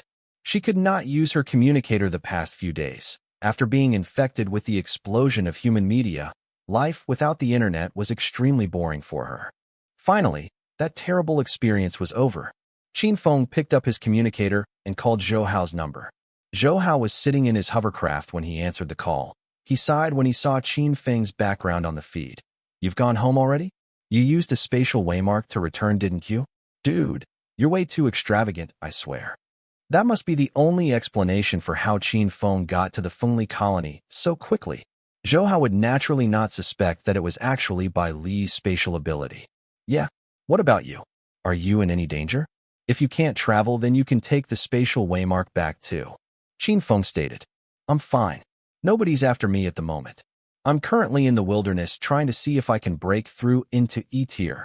Only by practicing in the wilderness could one quickly rise through the ranks. Qin Feng nodded in approval. Oh yeah. On the other side of the communicator, Zhou Hao suddenly changed the topic. There are many people that contacted me. There are some E-tiers too, and they said that they want to buy the 2nd volume of the Overcast Dragon secret technique from me. The Overcast Dragon's second volume was an E-tier parallel training secret technique. Naturally, many would want it. Nobody's trying to threaten you, right? Qin Feng raised a brow. Nah. Xiao Huang's still here, and if there's anyone who tries anything on me, I'll make sure they'll never get back on the road.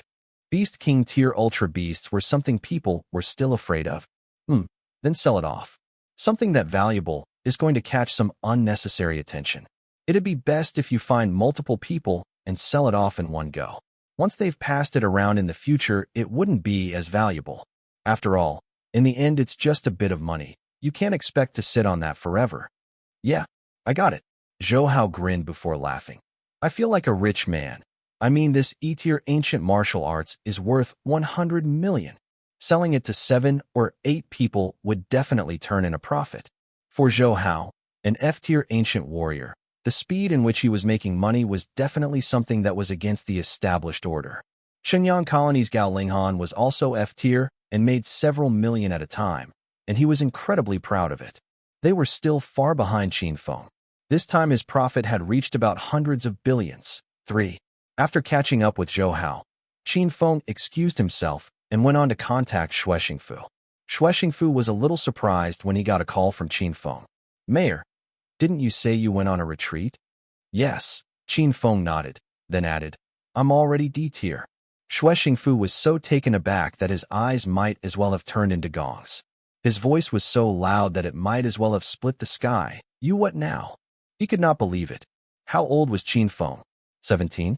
Only 17? He had actually reached D-tier. The mayors of Qingyang, Fu City, and C City were probably only D-tier. Mayor. Sir, you're pulling my leg, aren't you? Did you really reach D-tier? No, wait. No, you wait for me. I'm going to head over right now. Xue Xingfu told himself that he needed to verify this in person. This news was too much to take in. It really was shocking. Within 10 minutes, Xue Xingfu had already arrived at Qin Feng's manor. It was only after he had witnessed Qin Feng unleash his fluid-like internal force that he came to terms with this reality. However, my physical strength has only reached E9 tier, and my consciousness is the same level as that. I need to continue practicing. Qin Feng said. Since he had the absorption ability, he had naturally set a very high standard for himself. If someone else had wanted the body Qin Feng had, it would take a lot of hard work over a long period of time in order for it to be possible. Hey, Mayor, can you please stop shocking me? Xue Xingfu felt very ashamed when facing Qin Feng. Qin Feng chuckled, changing the topic entirely as he said, I called you just now because I plan to go back out there to practice, and after that, I might head off to the front line for 3 months. You best be mentally prepared. Xue Xingfu's expression grew serious. The front line. That was where humanity truly battled the Ultra Beasts. Since the rifts there could not be sealed off, it would spit out Ultra Beasts every day, and they needed to be constantly killed in order to keep the rifts in check and protect the home country. D-tier aptitude users would go to the front line in order to gain merits, but of course this was dangerous. Reaching D-tier did not mean that it was a good thing. There were many people that died in the front line. Assuming that Qin Feng were to accidentally die in the front line, Fengli Colony would collapse in the blink of an eye. I understand, which is why I need to improve myself at a faster rate. Fengli Colony needed other people to support it, which is why I'm going to give this to you. Qin Feng took out a jade medal and handed it to Xue Xingfu, who was a little surprised. A battle god token? I can't use this thing, and the battle god tomb has already disappeared. Qin Feng smirked. It's disappeared, yes, but from now on it'll appear near Fengli Colony. That stunned Xue Xingfu once again. Mayor, don't tell me you mean what I think you're meaning. Qin Feng smiled and did not answer. However, at this time, there was no need for an answer. Xue Xingfu had quickly caught on and figured it out. Although the battle god tomb had closed up after just 1 day, as Zhou Hao was a frontline officer and Qin Feng's best friend, Xue Xingfu naturally kept tabs on the situation and knew about the major events that had occurred in the 4 cities of the North Sea. These things, from his point of view, were distant. It was like watching superstars gossip before the end times. These were not worlds he lived in, but it still made people wonder. What he did not expect was that these things would overlap with one another. Shui Yuan killed, along with his attendant, someone named Bloodhunter. The D-tier 7th elder of the Shui family died by his hands. A kill order was issued to take down this masked devil. Many E-tiers gave chase in order to kill this D-tier aptitude user. Entered the battle god tomb, killed the Shui family's acting patriarch, and then single-handedly took down members from ancient warrior families before swaggering away. That was just a myth. Yet, that mythical person was sitting right in front of him. Fu did not know what to say. Mayor, then this battle god token is for? You can train in it, the tomb. You can enter the martial arts pavilion at will, and choose whatever suits you. The catch is that you can't simply tell anyone about this. We'll talk about it after you have reached E-tier. Qin Feng said. Right, got it.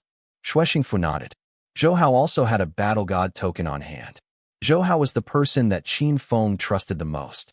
Fu was the person that Qin Feng relied on the most. If the strength of his subordinates were to grow, Qin Feng hoped that it would be these two people, so at least there would not be any special alterations within the colony. Oh, Mayor, you said that you were going out to practice again, where Fu had not received any special news. Yeah, I'm going to Tangshan Ridge. Qin Feng said. Tangshan Ridge was south of Fu City, far away from Chungyang and Sea City. It was filled with so many ultra beasts and mutant plants that it was simply impossible for people to travel through. If one were not D-tier, then exploration was not possible. Not only that, once a year there would be ultra beasts that come out of Tangshan Ridge to attack Fu City, but these monsters would not be as massive in quantity as the ones that attacked Sea City, as there had been some special outposts designed to stop these attacks. Still, something terrible existed deep within the bowels of Tangshan Ridge. Fu was dazed for a moment as realization dawned on him. When it came to business, he was naturally well informed. Mayor, you want to get involved too? The Beast King thing. That's right. Got it. Fu replied as he recalled the latest news. In the past few months, strange activity had been picked up from Tangshan Ridge. A few people had been sent to investigate and eventually found out the cause. Tangshan Ridge was extremely big, and in its center, a D-tier beast emperor came into existence. Stronger than a beast king. Only a D-tier and above ultra beast could have the chance of evolving into a beast emperor. The beast emperor's strength was immense, something that could cause a lot of chaos. But in Tangshan Ridge, there were other beast kings, and they had their own territories, and now the beast emperor was dying. It was getting too old. The beast emperor came from a different plane, and it was unknown how long it had lived, but one could tell that it was ancient when they looked at it. Now, the other beast kings wanted to kill the old beast emperor and eat its energy crystal core and evolve into a beast emperor themselves. Fu City immediately relayed this news with the fear that a new beast emperor would emerge. The old beast emperor was unwilling to move as it was too ancient, and this new beast emperor would be in its prime. If it had high intelligence, it could decide to move out of Tangshan Ridge and cause havoc in the human territory. That was something that sounded unstoppable. Of course, being third-party neighbors who could not afford to lose the war, they went in to take advantage of the situation. After all, Beast Emperor materials were way too rare. The new mayor of Sea City, Lei Chen, also went there, which was why he was not in Sea City. As for the mayor of Qingyang City, by Tianyang, he was there too. All the 3 cities along the sun had dispatched their people, not to mention the 4 cities of the North Sea, which have also stepped in. Due to resources, economics, and geography, the 4 cities had stronger aptitude users, so there would probably be more people from the 4 cities there. How could Qin Feng not participate at such a flourishing time? Fu did not anticipate this at all. It was because Qin Feng had just joined a bunch of teenagers in their contention inside the Battle God Tomb, and now he was going to be competing against a group of city mayors. The gap between these 2 events was way too much, and he did not know how to react. He ended up sighing. Qin Feng was getting way too strong, way too fast. In that case, I won't bother your rest any longer. Fu asked to retire for the day, and Qin Feng allowed it. After a few days of not having a good rest, Qin Feng lay on his soft and comfortable bed, and he fell asleep as he hugged Bai Li. After a dreamless night, when Qin Feng was about to leave on the second day, Bai Li forced him to put on a specially made combat uniform. He looked at his own reflection and realized that he looked a little bit more magnificent. The clothes were not striking. Instead, they had a subtle vibe that did not draw attention to it and made his person look more dashing. Suddenly, he felt an appreciation for a woman's touch inside this house. As soon as he left the manor, there was already someone waiting for him outside, someone who was not weak. It was an E-tier that was rarely seen in Fengli Colony. Beside the person was something that was entirely different from the standard shape of a hover tank. It looked like a machine with a pair of wings and aerial fins. It was a combat hovercopter. Combat hovercopters were more durable than hover tanks, and it was a different method of transport compared to the standard hover tank. When fighting in the front line, the combat hovercopter was also a weapon of war. It was equipped with guns that only F-tier gunners and above could control, which showed that this thing was definitely a rare item. It would take Qin Feng 3 days to reach Tangshan Ridge in a hovercraft. However, hover tanks or hovercrafts were not feasible means to travel through the mountainous regions. Exploring the area to find where the Beast Emperor was would take at least 7, if not 8 days. By then he would have arrived late. So for such an extraordinary period, naturally extraordinary means must be used. Qin Feng had ordered the combat hovercopter from the Zhongqing organization, planning to just strut his way to Tangshan Ridge. Of course, the price was not cheap. It cost about 3 million for an air ticket, and there were risks that may be encountered at any time. However, for Qin Feng, 3 million was not even that much money. Mayor Qin, a name I've heard for a long time. I, Kuxiangzhua, will be your pilot today. Hello. Qin Feng shook hands with the other party. After you've solved the crisis in Pingyun back, then you've become quite famous in our organization. Now you've even made Fengli Colony such a prosperous place. It's really impressive. As Qin Feng took the compliment, his expression did not change other than having on a faint smile. Captain Ku, you've joined the Zhongqing organization at such a young age. You must have a bright future ahead of you. If you'd like, you're welcome to come to our city at any time. Qin Feng sneered in his heart, knowing that Kuxiangzhua was actually testing him. The last time this happened was when Tanyu probed at him to try and win him over. Fact of the matter was, Qin Feng's impression of the Zhongqing organization had become much worse after the incident that happened in Pingyun Colony, and he had never planned on joining the group or working for others. Hee. Next time I'll go to the city as a guest. All right, we're running out of time. Let's go. Yes, Mayor Qin. This way, please. After being tactfully rejected, Kuxiangzhua no longer brought up the topic. They were part of the transportation industry, and they were the ones that got in touch with the most superstar aptitude users from all over the world. Recruiting people into the Zhongqing organization was something that they were good at, therefore it had grown quite a bit over the years, growing bigger and bigger. However, Qin Feng had no interest in this at all. The combat hovercopter set off and soared into the air. Many people in the colony heard it, and could not help but look up. Whoa, is that a combat hovercopter? It is. This is the first time I'm seeing one. It came from the mayor's manor. Does it belong to the mayor? The mayor must have made a lot of money from the underground black market transactions by now. He can even get a combat hovercopter. As people watched the hovercopter fly off into the horizon, they could only think about how rich and powerful Qin Feng was. The hovercopter soared through the air, increasing in speed. It was different from the combat aircrafts made in the past. Nowadays the machines were fast and did not make a lot of noise. So long as there was the right equipment in the design, there was not even a need for Kuxiangzhua to stay in the cockpit all the time. Qin Feng was thinking about how fun it would be to buy one for himself. So Mr. Mayor's going to Tangshan Ridge this time? You're going to participate in that Beast Emperor business, right? Nowadays, there are plenty of elites there, and the Ultra Beasts are super powerful. I mean, that's all I've heard. I don't know how terrifying it is. Qin Feng smirked, saying, Oh, I'm just going to watch. I envy you, sir. Being able to watch also requires having the strength to do so. The two began to strike up a conversation, but there was not any useful information that Kuxiangzhua could provide. What was more, when Qin Feng single-handedly took down the E-tier Wraith Devil, they paid more attention to him in a follow-up and learned that he was actually quite powerful. It made them quite curious about him. However, Qin Feng would not take the bait. They would soon arrive in about an hour. Qin Feng was beginning to see the dense plants of Tangshan Ridge, as well as the towering mutant trees. A terrible wave of aura could be sensed coming from below. Kuxiangzhua, too, stopped with all the small talk. As the moment they got closer to the destination, the pressure that was being put on them was really terrifying. The combat hovercopter began to lower in altitude. Kuxiangzhua's face had turned pale. He had not expected this place to be so dangerous.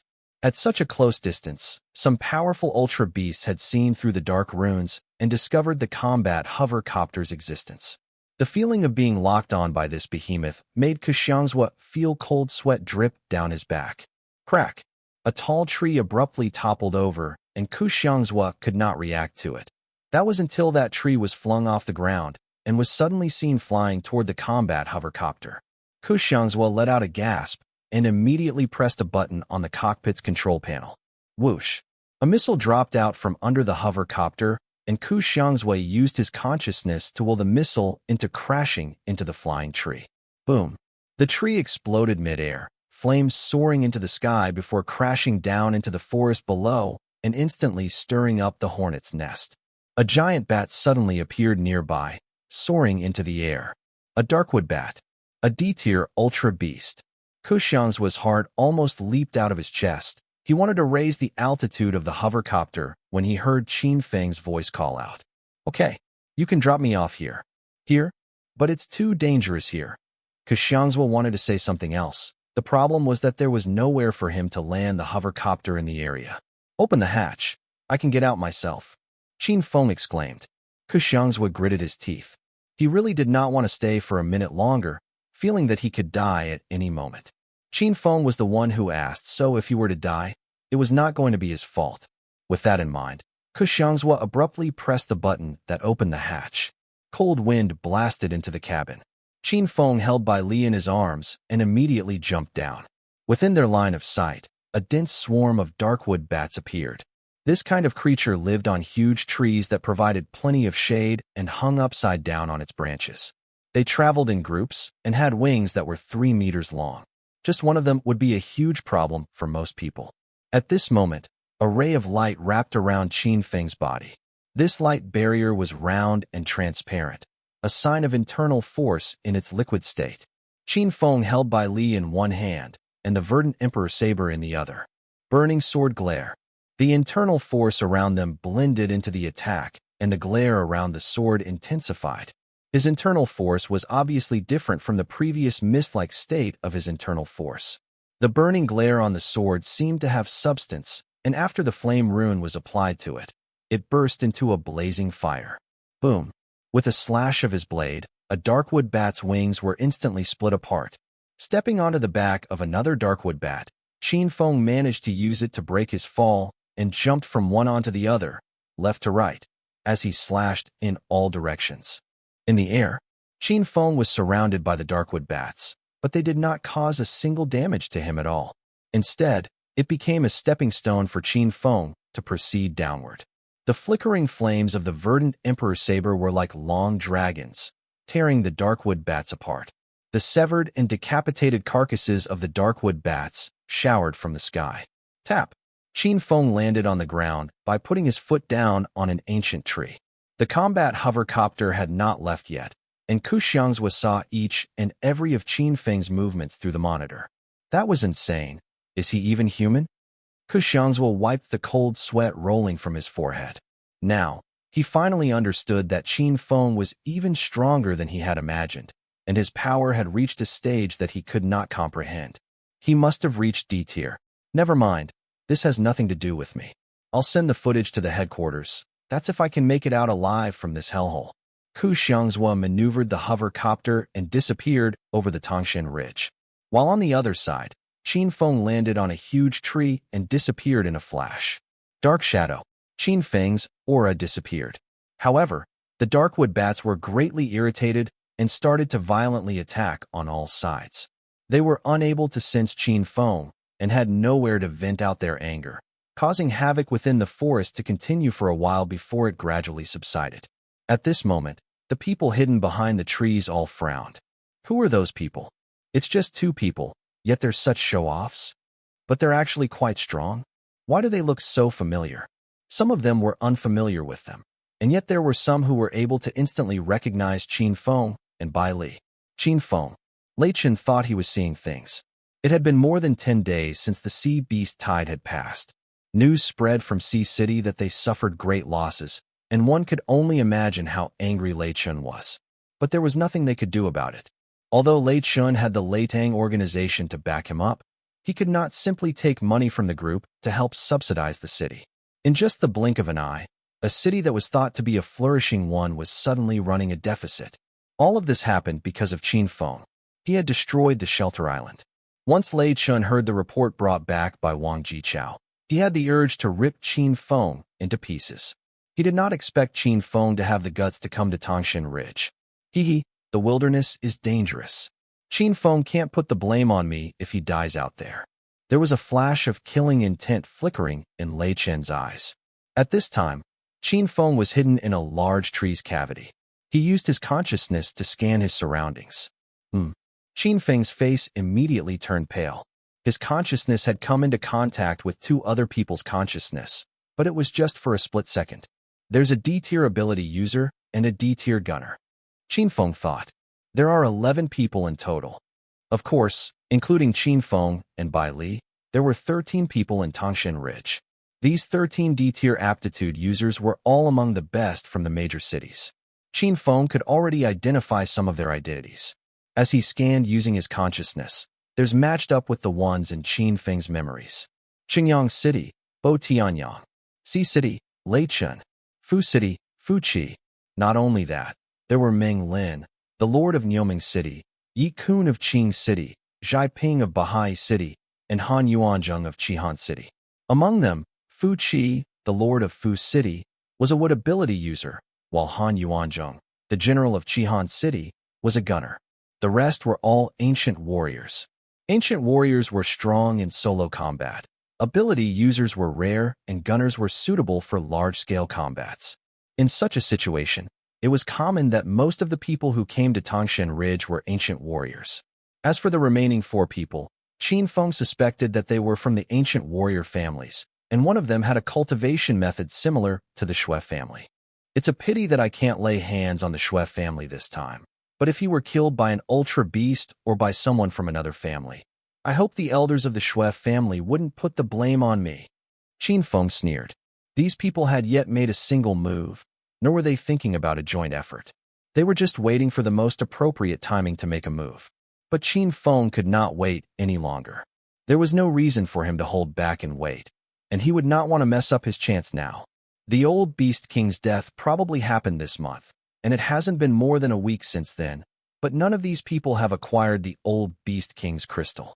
Not only that, a few of them have even died. That could only mean that the other Beast King creatures had the upper hand. No matter how powerful a Beast King was, it was definitely not something the ordinary people could defeat. Although these people might be the best among other elites, they were still no match for a Beast King. They were planning on sitting back and reaping the benefits from others, but unfortunately no one started a fight, so their plan did not work. Qin Feng used his consciousness to scan his surroundings. It did not take much effort for him to finally find some Beast Kings. There were 3 Beast Kings nearby. On the east, an extremely large golden python was slouching on a huge slope that was facing the sun. Its golden scales shimmered under the warm sunlight, dazzling the eyes that fell upon it. A golden-scaled python. The D3-tiered golden-scaled python was more than 50 meters long, with the thickest part of its body measuring 2 meters in diameter. It was a sight not for the faint-hearted. With such a being, it only took one bite to kill a human being. In the southwest direction, a waterfall flowed over a vertical drop, forming a water pool. Strangely, the pool was frozen, and next to the pool lay a blue-eyed white tiger. Frosted Pupil Tiger King. The Frosted Pupil Tiger King was a unique species. Its entire body was frosted white, and it could use ice abilities. The Frosted Pupil Tiger King was rare and very strong. Even though its body was only 5 meters long, it still had the aura of a king. A strong enemy. Qin Feng manipulated his consciousness again, and in the northwest direction, another beast species appeared in the middle of the vast forest. Red-headed gorillas. This group of red-haired giant gorillas with twisted faces traveled in groups, almost tyrannical, and the place they resided in was too dangerous for any human to set foot in. After all, the red-headed gorillas also had wood abilities. Among the many red-headed gorillas, a gigantic gorilla that was 7 to 8 meters tall, almost 3 stories in height, sat on top of a giant tree. Through his consciousness, Qin Feng could see that they were all gazing toward the tallest spot of the Tangshan Ridge. That was exactly where the old Beast King was. The red-headed Gorilla King. The red-headed Gorilla King had high intelligence. They're all very strong. Qin Feng frowned slightly. He was scrunching his brows as he quickly formed a plan in his mind. Soon, he locked onto the golden-scaled Python King among the three Beast Kings. Since it was the end of February, the sunlight was not blinding yet, but the temperature had warmed up. The Python King was lying lazily on top of a rock, and its golden-scaled body was dazzling to the eyes. Qin Feng shrouded himself in dark runes and walked past the Python King. He entered the Python's cave. Since the Python King had a large body, the cave was at least 3 meters wide, which was not surprising. As Qin Feng walked inside, anything within less than 50 meters was suddenly clear to his sight. With his night vision, Qin Feng could clearly see everything around him. In the place where the golden-scaled Python King often resided, the ground had turned smooth like a metal surface. In the corner, his eye caught on a golden python smaller than the king. Its body exuded the aura of an E-tier. Qin Feng did not panic in the slightest. That was because he knew that the golden python was not a living creature at all. It was just a snake's shed skin. It was the shed skin of the golden-scaled Python King when it was an E-tier. The skin was equivalent to being an E-tier material now. Not only that, there were 3 golden eggs among the clutter. What a surprise! The golden-scaled Python King was able to reproduce by itself, and the eggs belonged to the Python King. Qin Feng's original plan was to just take the shed skin, but now there was no way he would leave these behind. Bai Li, get ready, Qin Feng said. Yes. Bai Li nodded. Bai Li's evolution was not slow, and with the cultivation of various Beast King crystals, she was now almost an E7 tier Beast King. But compared to the golden-scaled python skin, she was far inferior. As such, what they were about to do now would be very dangerous to Bai Li too. Qin Feng walked forward and stretched out his hand, and in an instant, the shed snake skin and the golden-scaled snake egg disappeared in Qin Feng's hands. Qin Feng could mask his own aura, thus concealing it from being detected by the golden-scaled Python King and allowing him to venture into the cave. However, the aura of the beast eggs and shed skin was dense. Since they had disappeared abruptly, there was no way the Python King would not sense their sudden disappearance. The golden-scaled Python King was furious. Hiss! The python spat out a series of letters of serpent language as it twisted its huge body. It swung its tail and crushed a huge ancient tree that was as thick as a millstone, leaving the tree stump behind. The wind was blowing wildly around it, and the golden-scaled Python King disappeared into the cave in just the blink of an eye. Go! Qin Feng commanded, and in the next moment, he and Bai Li escaped from the cave. When the Python King slithered into the middle of the cave, it sensed that the auras had disappeared, but it caught on to the aura left by the runes. A dark rune and spatial rune. Hiss! Sharp, hollow noises erupted from the Python King's mouth. It twisted its body and turned around to exit the cave. Qin Feng and Bai Li's aura had instantly disappeared, and the golden-scaled Python King went on a mad pursuit. The aura of the D-tier Beast King filled the air. In the Tangshan Ridge, the 11 people hidden in different locations felt the aura. What's going on? It's the golden-scaled Python King. What happened? Everyone was well hidden in the shadows, and they could not help but observe what was happening outside. At this moment, due to the turbulence caused by the Python King, the entire forest began to shake. The aura of the golden-scaled Python King frightened other low-tier ultra beasts to run away in fear. The turbulence was constantly spreading wider. Even those 11 people had no way to hide at ease. On top of the mountain, Han Yuanzheng was on the highest ancient tree. He lifted his oversized sniper rifle and aimed downward. Soon, from the east, a golden light glided in the middle of the forest, and the surrounding trees were rampaged and completely crushed. It was like a golden river had suddenly formed out of nowhere. Unlike what others felt with their consciousness, Han Yuanzheng saw the Beast King with his own naked eyes, which frightened him even more. This ultra beast was just too strong. He moved forward with his sniper rifle. He noticed that in the forest, another figure was moving forward at a rapid pace. When he had a clearer view of the person's face, Han Yuanjing immediately recognized him as the same person who had gotten off the combat hovercopter earlier. Should I say that he's bold and skillful, or that he's stubborn? What the hell is he doing? What the hell was he thinking? That was the same question that many people had in their minds. At this moment, Qin Feng was dashing around in the middle of the forest. The dark runes around Qin Feng's body had faded, but the golden-scaled Python King had locked onto Qin Feng's aura and was going for a deadly pursuit. The Python King was unbelievably fast. Fiery rampage. Qin Feng's sudden rush of energy made him quite fast as well.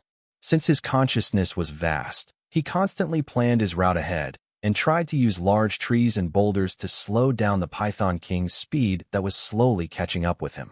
They had not spent much time playing hide and seek, but others who were observing the pursuit felt that it was a life and death moment. In just 3 minutes, they arrived at the peak of another mountain. The mountain peak was very vast. Not only that, the peak was scorched black. The mountain they were on was actually a silent volcano. At the summit of the volcano, a huge, pitch-black bird's nest appeared. The bird's nest was the size of a football field, and every branch that was used to build it was actually towering trees. It was a beast king's nest. Qin Feng began running forward. The golden-scaled python hesitated. Its huge body stopped in the middle of the blackened mountain, not wanting to go any further. But Qin Feng did not intend to just steal 3 eggs and a snake's shed skin and just call it a day. He immediately took out the eggs and cracked one of the shells with a single punch. Crack! A D-tier beast king snake egg was actually so hard that Qin Feng's punch could only crack it. The shell had not completely shattered yet. The next thing that happened was Qin Feng lifting the foot-long snake egg and tossing it into the air. The snake egg whistled as it shot toward the old beast king's nest. The golden-scaled Python King was enraged. In the eyes of the Python King, Qin Feng was small and did not even belong within its own food chain. After all, it was too small to fill its own stomach. Now, this insect-sized being had just provoked itself. He was like a fly that would disturb humans, and humans would usually find the fly and swat it to death. Now, this was what the golden-scaled Python King had in mind. Without the slightest hesitation, the Python King moved its abdomen and slithered toward Qin Feng's direction. Qin Feng successfully escaped in a flash. And at this moment, the surroundings were suddenly enveloped by a patch of blue. This blue was extremely dazzling. It seemed that the entire sky was covered in the same blue. The temperature in the surroundings began to rise. Whoosh! The sound was not crisp, but it was incomparably long. A huge creature rose up from the nest. The Python King no longer chased after Qin Feng. Its eyes were now staring at something on top of the mountain. A grayish-blue beast had caught its attention. The beast was not pretty at all. Its 5 or 6 meters body was covered in blazing flames. Its body was no longer covered with beautiful feathers. It was a 20 meters long peacock. Its forehead was balding and drooping with loose flat feathers, and the feathers on its body were incredibly thin. Its once incredibly beautiful tail was only left with 7 or 8 long tail feathers. The peacock could have looked even more beautiful, but now it was dying of old age. It was the blue flame peacock emperor, the old beast emperor of the Tangshan Ridge. At this point, there were a few more blue feathers drooping down from the blue flame peacock emperor's neck, exposing a large patch of the bird's skin. There was a piece of egg white on its neck, and as the flames on the peacock emperor's body blazed, the egg was quickly cooked and revealed a fragrant smell. The blue flame peacock lowered its head, pecked, and ate the cooked egg white from its neck. Then, the golden-scaled Python King that was circling in the middle of the mountainside stared at the peacock with its paralyzing pupils. Its huge body seemed to tremble. Chew! A long chirp was heard as the bird spread out its conscious force. Although it was in bird language, everyone seemed to have felt the meaning in its conscious energy. Longworm, did you send me my last meal thinking that I'm going to die soon? Heck, that won't be necessary. Maybe you should eat your own eggs. The golden-scaled Python King's eyes began to glow with golden light, shooting at the Peacock Emperor's nest. Boom! A corner of the nest was instantly smashed and blasted apart. The Peacock Emperor said nothing else, but the 5-meter flames on its body instantly soared to 10 meters. It was furious. Chew! The blue flame Peacock Emperor roared. I'm not dead yet. The Peacock Emperor felt that the Python King was being provocative. It raised its head abruptly. then dropped it again and spat at the direction of the Python King. In the next moment, a sea of blue fire shot out from its mouth.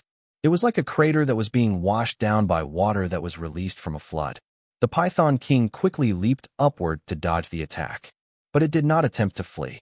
Though angry, the Python King wanted to test out if it could challenge the Peacock Emperor. That was because the Blue Flame Peacock Emperor was too weak. So weak that the golden-scaled Python King felt that it was an opportunity to take advantage of it. The two were in a standoff, and all of the human beings watching from afar could not believe it. Wow, they're actually fighting. This man is a complete maniac. Well done. They all felt that what Qin Feng had done was very crazy, but it had really stirred up the conflict between the two beasts. As long as there was a battle, there would certainly be chances of reaping benefits amidst the chaos.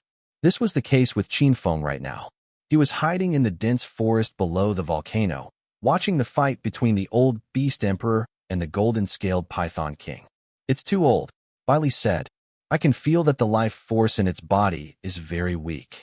Well, it was here since the beginning of the end times, and it was also very senile then. Many people thought that it was going to die, and many newly awakened aptitude users came to Tangshan Ridge to try to defeat the old Beast Emperor.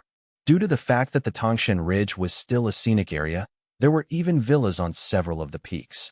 It was a perfect place that was easy to defend and hard to attack, and many powerful people wanted to build bases here. But they were all banished by the old Beast Emperor. This mountain peak was not a volcano either. After all, volcanoes were still rare in China. They were just traces left behind from the old Beast Emperor's battles. It felt like it was going to die then, but it ended up surviving for another 200 years. It must have reached its limits by now, Qin Feng said. "Its legs are even rotting," Bailey nodded. Oh, Qin Feng was slightly stunned. The aura around the Beast King was too powerful for Qin Feng's consciousness to explore any further, and doing so would easily expose himself to the beasts. The old Beast Emperor was too strong. If it were to spit fire toward Qin Feng, he would not be able to resist it. That's why it won't come out. If it has the ability to leave its nest, the Python King would be no match for it. Qin Feng suddenly had an idea. He flipped out a chain of cannonballs that were still attached together. It was the trophy of the gunner from the Bloodthirst organization that he had gotten while he was at the Dracocroc King Island. Qin Feng had an extra firearm, and he mounted the conical object at the very front of the cannonballs into it. Clamp. Qin Feng pressed the switch, and the cannonballs were instantly shot out. The cannonball was not aimed at the old Beast Emperor. Instead, it was aimed at the nest beneath the beast. The first cone instantly struck the middle of the thin crack between the nest and the mountaintop. Detonate. Qin Feng's consciousness collided with the grenade, detonating the chain of cannonballs. Boom. The first cannonball exploded, which was followed by another few consecutive explosions. Boom, boom, boom, boom. The cannonballs destroyed the corner of the nest in an instant. A huge mushroom cloud appeared in the air, and what followed was the sound of a loud collapse. Crack. Boom. The outer walls of the nest were blown apart. The debris rolled down the mountain like a river, which also shocked the golden-scaled Python King. The battle between the two beasts was also forced to a halt. The people hiding in the shadows were shocked to see all of this. Without a doubt, they knew who had done this. And now, Qin Feng was all hidden among the dark ruins, not daring to breathe. If he were to make a sudden move, he might attract the attention of the Beast Emperor, and that would mean trouble for him. But soon, the two beasts could not care less about him. The nest was blown apart, and flames ignited the giant woods. A part of the fallen woods was still burning, and the other part of the nest was still intact. The Blue Flame Peacock Emperor had put out the fire. The winds on the mountaintop were strong. As the wind whistled and blew past the mountaintop, the dust began to settle, carrying the smell of decay. The golden-scaled Python King extended its forked tongue, taking in the scent of death. The Python King's vision was weak, but its consciousness was still strong. It had the ability to distinguish the external dynamics of everything happening on its own. It had already figured out the situation that the Peacock Emperor was facing. At that moment, Qin Feng, who was at the bottom of the mountain, infused his eyes with internal energy and could clearly see the Blue Flame Peacock Emperor. It was lying down in the middle of the nest and was unable to stand up. Its abdomen was pitch black and was unable to cover its claws, which were now showing the white bones underneath it. And in the nest, there were scattered peacock tail feathers. Those feathers were beautiful, and the materials obtained from D-tier beast emperors were worth a fortune. However, if such a thing grew on an ultra-beast's body, it needed a constant supply of energy to maintain its power. The blue flame peacock emperor could no longer supply it anymore, so it merely accelerated its death for the sake of beauty and power. All of the tail feathers had fallen off, but their aura was still present, just like the aura emitted from the python's shed skin. Although through the naked eye they were just a few tail feathers, other beast kings dared not approach it, as they still feared its aura. Now, all disguises had been exposed, and the golden-scaled python king ferociously revealed its fangs. Golden light shot out from both of its eyes again. The python king was an extremely rare ultra beast. Zap! The light instantly penetrated the crack, attempting to strike the blue flame peacock emperor's body. Whoosh! Blazing flames appeared in front of the peacock emperor, forming into a shield to protect itself from the light. The two did not give way to each other. It was at this time that the entire Tangshan Ridge began to tremble. Roar! A tiger's roar shook the sky, and a huge white tiger with icy blue wings flew from the sky to the highest peak of the Tangshan Ridge. Squeak! A group of gorillas began to scream frantically. A giant red-headed gorilla king threw out 2 vines from his hands and wrapped them around the mountain. Then, he rapidly pulled himself toward the mountain and was rapidly approaching it. The beast kings had finally made their move. After the blue flame peacock emperor had seen the 2 beast kings charging in their direction, it let out a sorrowful cry. It did not want to die, nor did it want to get eaten after death by the other beasts, because that would be a miserable death. The flames on the blue flame peacock emperor's body burned once again. The flames soared 15 meters high, and as the wind blew, the currents became hot. It was not willing to die without putting up a fight. The sky seemed to be burning with blue sparks. Then, a rain of fire descended from the skies. Fire meteor. The fire meteors seemed to have locked onto the golden-scaled python king, as each of them crashed onto the python king's body. The python king's golden scales could not withstand the heat from the flames and turned charred black. The python king's humongous body rolled down from the peak to the shoulder of the mountain. At this moment, the frosted pupil tiger king was the first to reach the highest peak of Tangshan Ridge. Its icy wings began to flap, forming a blizzard in an instant. The blizzard struck the peacock emperor's body. The flames on the peacock emperor's body were put out, but it was enraged and lashed out once again. Chirp! The peacock emperor spat out blue flames, forcing the tiger king to retreat. Boom!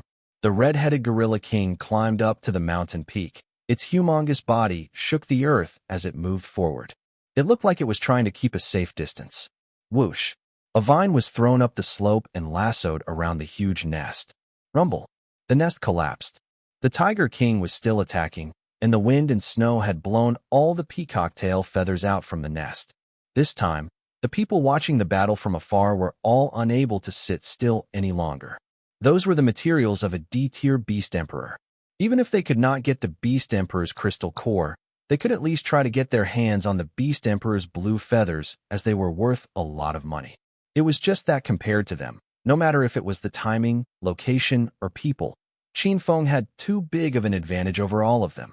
Go and collect the peacock feathers. If the feathers are in the middle of the battleground, don't go near it, get it? Qin Feng instructed Bai Li.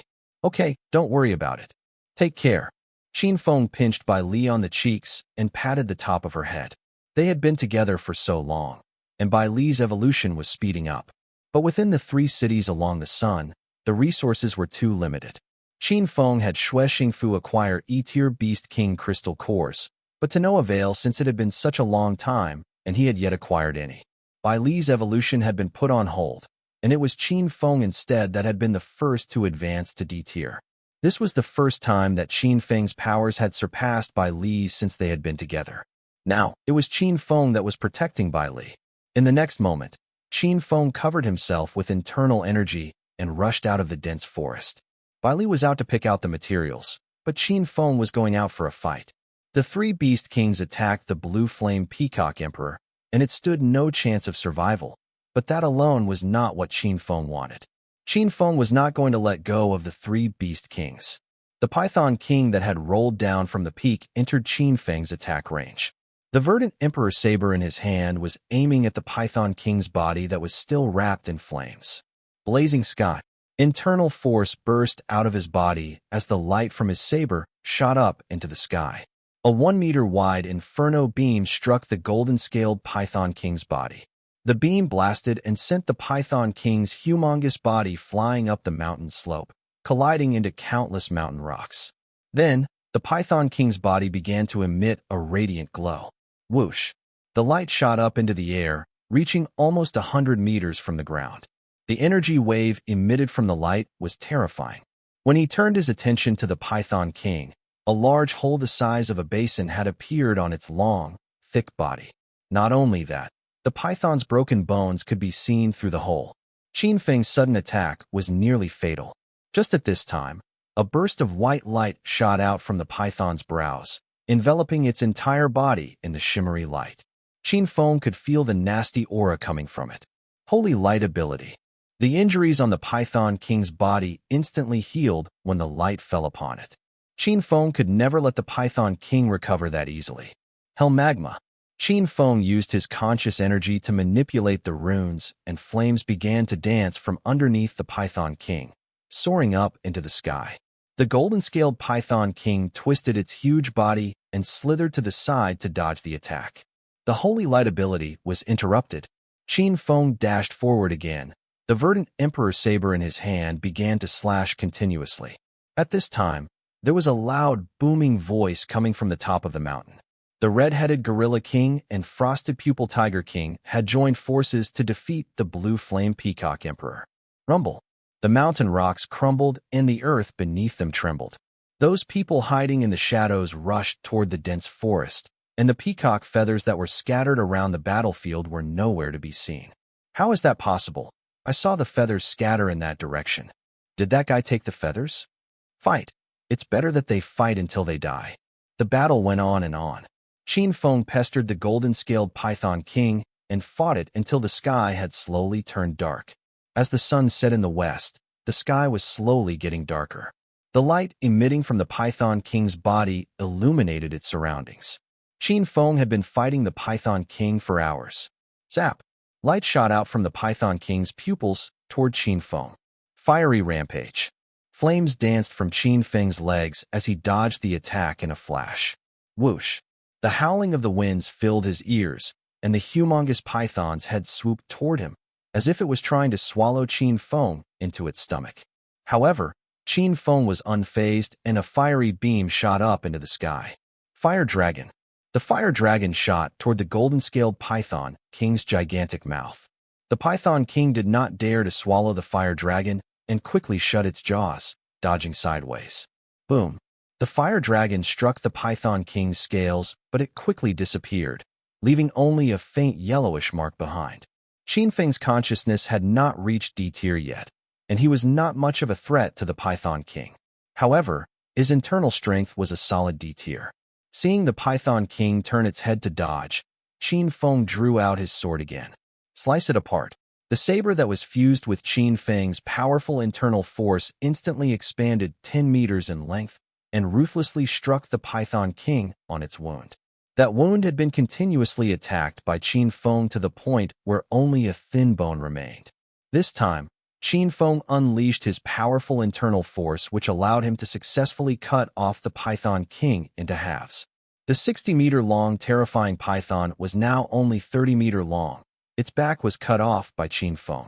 Even though the cut-off part was still spasming, it was now useless during combat. Z. The Python King opened its jaws wide and spat out invisible waves of air, letting out a painful shriek. Just then, it dashed and slithered away with the remaining part of its body. It was trying to escape. From behind, a person who had been waiting in the dark jumped into the scene with shining eyes. It was Zhai Ping from Bahai City. Here comes the freeloaders. Qin Feng sneered and nonchalantly extended his arms and landed his saber on the Python King's body. In the next second, the Python King's body disappeared from the ground. Qin Feng had obtained quite a number of spatial buttons during his expedition on the Dracocroc Island. Among the spatial buttons was one that was 100 cubic meters in size. Although the golden-scaled Python King's body was huge, it could still fit inside the spatial button. The others were instantly dumbfounded. They were hiding in the shadows and had plans to divide the materials amongst themselves once they had gotten their hands on it. They did not expect Qin Feng to have such a large space. He loaded up the back half of Python King's remains away, without leaving any leftovers behind for them. They also knew that their chances here were zero, and turned around to chase after the golden-scaled Python King that was attempting to escape. At this point, the Python King was fleeing madly. Little did it know that Zhai Ping was only a few dozen meters away from it. Zhai Ping was a D3 tier ancient warrior and was quite strong. Now, the Python King was slithering toward him.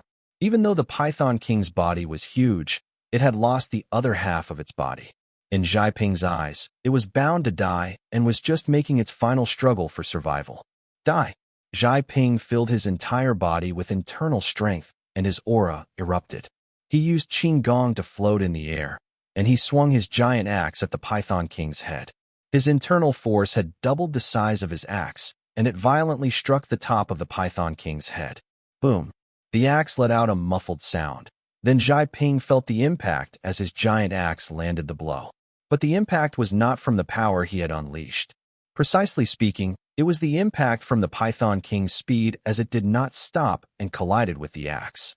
The tremendous force from the impact flowed from the axe to his hands, and it did not seem to stop at all. Boom! The Python King's gigantic head crashed onto Zhai Ping's internal force, causing a powerful blast. Zhai Ping was instantly blasted away. Only a small 10-centimeter crack appeared on top of the python's head, which was hardly visible under the golden shimmery scales. A strike that seemed powerful to Zhai Ping was no threat to the Beast King at all. This was something that Zhai Ping would have never imagined. Arg! Zhai Ping was knocked 10 meters away. The internal energy shielding him was crushed. His body did multiple flips and crashed into some trees before finally coming to a stop when his body landed on an ancient tree. Blood spurted out of his mouth. The Python King had no time for Zhai Ping as he sensed that the Death Reaper was coming after him. However, more people were hidden in the dark and were ready to surround the Python King. In the blink of an eye, 4 people had appeared out of the dark. Qin Feng only recognized 2 of them. The other 2 were strangers to him. But looking at the fact that one of them was holding a heavy sword and the other was holding an iron cable, he could guess their identities. The T family was very famous for their heavy swords, and one of them was the direct descendant of the T family. His name was Xin, a D2 tier ancient warrior. On the other hand, the other person was holding the Ho family's signature weapon. Since he was a guy, he did not use the kind of iron whip that Ho Yangjiao used, but a heavier iron cable. He was Ho Yangsheng, a D1 tier ancient warrior. There was also Meng Lin, the mayor of Niuming City, and Lei Chun of Sea City. The 4 of them attacked all at once. Qin Feng slowed down his footsteps and stood beside Zhai Ping. Humph! Qin Feng sneered coldly at him. He threw his gaze over at Zhai Ping for a moment and focused on the battlefield. Zhai Ping wanted to get up. After all, he was in such a mess that his mind was still in a blur, and after being sneered at so coldly by Qin Feng, he felt utterly ashamed of himself. The other 4 people were engaged in a battle with the Python King and were constantly pestering it. The Python King was trying to escape, but it soon realized that these people were weaklings compared to Qin Feng's strength. Qin Feng had the physique of a beast king, but his attack was slightly weaker than the Python King itself. During their previous battle, he still managed to put up a good fight. Qin Feng had an internal strength that was several times that of the others. He was able to use his strength at will and was able to recover his stamina quickly. He was able to inflict painful attacks on the Python King. But these people had joined forces to try and take it down, and the injuries they had inflicted were no more than what Zhai Ping had inflicted. Even if the other 2 were from ancient warrior families and were stronger, they could only cause slightly larger wounds. They were in no way a threat to the golden-scaled Python King. The only thing they managed to do was anger the Python King.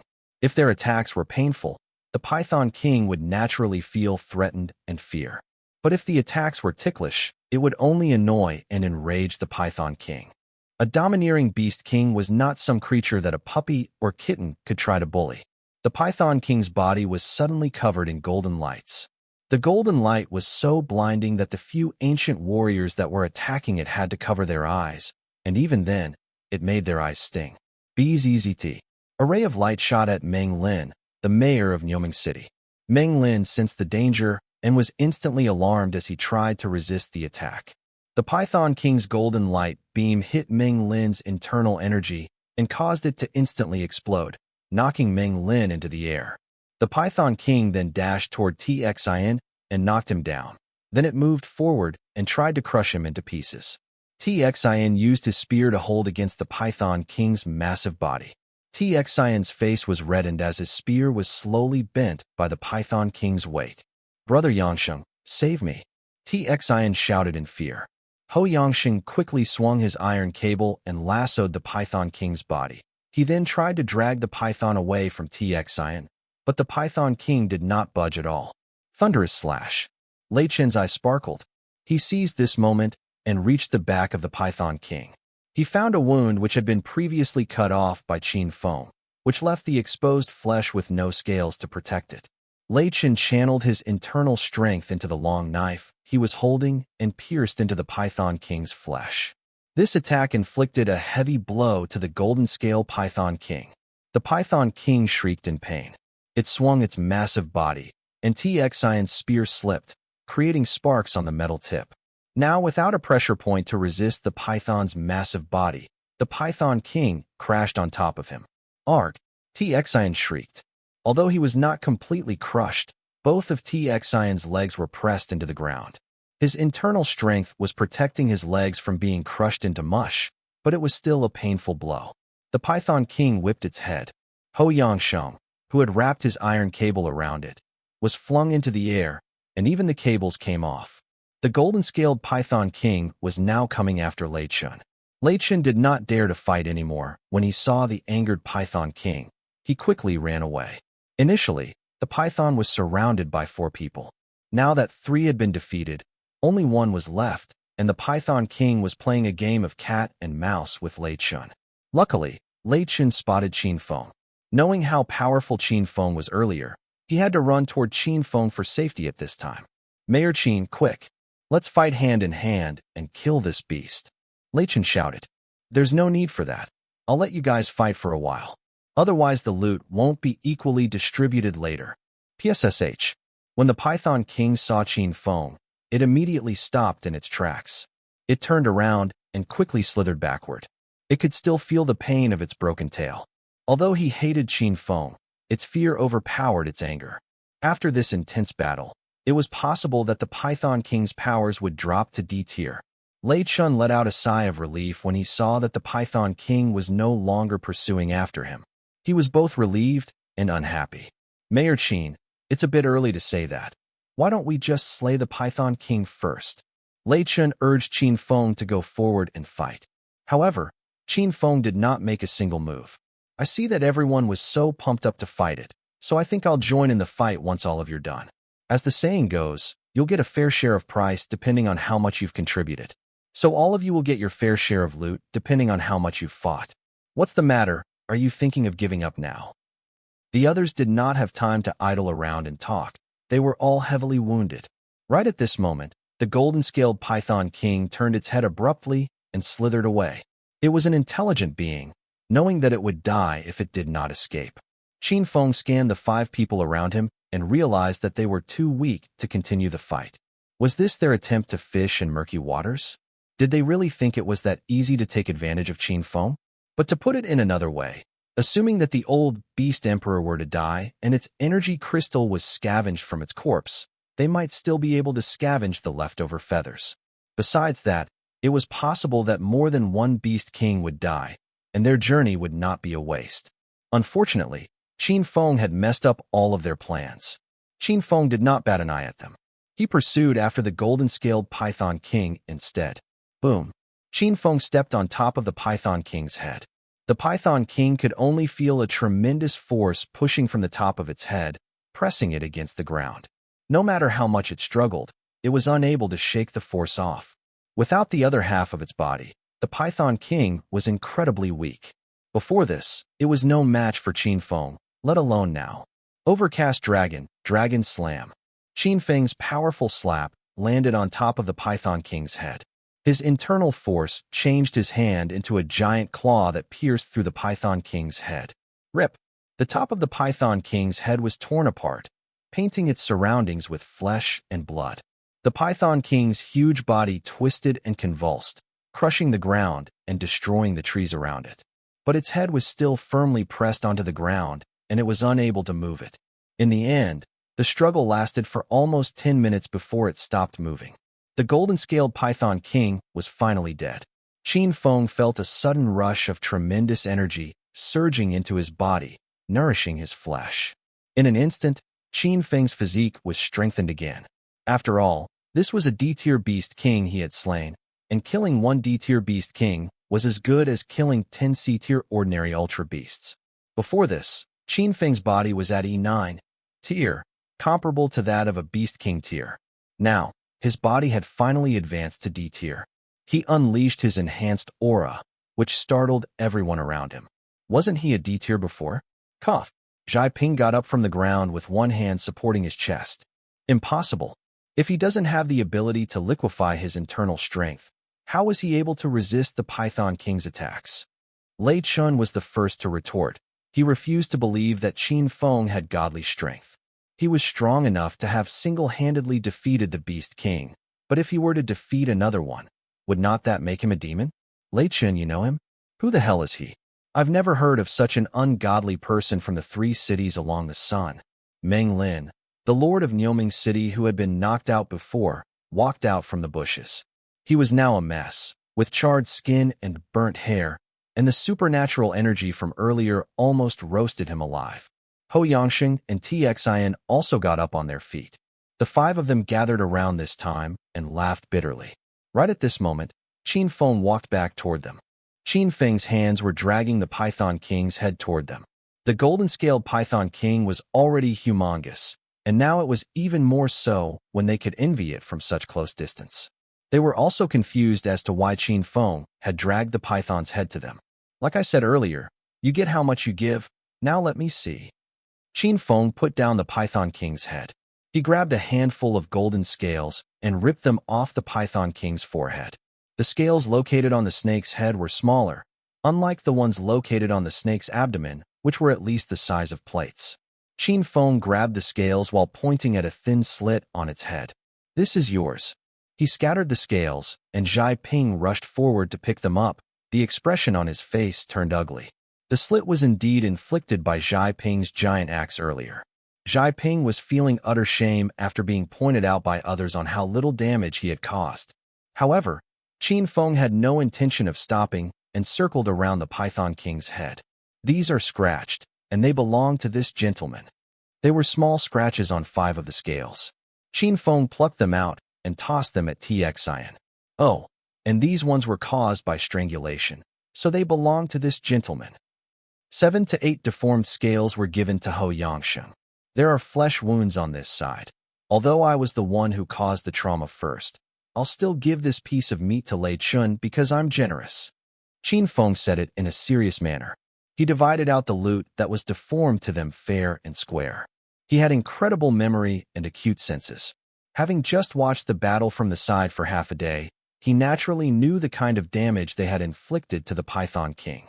To be exact, the damage they had caused was not as heavy as they should have been since they spent so much time fighting it. The heaviest blow which caused the Python King to bleed profusely was inflicted by Qin Feng. I'm sorry, my friend. I couldn't find the damage you've caused at the moment. I'll give you 3 scales as a friendship gift, and thank you for holding back. Qin Feng took out 3 scales and handed them to Meng Lin. In fact, he either knew some of these people or had guessed their identities. Other than Lei Chun, he pretended to not know them. Qin Feng distributed their fair share of loot in a circle. None of them was left empty-handed. It was just that these people's faces were twisted with hatred and resentment. After all, there were still so many golden scales left on the Python King's body, yet they only received 4 or 5 scales. As for Lei Chun, he only obtained snake meat, which was the most useless part of the Python King's body. No matter how angry they were, they had no way to fight back. Looking at the scratch marks on the scales, they were really the ones who caused them. Meng Lin was the only person who was not angry. After all, he did not dare to act recklessly after seeing how powerful the Python King was when Zhai Ping went after it. Only now, Meng Lin was at a loss as he looked at the 3 largest scales in his hand. After melting the scales, he could make it into a breastplate. Let me introduce myself. I'm Meng Lin, Lord of Nyoming City. May I know who you are? I've never seen you before. Meng Lin kept the scales in his spatial rune equipment and extended his hand at Qin Feng for a handshake. Qin Feng's eyebrows were raised, but he did not refuse the other party's courtesy. He waved his hand, and the front half of the Python King's body disappeared from his hands. Pleasure to meet you. I'm Qin Feng, the mayor of the colony around Chungyang City.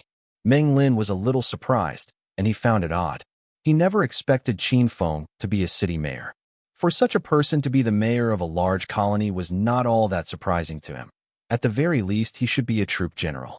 But these were just thoughts and doubts that flashed in Meng Lin's head. He changed his tone in an instant. Such a capable young man. Ah, you're too kind. Mayor Qin, it was I, who was a bit out of my depth earlier. I just wanted to come over to test the waters. I hope you wouldn't take it as an offense. From the start, Meng Lin thought that he could also easily defeat the Python King after seeing that Qin Feng had slain it with ease. But he was wrong, and it was quite humiliating for him to say it out loud. Qin Feng did not expect Meng Lin to admit it so quickly, and for a moment, he also changed his mind about Meng Lin. Don't be. We are just helping each other out. Ultimately, our goal is the same, which is to exterminate the beasts. Otherwise, human civilization would be pushed to the brink of extinction. Qin Feng answered with a standard answer. He was not going to tell these people honestly that his objective of killing the beast was to absorb their energy for his own use. Well, they hunted the beast for its materials as well. Qin Feng was guilt-free telling the blatant lie. Lei Chen scoffed. Since you have said so, why don't you share the beast body with everyone?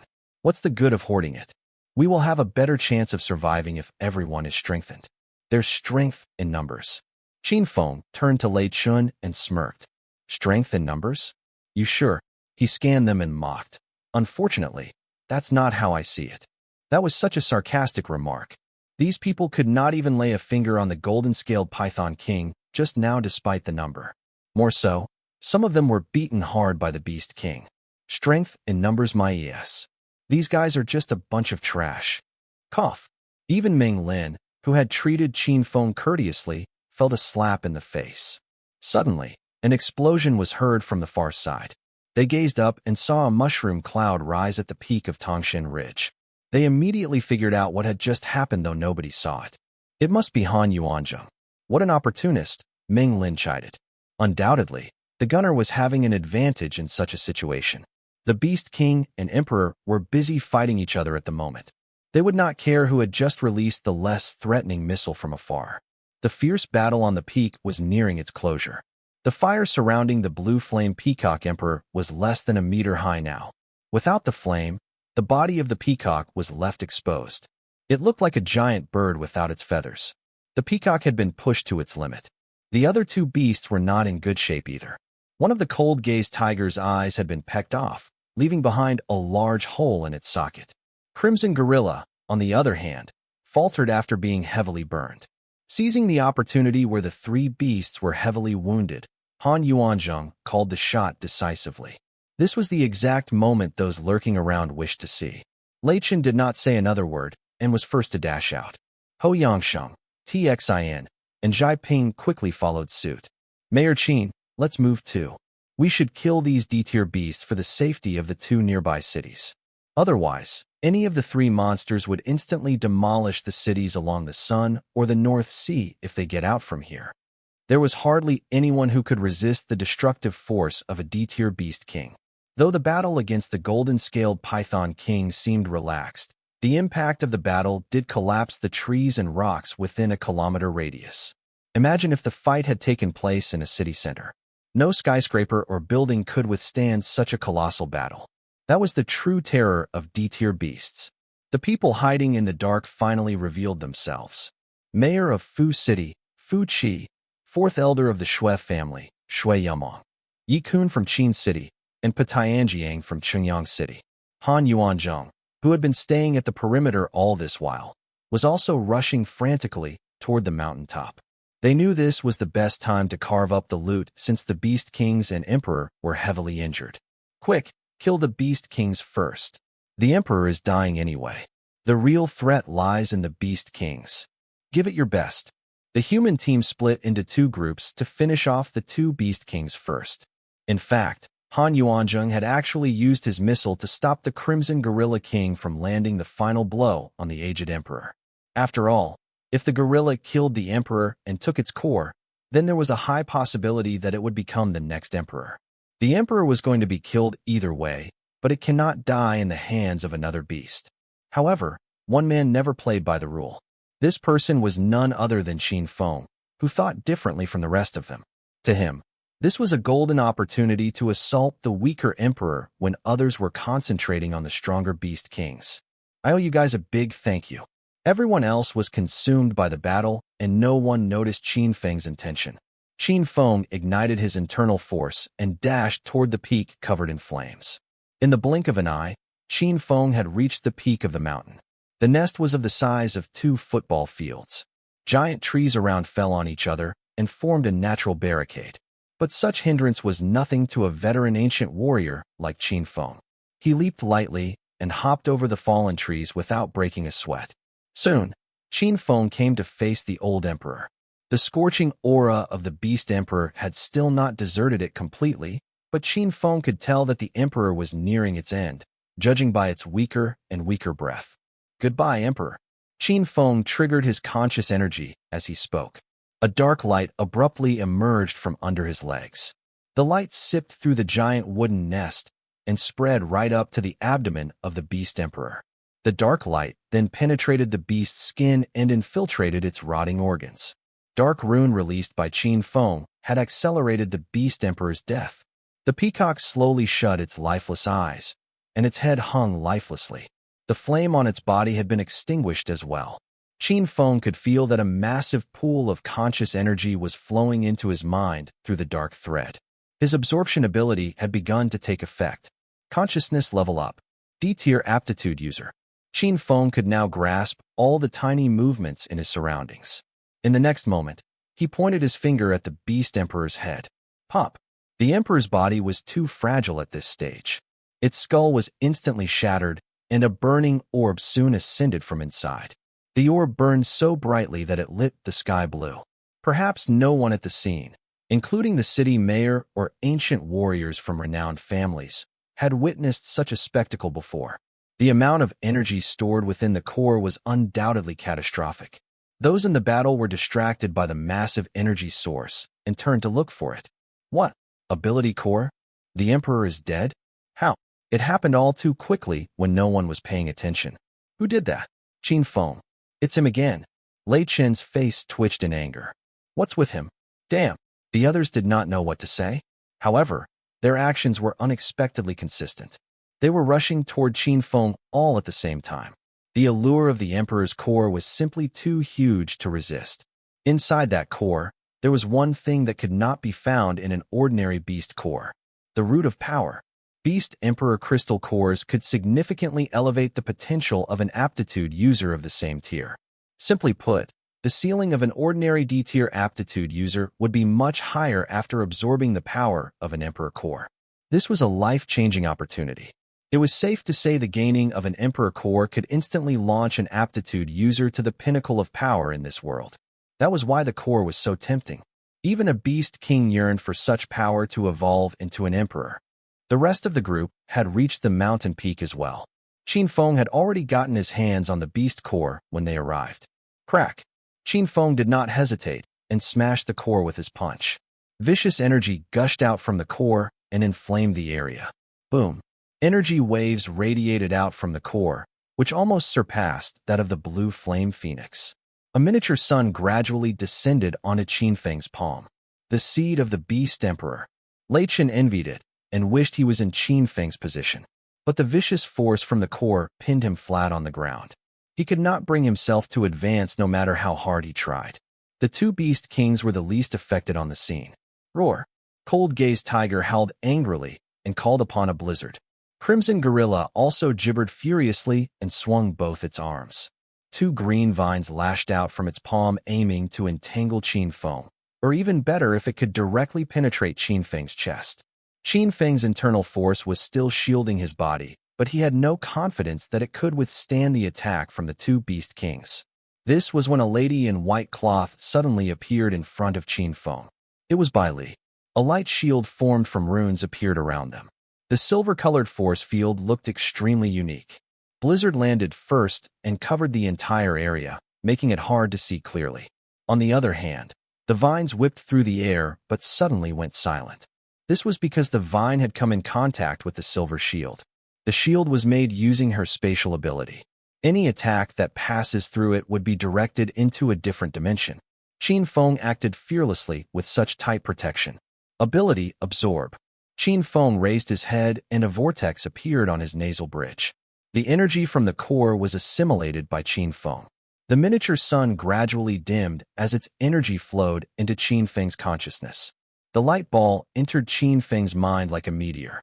It flew across the mental realm like a shooting star and collided with the giant diamond planet in it. Boom! A giant peacock totem abruptly appeared on the planet after the impact. That was the Emperor's legacy. Qin Feng had just inherited the blue flame peacock's tremendous power, a type of mutated flame, blue flame. If hellfire was created by Qin Feng through contaminating the fire runes with his dark force, then the blue flame was considered an entirely different entity. It had become Qin Feng's second ability and made him an actual dual-type ability user now. That was not the end of it. Qin Feng's consciousness was still expanding thanks to the peacock's power. He could tell that the potential of his conscious level had just improved slightly. The ceiling had been elevated beyond SS tier, just slightly short of the SSS tier. This was what made the Beast Emperor core a remarkable resource. The ability core of a Beast Emperor could easily transform a mediocre ability user into a prodigy with endless potential. There was another type known as the Emperor Power Core, which naturally helped to strengthen one's physicality. The core from the Blue Flame Peacock was obviously the former, which suited Qin Feng best. Qin Feng's absorption ability completely digested the miniature sun in the blink of an eye. The burst of new energy upgraded his conscious energy rapidly. His consciousness had long reached the king level with the aid of Godwill Atlas coupled with his innate talent. Now, after devouring the Emperor's ability core, Qin Feng's consciousness had evolved into the D-tier Emperor level. A horrifying aura soon overran the area. Xiao Bai, that's enough. Qin Feng leveled his head and saw that Bai Li was resisting the assaults by the two beast kings. The peak had turned into a snowy mountain, while multiple spikes on the vines were trying to crack open their defense. Hubby, you seem to have grown even stronger. Bai Li grinned. Of course. Now it's my turn to protect you, wifey. Qin Feng said, and pulled Bai Li close to his chest. With his consciousness, Qin Feng raised a blue-colored flame around him. The flame felt exactly like the one from the blue flame peacock earlier. Bai Li had fought hard against the two D-tier beast kings alone. If not because of her unique ability as a spatial beast, she might have already succumbed to the pressure. She looked paler than usual, and sweat could be seen perspiring on her forehead. It was easy to tell how exhaustive the battle was. After Qin Feng had completed the absorption of the core, Bai Li finally removed the shield. Almost simultaneously, the spiky vines proliferated wildly after the barrier was gone, and it struck at Qin Feng like numerous swords. Boom! A greater blue flame exploded around Qin Feng. The combustion instantaneously burned the vines and melted the snow around them. Peacock feather. In the next moment, two blue wings appeared on Qin Feng's back. He used the wing as a glider and shot to the air carried by the heat waves. On top of the Tangshan Mountain, the 11D tier users watched motionlessly. The nest at the peak was now ravaged by blizzards and covered up by vines. They could not sense any living human being in it. Are they dead? Ho Yangsheng broke the silence and asked. What a pity for the beauty to die at such a young age. Shui Yamong giggled creepily.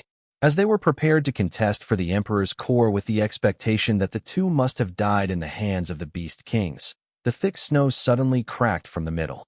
Blue light emerged from within and once again lit up the night sky. It's out.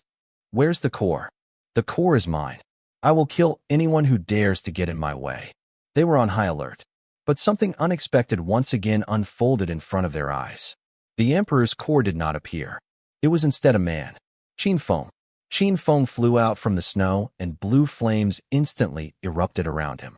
The flames spread out a few hundred meters and melted every inch of snow, turning them into streams that flowed down the mountain. Whoa! The cold-gazed Tiger King bellowed in fear. It felt the pressure that was supposed to be found only in the old beast emperor.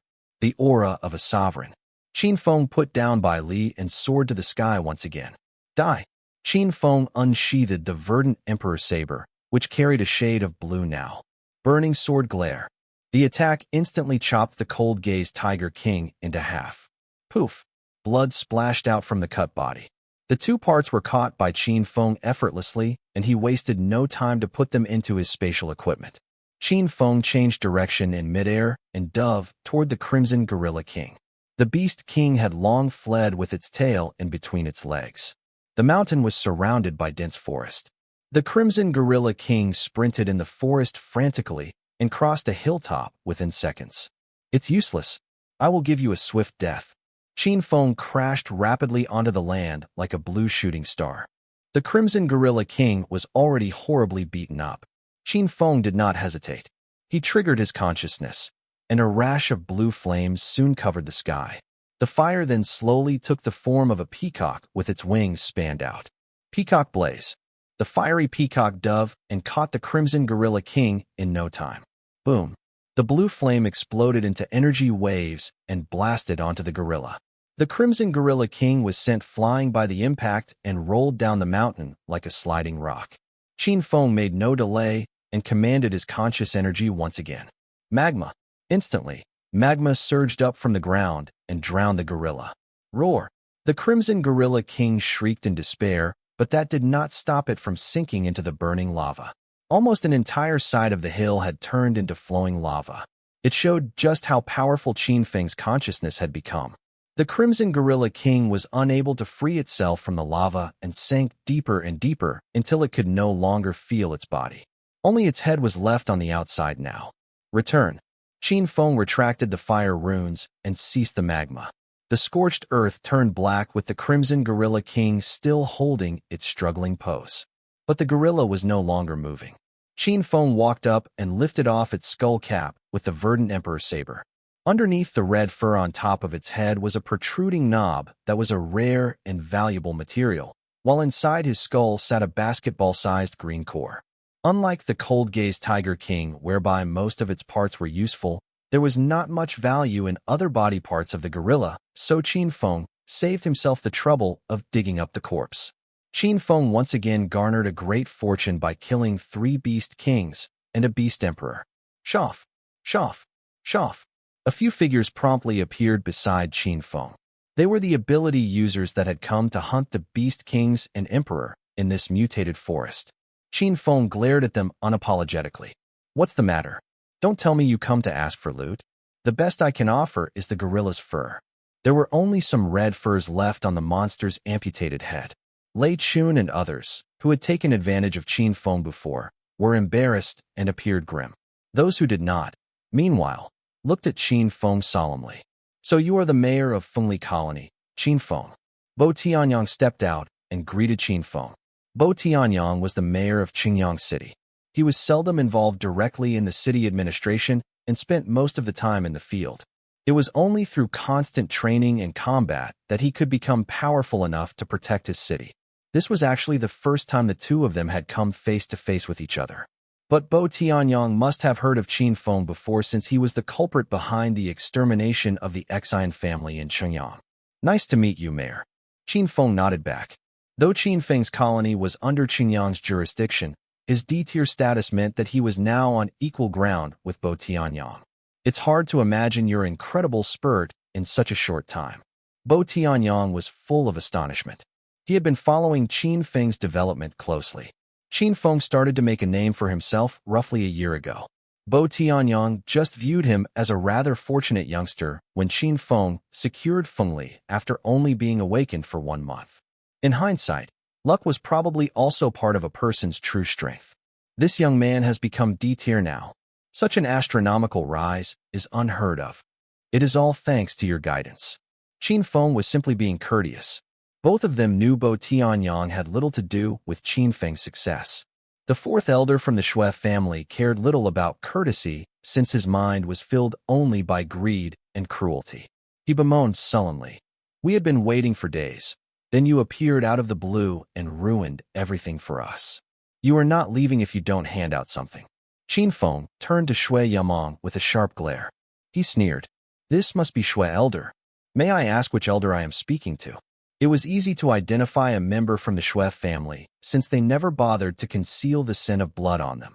Shui Yamong thought Qin Feng would be frightened by the Shui family reputation, so he quickly announced, I am the fourth elder, Shui Yamong. Qin Feng nodded and said, I wonder if you have heard about what happened to your family after staying in this forest for so many days.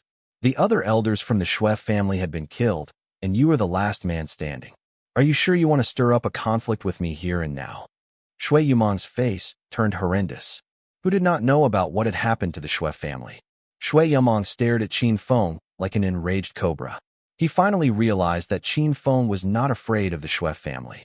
Their family's prestige as a frightful clan had been completely shattered by Bloodhunter. The Shui family was now everyone's laughingstock. What do you mean? Do you dare to touch me? Shui Yamong asked with a trembling voice. Qin Feng's gaze became colder. Why can't I? We are on opposing sides to begin with. Besides, you are the one who poked my patience first. Stop your nonsense, brat. Don't forget we still have a C tier in the Shui family. Those around were startled by the claim. That was true.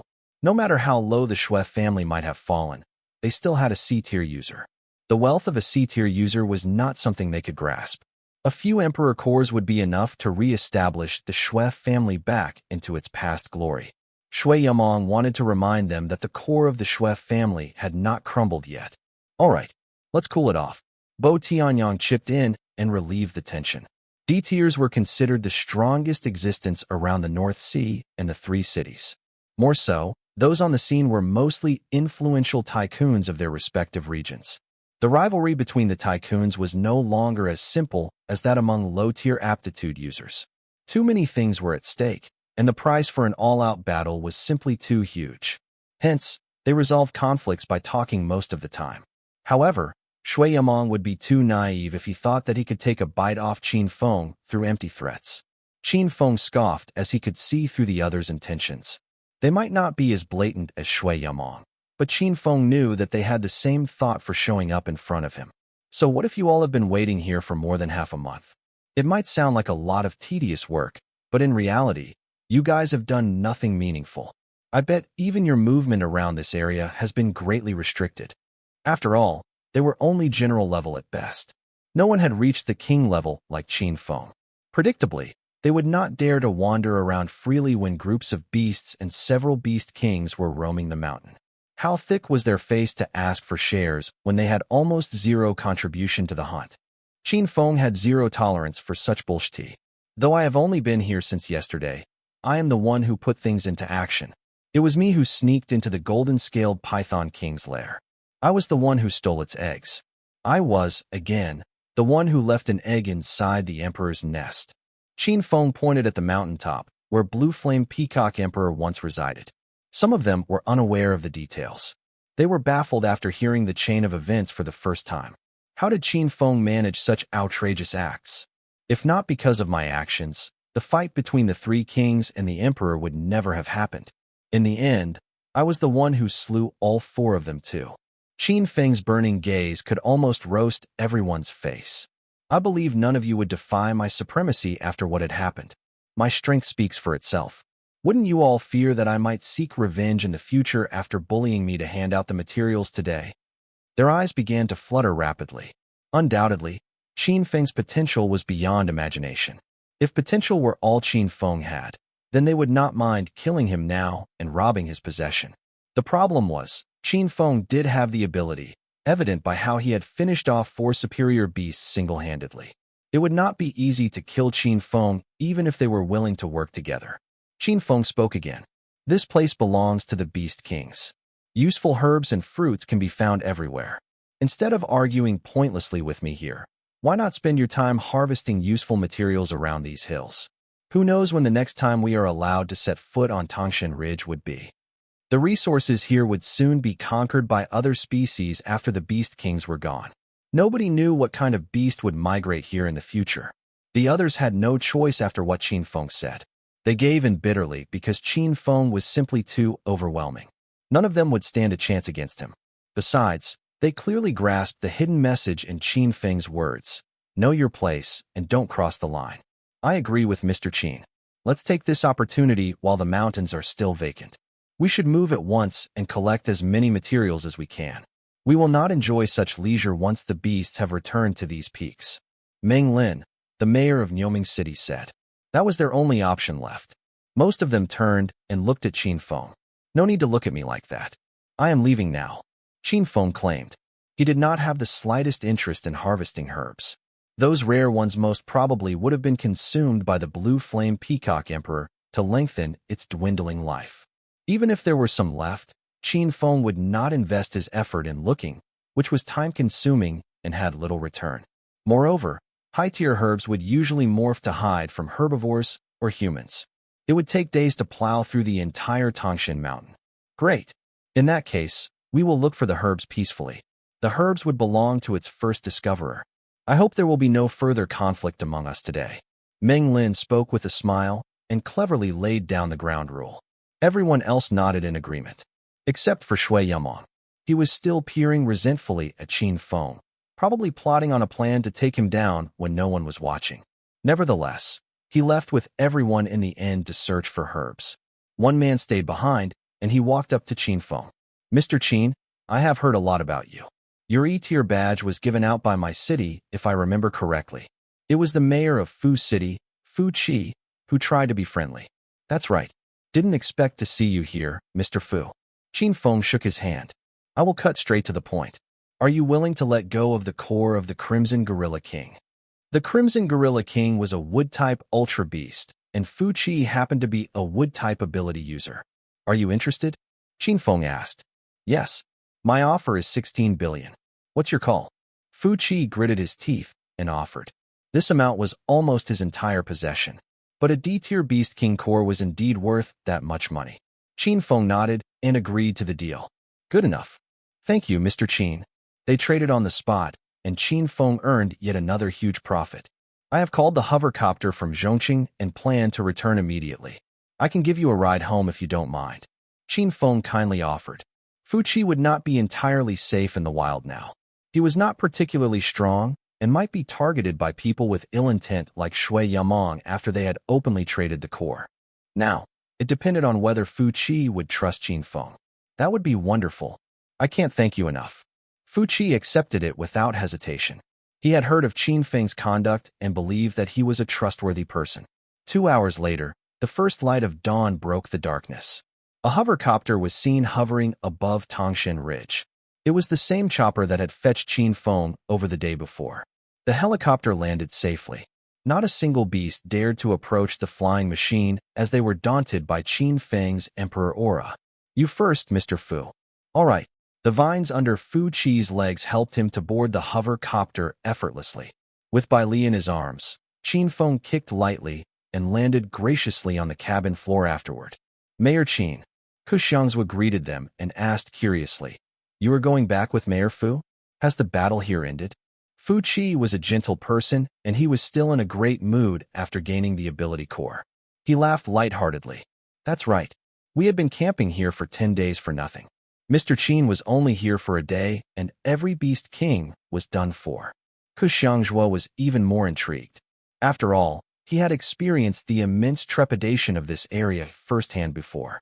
He was willing to answer the call this time only because Qin Feng had permitted him to land in a much safer zone. Otherwise, Ku Xiangzhua would not have come near this place again. The money would be meaningless if he were to die earning it. I just prefer action more than waiting. Nothing is going to happen if we don't do something. Even so, very few can do what you did. Fu Qi lamented. Who else would have enough courage to infiltrate golden-scaled Python King's lair? When he thought about it, Fu Qi realized that Qin Feng must have taken a few eggs with him. Unfortunately, the embryo inside was probably dead by now. Anyhow, the eggs would still serve as a good nutritious source to boost one's strength. This was when Bai Li leaned toward Qin Feng and muttered, I like the peacock feathers color. Can I use them to make a dress? Those feathers were, after all, materials from a beast emperor. Bai Li had learned enough to know that they should not be used lavishly. How many feathers are there? Qin Feng had no intention to hide it from others. He did plan to put them up for sale in the black market. About 100, I think. The feathers came in different lengths. It would have been a tremendous sight if the blue flame peacock emperor were to fan its gigantic tail. Sadly, they would never have the chance to see it now that the beast emperor was killed. 100 was actually not a lot. There's a lot. Just use them as you please, Qin Feng said, and passed over the magical tesseract to Bai Li. It's easier to make the dress with this. Thanks, hubby. Bai Li blew Qin Feng a kiss and moved to the other side of the cabin. The materials she took out subsequently made both the E-tier pilot and D-tier city mayor extremely jealous. These two are sumptuously rich. Qin Feng was used to taking care of those who were close to him, but not outsiders. Being a beast king herself, Bai Li had extremely high defensive capabilities, and Qin Feng knew very well that adding protective tools for her would be totally unnecessary. However, Qin Feng did not stop Bai Li from using those precious materials for the sake of her own satisfaction. It would only require less than 5 peacock feathers to complete a dress for her, while Qin Feng could easily obtain hundreds of them from a single trip. Would it not be reasonable to reward Bai Li as she had been helping him in collecting items, keeping Qin Feng secure during their escape, and protecting him while he was absorbing Beast Emperor cores? Everyone else was not aware of all these. None of them would know that every man who had succeeded would often be supported by a successful woman from behind the scenes. All 3 men that were on the hovercopter did not have much interaction with each other, and Fu Qi was extremely exhausted from the battle that continued throughout the entire night. Although the battle was not that intense for Qin Feng, he did not want to bring up any further conversation with Xiangzhua, and he chose to close his eyes as he began to organize his conscious energy that had spiked tremendously. Qin Feng's physical capabilities had now achieved that of a D-tier emperor, and it was equivalent to a D-tier beast king, while his conscious energy was of D-tier emperor level, and it was equivalent to a D-tier beast emperor. His internal strength was at 10 pools of liquid, and it was 10 times higher than a D-tier ancient warrior. Qin Feng had now completely discarded his identity as a low-level aptitude user. If E, F, and G tiers were to be considered as low-level aptitude users, D and C tiers would be middle-level aptitude users, A and B tiers would be high-level, while S tier would already be at master level. Low-level aptitude users could only provide rear protection and were not allowed to participate in battles at the front line. As soon as I get back, I would need to first obtain the certification as a D-tier aptitude user. I would have to reorganize my assets to exchange for resources at the front line. The 3 cities along the sun are lacking in resources. Before that, there are still things that need to be taken care of. Time passed by as these thoughts ran through Qin Feng's mind. The hovercopter took the first landing to send Fu Qi off. Only then it arrived at Fengli Colony. Mayor Qin, if you are thinking about going to the front line, I can get you there, Xiangzhua uttered. Xiangzhua was already able to confirm that Qin Feng had now achieved D-tier. All right, be safe, thank you. Qin Feng bid farewell as he waved his hand. Xiangzhua took off with the hovercopter as Qin Feng led Bai Li into the manor. Only then, they were left to their own private space. Take a look at this dress, what do you think? Bai Li immediately took out a dress. It was incorporated with a design of bright-colored peacock feathers that faded from the waist down, like the tail of a fish that seemed to light up the entire dress. It looked very beautiful indeed. Try it on, Qin Feng replied. Bai Li changed into it, while Qin Feng silently checked on his nose to confirm that his nose was not bleeding from the excitement. Soon, Bai Li had put on the dress and looked as if she was the princess of the jungle. Gorgeous, Qin Feng gave his compliment as he nodded. You should also have a matching one, Bai Li suggested. Qin Feng was caught between laughter and tears. Not for me. Wouldn't I turn into a peacock showcasing its tail if I were to put on the peacock attire? I am a man. Poor beauty judgment. As long as it suits you well. Qin Feng had a short squabble with Bai Li and took out the magical tesseract to allow her to take out the peacock feathers. Qin Feng immediately put his verdant emperor saber back into the magical tesseract. Now that I have put sky-burning sword style into often use, it has been adapting very well, and both Hellfire and the blue flames are functioning well too. With the higher temperature of the blue flames, greater efficiency would definitely be achievable by modifying the verdant emperor saber. Qin Feng was planning to insert the peacock feathers one after another. The required number was rather low, as only 30 of the longest and most luxurious feathers were required. As soon as the feathers had been infused into the verdant emperor's saber, blue light began to emit from the surface, and as it combined with the materials from before, the saber had undergone another round of transformation. Compress. Within the manufacturing space of the magical tesseract, the required amplification and merging of the conscious energy was performed. As the same amount of volume underwent higher compression, the more effective it would be. Soon, the saber went through rapid changes as it was being modified from a broad saber into a slim and elongated katana. Along with its length, the sparkle was also being amplified. The entire saber was lit up with burning flames. Engage. Qin Feng triggered his conscious energy, and the verdant emperor saber appeared again. Dynamic changes took place on the verdant emperor saber along with Qin Feng's energy, capability, and combat style. Now, the verdant emperor saber had become a beast emperor tier rune equipment, and it could even be classified as an ability rune equipment. The appearance of the saber itself was already horrifyingly intimidating. Unexpectedly, it was a saber that was lit up with blue flames. The saber was measured at 158 centimeters in length, 23 centimeters from its handle, 135 centimeters from its edge, 5 centimeters in width, and approximately 1 centimeter thick. Compared with the previous appearance, the saber had shrunk for about 5 times from its original size. The fish scales had faded from the saber, and it was replaced with peacock feather stripes that were blurred by the flames that circle around.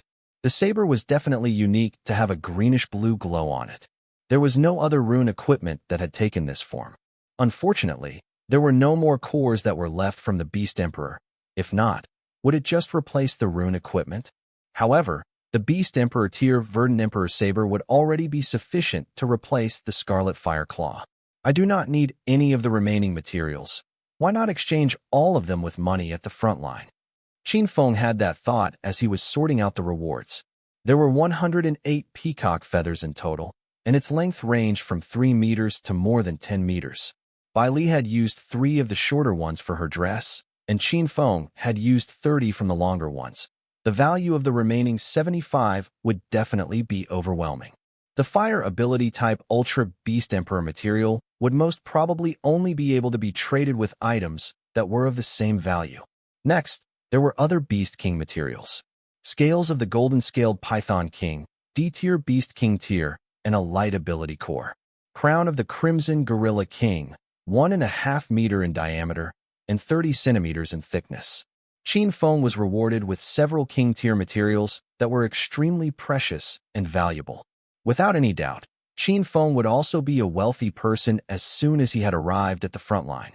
However, he would first need to take care of Fengli Colony, as the trip there would mean that he would be gone for 3 months. In Fengli Colony, in a hidden basement, an area that was completely silvery white in color, not even a speck of dust in sight. Mayor, how is the information decryption going? We had a major breakthrough, and it was reorganized successfully. Mayor Qin, take a look. Allow me to brief you through it. Qin Feng was accompanied by a few people who were wearing white lab coats as he entered the laboratory that was filled with machineries and computers. It was filled with all sorts of materials. Qin Feng had been funding the operation of the laboratory. The relevant information was referring to those that were obtained by Professor Wang from the laboratory located outside Fu City. As there were no findings from the superficial clues, Qin Feng had decided to locate the Z organization from a different approach. In order to sustain the experiments that were operated by the Z organization, it would require a huge amount of financial funding. Therefore, it must be backed by a solid profitability, or else, who would be willing to finance such a laboratory experiment? From both of the laboratories that were found by Qin Feng, they were all managed by those that were holding insignificant positions in their organizations. Would Qin Feng be satisfied with that? Know your enemy well, and you shall triumph in every battle. A young person who seemed to be above 30 stood before Qin Feng with a dense dark circle. It was the biology research professor that was hired by Qin Feng as a researcher. In the era where only capability spoke the loudest, ordinary people would take up the profession of a professor in order to live a better life.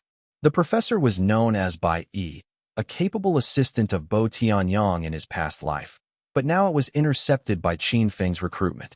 Carry on. Qin Feng spoke. From the information that you have provided, there were more than 10 main projects.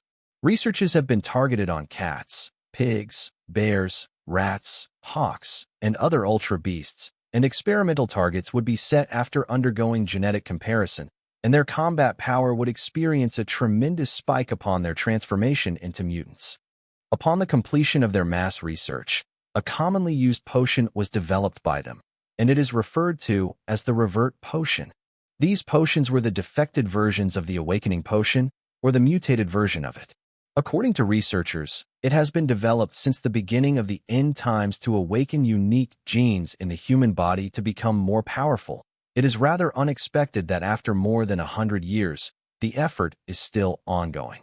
Research on the revert potion has undergone several enhancements, and the probability of mutation is rather high, whereby ordinary human beings would have a 20% chance of mutation. However, the results of such mutation were rather weak. On the other hand, those who have been awakened would have 60% chance of mutation, and upon mutation, they might even achieve Beast General or Beast King tier. Qin Feng had witnessed for himself the effects of the potions as they were used by many from the dark organizations to spike up their combat power. Did the information indicate the channel through which they market the potions? Or who do they supply them to? Qin Feng asked. The researchers would not know the answer. The investigators would know better. However, for those ordinary people who wanted a better life during such times, they had to go the extra mile in order to succeed. Bai Yi answered immediately. There was only information about the research work that they handle. Their production plant is at another location. Although there were traces of communication that had been sent out, we are unable to track down the recipient with our current capabilities and equipment. Qin Feng nodded. Suddenly, he continued to ask, "Tell me, what would be the purpose of producing such potions?" Qin Feng looked at Bai Yi as his sharp conscious energy was able to sense Bai Yi's struggle. Then, Bai Yi forced a smile and adjusted his tone. "Mayor, do you believe in the strength of combined forces?" Qin Feng was at a loss for words. It sounded familiar to him. Then, Qin Feng shook his head and chuckled. When he was at the Tangshan Ridge, those who had suggested to him the strength of combined forces were mocked by him.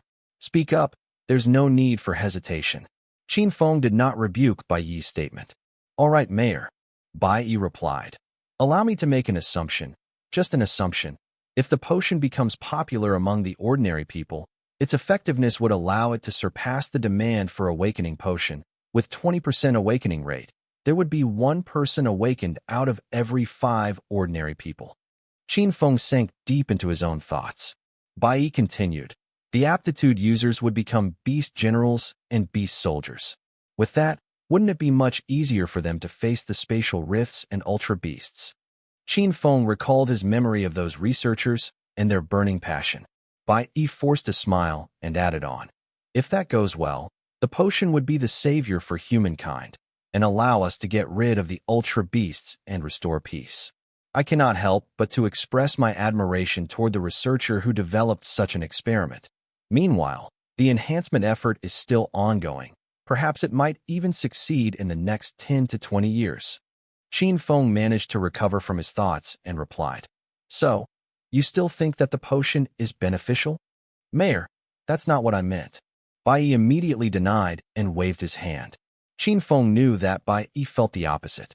As a researcher, Bai Yi lived a better life compared to ordinary people who struggled to survive. Bai Yi was also a capable person that could survive well during the end times. However, Qin Feng reiterated again, "If combined strength from the ordinary people is what you would suggest, do you also advocate for continuous sacrifices too?" Bai Yi was afraid to respond. It was indeed a sensitive topic of discussion. There was an ongoing misconception between the ordinary people and aptitude users, where the stronger ones would thrive and the weaker ones would be sacrificed. Survival of the fittest was the only rule that applied during the end times. Whereas the morale standpoint had divided humans into the Human Alliance and the Dark Coalition. The potion would be best used on the members from the Dark Coalition. Qin Feng added, "Mutation rate of 20%. What will happen to the remaining 80%? Would they turn into monsters and sacrifice their lives? Bai Yi hung his head low. Putting that aside, what about the future generations? Qin Feng scoffed coldly. I doubt that the mutants would even be able to produce a future generation that looks like ordinary human beings. Even if the next generation did exist, would they still be considered as human beings? Bai Yi's head was still hung low as all of a sudden, he felt that Qin Feng appeared to be highly unpredictable. Naturally, he did not know that Qin Feng had seen all of the information, and he had also experienced it in his past life. The usage of such a potion would become common among the Dark Coalition within the next 10 years. Sacrifices are unavoidable during times of war. In fact, to come to think of it, I do agree with you. Bai Yi was slightly taken aback, and he looked at Qin Feng. Also, do you really think that such a potion would be effective in getting rid of all of those ultra beasts? Bai Yi was instantly left speechless. Understood, Mayor. Should we still continue on with this research? Bai Yi asked. Qin Feng shook his head. What else is there to research on? I will not allow experimentation on human beings. Switch to another field of research, biological creatures, cultivation of ultra beasts that have rich protein content in their flesh, growth catalyst fertilizers for plants, antivirus potions, and etc. Qin Feng threw out a few suggestions that would soon become accomplished research in the future. However, without knowing much detail, he could only list out a few to Bai Yi. Bai Yi immediately followed up with several nods, and his eyes were wide open. All of the suggestions were being listed down. Qin Feng let out a smile as he gave Bai Yi a pat on the shoulder. Also, for the first question that you asked me, here is my answer. I have never believed in the strength of combined forces. It is because this is not the end times, but an era where the strong would rule. When there is someone that can be the strongest of all, the earth would definitely be restored to its former peace. The only thing was, no such person existed just yet. It was early February. The weather had begun to become warmer. Early in the morning, Qin Feng led Bai Li toward Chengyang City. Everyone at Fengli Colony knew what they were up to. Qin Feng was about to obtain the certification for his D-tier aptitude user badge. The news had spread across the 3 cities along the sun like an exploding boom. After all, it would normally take 10 years to achieve D-tier. The last D-tier that the 3 cities along the sun had was 5 years ago. Surprisingly, it was a member from the Dark Coalition. Fortunately, the D-tier had left immediately after the accomplishment. Regardless of the destination, it would be best for the D-tier from the Dark Coalition to leave the 3 cities along the sun. Now, another D-tier had finally appeared. Chengyang City, at the outer hall of the Aptitude Certification Hall. A luxurious hover car was parked outside the entrance. The presence of such a car shocked many of those who were there to obtain their certification. After all, most of them who were at the Aptitude Certification Hall were those who were G-tier aptitude users that had been awakened. F-tier was a rare encounter there, while presence of an E-tier would be extremely rare. Any F-tier aptitude users that could afford such hover cars would most probably be either the elite or the rich. Soon, the door of the car opened from the passenger's side, and a girl with silver hair exited from the car with her fading blue dress, and she was an extremely gorgeous-looking girl. All eyes were attracted to her, and as soon as she walked toward another man and held onto his arm, all of the attention followed suit and landed onto her partner.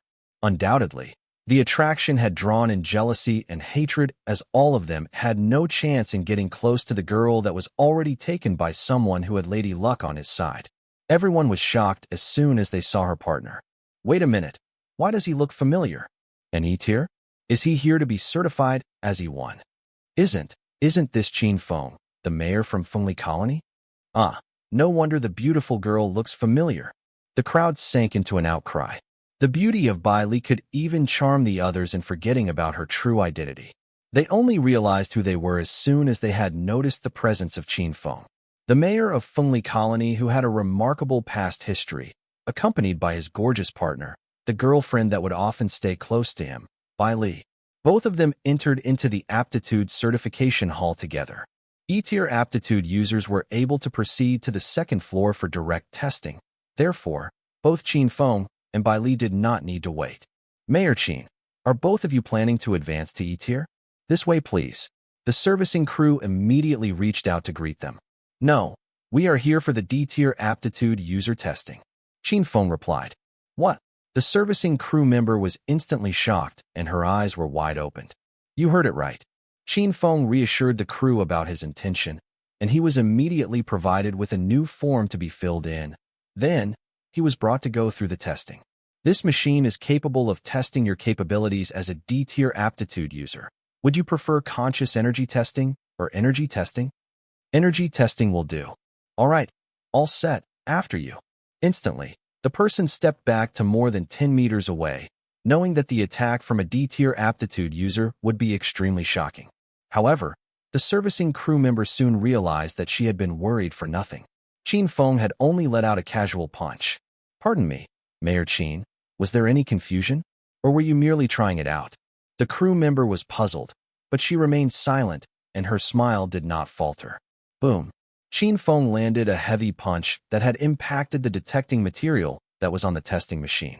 The detecting material was instantly deformed, and it sank inward upon the impact. At the same time, numbers went wild on the machine.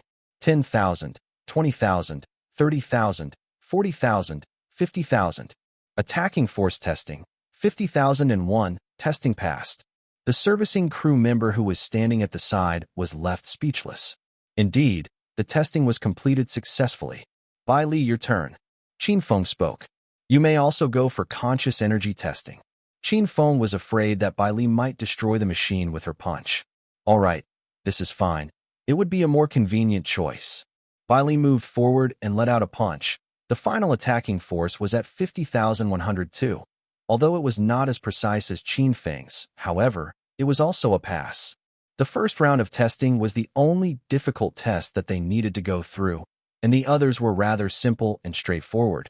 As soon as all of the testing was completed, the servicing crew member immediately showcased her respect and reverence toward both Qin Feng and Bai Li. Mayor Qin, Ms. Bai Li, you have now fulfilled every requirement of a D-tier aptitude user. And in order for you to obtain the D-tier aptitude user badge, both of you will need to be present at the front line to complete dedicated missions, and 3 months later, you will then be able to obtain your D-tier aptitude user badge. Expenses incurred during the trip to the front line will be covered by the Human Alliance, and we will arrange for a hovercopter transport provided by the Zhongqing organization for your travels. The entire journey will only take 4 hours. The suggested front line by us would be the North Sea Desert Battle Line, and you may gather at Shandong Town. If you are agreeable to this, you may now inform us on the time of your departure. The servicing crew member had listed out rules that were already known by Qin Feng. We will leave in a week to the North Sea Desert Battle Line. Qin Feng replied. All right, I will get it sorted out right away. The completed test was another item that was crossed out from the list of tasks. However, as soon as Qin Feng had left, the news began spreading across the entire Qingyang city. Qin Feng had drawn all of the attention to himself when he annihilated the Xian family. To be more precise, the Xian family was taken down completely. However, Qin Feng was not behind it. Qin Feng had only taken down the leader of the family, and it was the other 3 major families that had devoured the Xian family simultaneously. Everyone was shocked by the news of Qin Feng achieving D-tier. Beep, beep, beep, beep. Qin Feng was alerted by his communicator. He lowered his head to check. It was Cheng Zhou, the only direct disciple left from the 3 major families of Qingyang City. Cheng Zhou had a battle with Qin Feng in the arena. As time passed by, he had already advanced to E-tier. Obviously, there must be something that had prompted him to look for Qin Feng. Qin Feng paused for a short moment before he accepted the call, and Cheng Zhou's face appeared before him. Cheng Zhou, what's the matter? Mayor Qin, I missed the opportunity to meet you before this. Since you are back in Qingyang City, I would like to invite you for a meal. A meal? Qin Feng raised his eyebrows and spoke calmly. Thank you for your invite, but there is still another matter that needs to be taken care of, and I would need to make a move soon. No. Please don't. The meal has already been prepared. I really don't have time to spare. Qin Feng rejected the invite as he had already achieved D-tier. Hence, he was no longer interested in keeping close contact with others. Qin Feng was already capable of recruiting his own people and not being involved with the older families that had been around Qingyang City for years. Furthermore, It would be difficult for him to handle any situation that might arise when he was away from the Fengli colony. Meanwhile, Cheng Zhou, who had been rejected by Qin Feng, instantly felt nervous. Mayor Qin, allow me to say a few words. There is still something else that I need to tell you. Cheng Zhou seemed to be at a loss for words. After all, before this, he was a young genius that had some arguments with his own family. However, he was forced to take up the responsibility to sort those issues out. Would this not put him into a difficult situation? Something else? What is it? Qin Feng asked. Mayor Qin, let me put it this way. As you took down the vexatious Xian family that had been conquering Chengyang City with their ruthless ruling, the three major families of the city would like to express their gratitude to you. And there are also some of the leftover assets that require your restructuring. Huh? Qin Feng burst into laughter. He had finally figured out what Cheng Zhou wanted. No wonder he had been cautious all the time. He was worried that Qin Feng might get even with them. Back then, Qin Feng was satisfied and left after he had extorted a sum of money. However, was that really all that the Xian family had? Of course it was more than that, but Qin Feng had to approach it with moderation. Back then, his abilities had not reached the point where he could take on and crush the three families. And the three big families in Chengyang City did not hold Qin Feng in any high regard, not giving him a single cent. But that has become different now. They thought that Qin Feng was alone and weak at that time, even assuming that Qin Feng knew how to be tactful. Now, it was these three families who were the ones that needed to be tactful. Mayor Qin, what do you mean? Cheng Zhou inquired carefully. About that question, you can discuss that with Xue Xingfu. I have things to do right now, so tell him to speak to me later. After hearing that, Cheng Zhou did not dare to persuade him anymore. Okay, Mayor Qin, I shall not take up too much of your time. After hanging up the communicator, Qin Feng waved his hand at Bai Li and got into the car with her. Very soon, he left the aptitude user certification hall behind with the onlookers outside, all watching him leave. When he was in the car, he thought for a while before calling another person. Mayor Qin, I was just about to contact you. I heard that you came to Qingyang to apply for a D-tier aptitude certification badge. The person that showed up on the communicator was none other than Bai Tianyang. Mayor Bai, you're well informed, and it looks like you already know about it. But I have something I need to talk to you about right now, so I decided to call you. Oh, what is it? I previously discovered a clue. This is regarding Qingyang's external patrol team's vice general of the 1st Legion, Liang Can, and a dark organization. I would like to ask him some questions, but I'm afraid the other would respond with hostility and that it would result in some bad consequences, which is specifically why I called you. Is that so? Although Bai Tianyang was smiling, his eyes reflected a solemn mood. He was not sure if Qin Feng was telling the truth or not. Mayor Qin, do you have any evidence? Qin Feng directly sent the image of the tattoo from the Dark Coalition member he had killed near the colony of Fu City, along with an image of Liang Can's tattoo, to Bai Tianyang before selectively telling Bai Tianyang what he knew. Mayor Qin, you've raised a very difficult question. He's our City Legion's vice general. It could be said that every member of Chengyang City's army was trained by Tianyang himself. It was like if someone were to suddenly come up to Qin Feng and say, there are some problems with Commander Wang Chun. Even he would naturally hesitate and want to check if it was true. Don't worry, Mayor Bai. I just plan on asking a few questions. There will be no harm on the other party's life, but I hope you wouldn't contact them because you might inadvertently warn the enemy, said Qin Feng. You think that Liang Can might be an enemy? Bai Tianyang jokingly replied, but what he said carried with it a deeper layer of meaning. Mayor Bai, take it as me owing you a favor, answered Qin Feng. Ha. Fine, but if Liang Can really is up to something, this is a dangerous situation. I'll leave it to you, Mayor Qin. You can figure it out, Bai Tianyang said with a smile. The two people exchanged niceties before hanging up their communicators. The luxury car that had been randomly driving around suddenly turned into another direction. Liang Can was the vice general of the external patrol team. Naturally, he would be stationed outside of the city. Currently, his position was at the west of the city. Qin Feng drove out of Qingyang City and then got out of the car. There were countless sentry towers that soon appeared on the main road, and each tower was manned by a gunner. The sentry towers surrounded a small fortress, which was the command center outside of the city. Many people turned their eyes onto his car. When it stopped, Qin Feng and Bai Li were exposed to countless sniper rifles the moment they stepped out. Hey, it's Mayor Qin. The guy who said that he wanted to become D tier. Why did he stop here? Should we stop him? Stop him? Are you crazy? Don't you remember what happened to the Exine family? Yeah. If you ask me, he's probably here on business. We shouldn't hinder him. Qin Feng and Bailey began to approach the fortress. He also swept the area with his consciousness and locked onto the only E-tier person in the entire facility. His target was on the 3rd floor. Knock, knock, knock. Qin Feng politely knocked on the door. Come in. A voice came from inside, and he pushed the door to enter. What's the matter? Lianqin raised his head before lowering it back down with a seemingly indifferent gaze. Only after a moment, he quickly raised his head and directly looked at Qin Feng. He suddenly stood up and his eyes shot to the windows as if he was thinking about jumping out of it. But how could he be faster than Qin Feng's speed? Qin Feng was already moving, now standing between him and the windows to block off escape. When Lianqin tried to turn around to run away, he realized that Bailey was behind him. Being flanked from the front and the back put him in a dilemma. There was a huge gap in power between a D tier and an E tier, so Lianqin did not try to resist at all. Not only that, Bailey and Qin Feng were no ordinary D tier aptitude users. General Liang, I don't think we've met before. Why are you so nervous?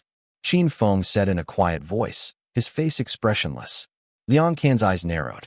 Qin Feng, don't think I don't know what you did. Oh, what did I do? Qin Feng asked. Stop acting. You didn't come here to get to know me. Some E-tier ancient warrior, did you? You're already D-tier now. That's right. I'm D-tier already. Otherwise, how would I dare come and find you? Back during the spring hunting garden, Chen Ming said Lianqin's name, thinking that Qin Feng would immediately try to find Lianqin. Although he was probably able to take down an E-tier by then, he did not want to risk drawing unnecessary attention. The reason being Lianqin's status as one of Chunyang City's generals. Qin Feng had only reached D-tier. Including the years before his rebirth, it had taken him a total of 11 years. He honestly was not sure about how far he could go, but now he was going to take a step further. Lianqin, who's the one behind Z organization? Which laboratories still exist right now? You better tell me everything, no lies. Otherwise, very unpleasant things will happen between us. Heh, Mayor Qin, do you really think I can tell you? Lianqin obviously did not plan on telling Qin Feng so easily. Okay then, Vice General Liang, since you're not answering the questions, tell me, how did you know about me? Obviously your attitude toward me is very different from other people's. What exactly did I reveal about myself? Qin Feng smiled faintly. Lianqin only felt the sweat gathering on his forehead that was increasing. Qin Feng's presence was indistinct, but he had the power of a D-tier, and it felt like he was more dangerous than by Tianyang. Lianqin swallowed hard. Then he said, I'm not weak, you know. Naturally, I can enter the more advanced laboratories. You think other people haven't seen Lin Wui in your colony? Qin Feng was a little surprised. His smile faltered by just a bit. He did not expect Lianqin to notice Lin Wui. I did not expect to be exposed so early. Then, why haven't you run away? Qin Feng asked. A look of regret flashed in Lianqin's eyes, but he still straightened his back and said, What would I be running for? I haven't been exposed. Lianqin had not left. Naturally, he wanted to maintain his identity and also to monitor Qin Feng. However, it seems that I've actually been exposed. Mayor Qin, let me stay as someone in the know. Lianqin said. Qin Feng nodded casually and said, Do you still remember someone called Chen Ming? Chen Ming. Naturally, Lianqin initially could not remember. After all, that person only played a small role. What was more, Chen Ming was dispatched by Lianqin to Lin Kai's side to monitor him or Lin Zheng. As a result, after Qin Feng destroyed the Exine family, Lin Kai was also killed. As such, Chen Ming's limited value had also disappeared. But the memory of an aptitude user was an impressive thing. Even after all this time, Lianqin eventually recalled the name Chen Ming. Seeing that Lianqin seemed to know who that was, Qin Feng continued. That's my classmate, someone who grew up with me in the orphanage, but he was destroyed by you. Regardless if it were before his rebirth or after it, these people provoked the greed and evil in Chen Ming's heart. The victims were naturally Qin Feng and a classmate who lost her legs in this life. You destroyed our laboratory for this reason? Lianqin's eyes widened. Qin Feng sneered. You violated the laws of the human alliance and reached an all-time low in morality. You're saying that I can't destroy that? Lianqin had nothing to say. He was different from the researchers in the laboratory. Essentially, Lianqin believed that the Z organization was part of the Dark Coalition's forces. If not, there would not be the event of destroying the space-stabilizing device and kidnapping newly awakened teenagers from Chambay Colony. So now, Mayor Qin, what are you going to do? Kill me? Lianqin asked, his body trembling slightly. Nobody was not afraid to die. Qin Feng's eyes narrowed, hiding his intention as he thought about it. You suspect that I destroyed the laboratory? Then did you or did you not report it to your bosses? Lianqin sneered. Of course I did. Look at me. Bai Li's voice suddenly rang out. Lianqin could not resist and looked in her direction. Soon, his vision began to blur. Who was the leader of the Z organization? I don't know. Qin Feng and Bai Li were not surprised. Communication in that organization was done in unilateral liaison. The low-level laboratories did not know what went on in the high-level laboratories. They were adept in keeping it all a secret, but time had passed, and they were constantly working to develop dark forces. As this progressed, they would naturally be exposed as well. Nobody knew just how many teens were in those labs, how many laboratories existed, or how big they were. Your superior, who is it? Qin Feng asked, and Bai Li repeated it. Lianqin spoke, but with a name that surprised Qin Feng. Guogung. Qin Feng waved his hand, and Bai Li took back her mental force, causing Lianqin to come to his senses. What? What kind of power did you use? This is consciousness-induced hypnosis. Lianqin said with shock. He was an E-tier ancient warrior, but he could still be hypnotized. One could only imagine just how powerful Bai Li's consciousness was. Qin Feng smiled coldly. Guogung, huh? If I remember correctly, that should be a Dark Coalition person in the North Sea Desert. A D-tier aptitude user, and he had around 20 more aptitude users in his private army. What a difficult character. The deeper these waters went, the higher the stakes. Would the next step be to start digging up this group? I promised by Tianyang I wouldn't kill you, so pack up and leave Qingyang City. Qin Feng said before he turned and was already walking in the direction of the fortress gate with Bai Li following closely behind him. They drove away the moment they got out of the fortress. Lianqin's body was almost drenched in sweat. He had to wait to compose himself before quickly packing up his things, spending all the military exploits he had accumulated over many years in Qingyang City, and taking all of his possessions before fleeing the city overnight. The news immediately reached Bai Tianyang's ears. Lianqin really was a Dark Coalition member. He thought that it was inconceivable that it would be one of the subordinates that had worked under him for so many years. Yes, Mayor, should we chase after him? No need. Let him go. Bai Tianyang did not seem to care. Next time, don't bother me with trivial things like these. Yes, Mayor. Bai Tianyang currently could not return to the city to handle these things because he was still looking for spirit herbs in Tangshan Ridge. When it came to these kinds of mayors, once they had reached D-tier, they hardly cared about their cities. Most of the time, they were not even in their cities. So naturally, there would be many things that they were too lazy to manage.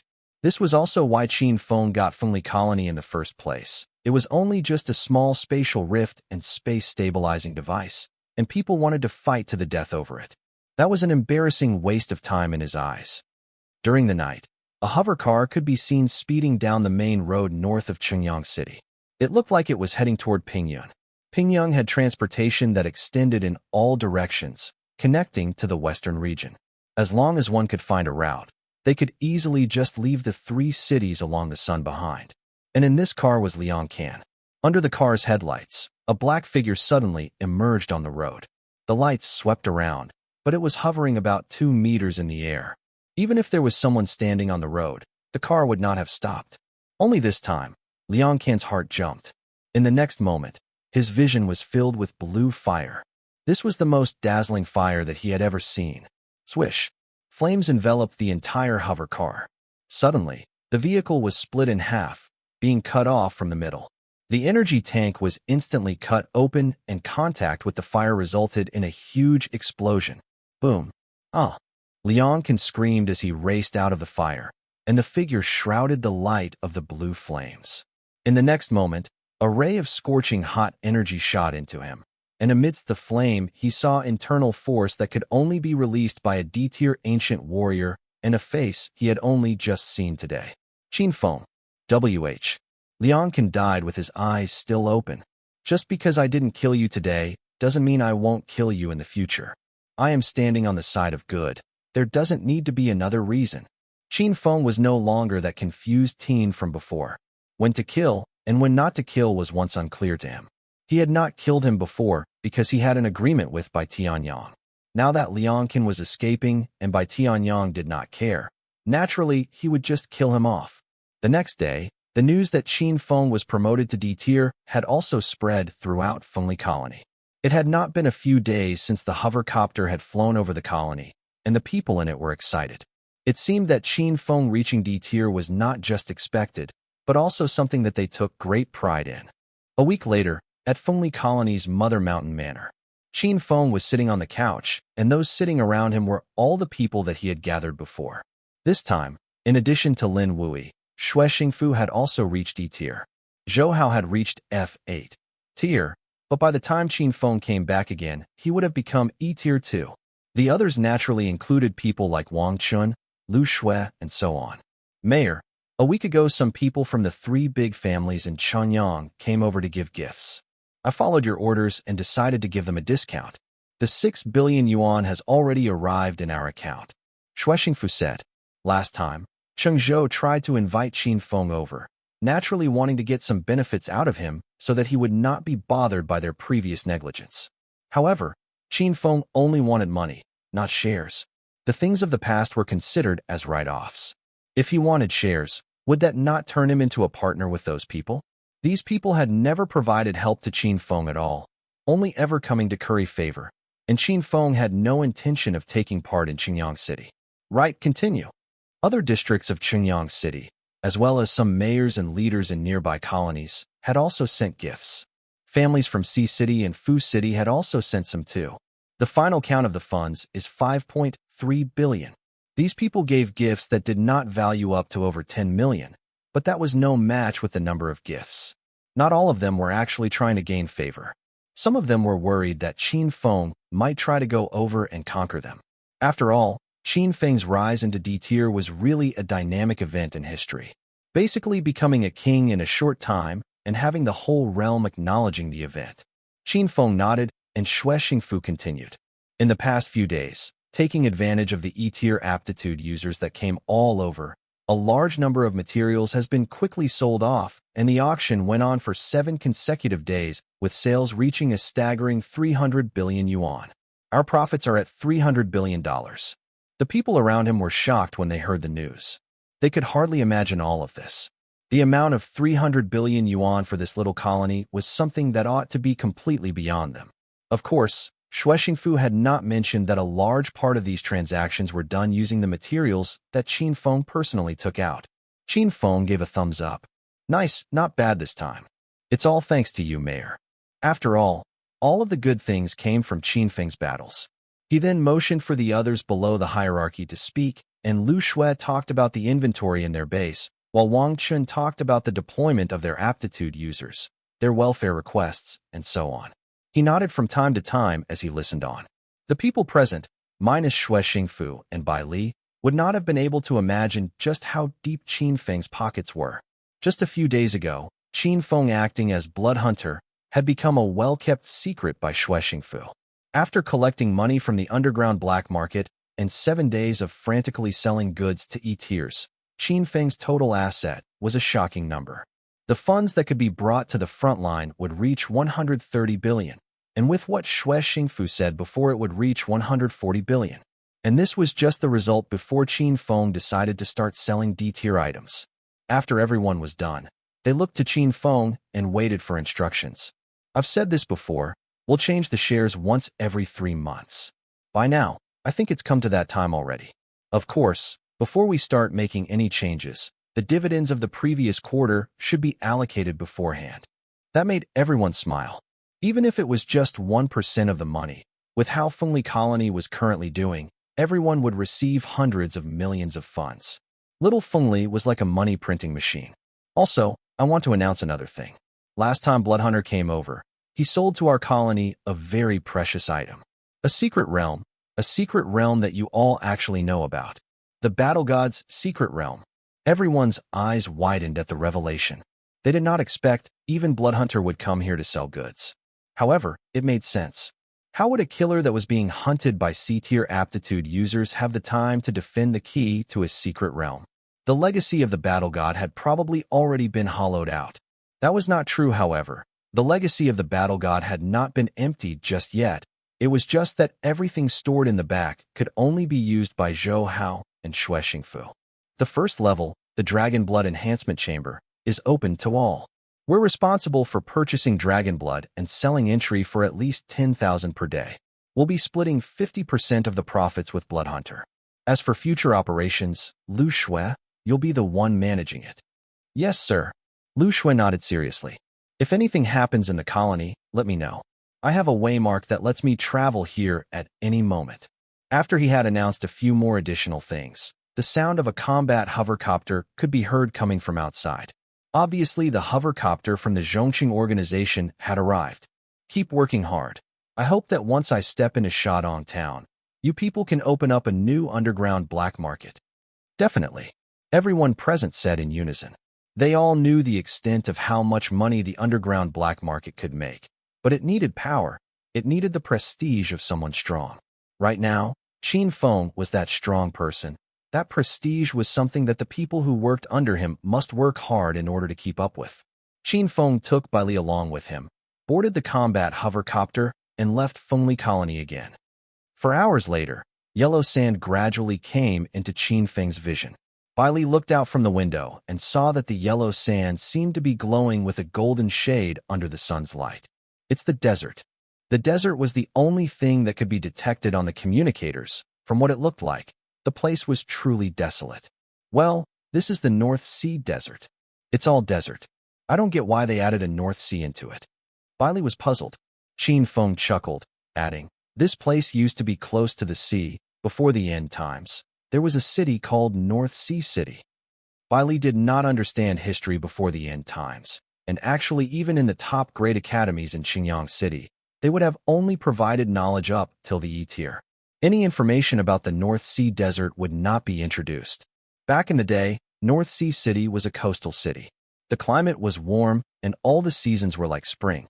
It had a sprawling jungle and a lot of different kinds of birds.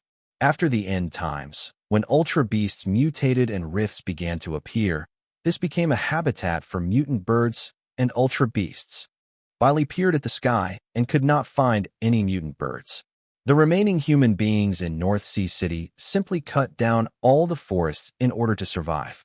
It only took them 10 years to cut it all down, but when the birds were gone, even worse ultra beasts appeared.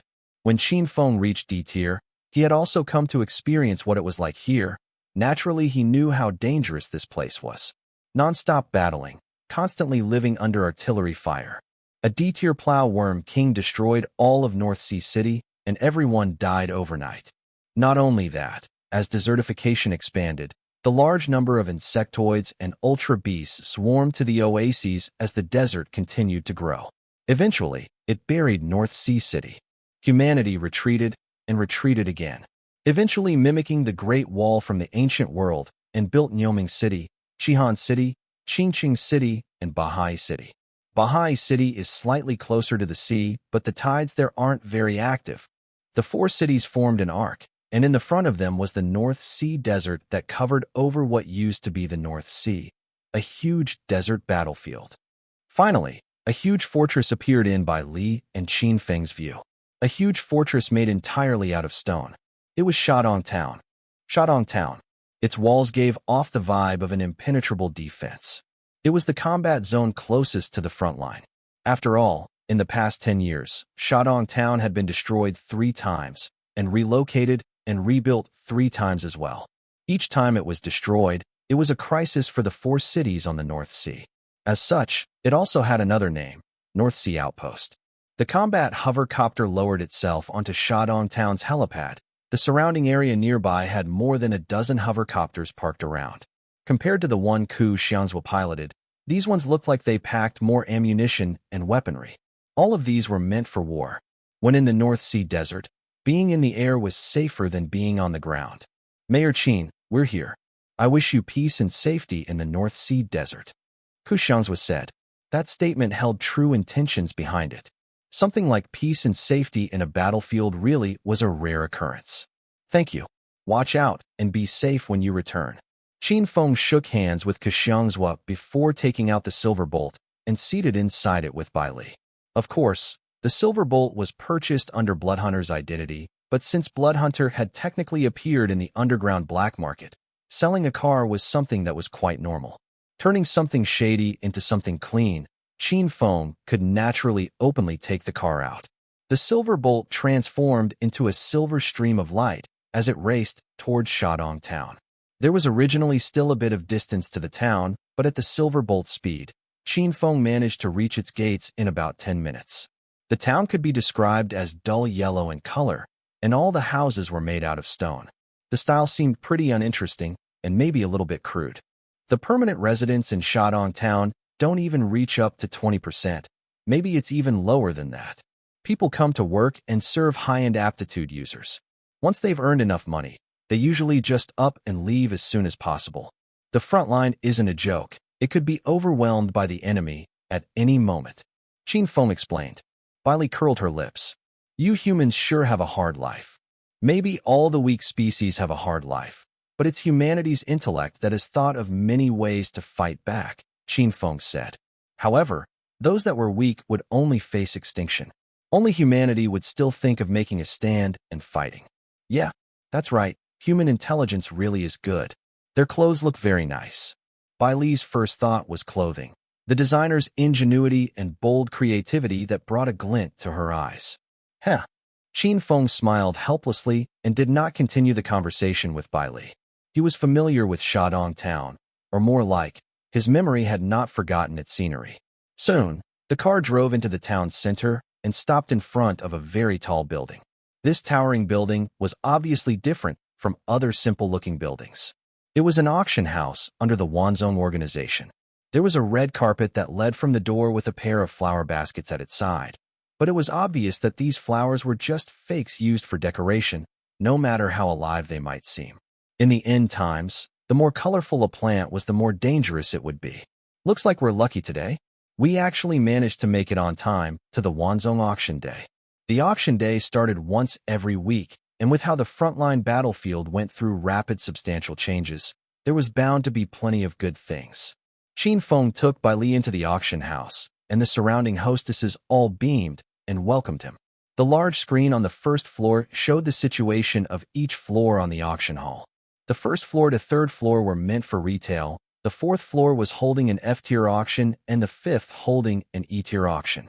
The auction hall for D-tier aptitude users were on the sixth floor and could be directly accessed by the VIP elevator. But when Qin Feng reached the elevator, he was stopped by a hostess. Sir, do you have an invitation letter? The hostess asked in a rough tone, closely looking at the E-tier aptitude user badge on Qin Feng's chest. I'm a D-tier aptitude user who was recently certified, and I just arrived in Shadong town, so I haven't received Wanzhong's invitation letter yet, said Qin Feng. That would be our mistake. If you don't mind, you may first apply for one of our Wanzhong VIP cards. You'll need to have the proof of 10 billion in funds, and then you can enter the sixth floor. The auction today is very good, and even after the auction you may visit the D-tier aptitude user trade fair. Qin Feng naturally understood and nodded his head, but someone else strode up beside him. E-tier? Hasn't even been certified as E9 tier, and you claim to be D-tier? Don't tell me you're planning on going up to cling to someone stronger. The person looked at him with contempt, but his eyes lit up when he glanced at Bai Li. This man was about 1.8 meters in height and was well proportioned, but he did not look physically imposing and did not carry the aura of an ancient warrior. It was not clear whether he was an ability user or a gunner. Mr. Lei Chang, welcome. The hostess smiled and quickly opened up the elevator door for him. Lei Chang's gaze fell back on Qin Feng, and suddenly he raised his eyebrows. When I look at you, you seem very familiar. Qin Feng had no expression on his face, gently saying, Yes, you seem quite familiar too, Mr. Lei. You must be brothers with Sea City's Lei Chun. Lei Chang's eyes held a sternness in them, but he eccentrically pointed at Qin Feng and chuckled. Hee. And I say, you must be Qin Feng then? Not bad. Very good. His gaze briefly flashed with a look of greed. More than a week had passed since the events of Tangshan Ridge, but the news had already spread. Since there were no dead people this time, it did not become a large-scale sensation and was reported sparsely on the BattleNet. But to the news circle among the D-tiers, this definitely was not a secret. The Beast Emperor Crystal Core was gone, but those 3 Beast Kings materials and the Beast Emperor Peacock Feathers were all too valuable. That being said, Qin Feng was basically a walking treasure vault. No need for him to get verified. This one is a famous person. Just give him a VIP card, and he can come up with me. Lei Chong suggested. Will do, Mr. Lei. The hostess naturally could not refuse. Qin Feng chuckled all of a sudden, not wanting to follow Lei Chong. Not yet, Mr. Lei. I still have a few things I want to sell. Maybe later, there will be some of my goods in the auction. Qin Feng said. Lei Chang's gaze became reserved. All right, then I'll go on ahead. He turned to enter the elevator, and when he turned around to stare again, it gave people the chills. Qin Feng did not care. Qin Feng was wearing an E-tier aptitude user badge. If he went up with Lei Chong, would that not make it look like he came with him? That, and following after Lei Chong, would have brought on some humiliation, would it not? That person could dream on. He ended up following the hostess to apply for a VIP card, and at the same time took out some simple D-tier materials he wanted to auction. D-tier beasts were difficult to hunt and kill. Even the common materials were highly marketable.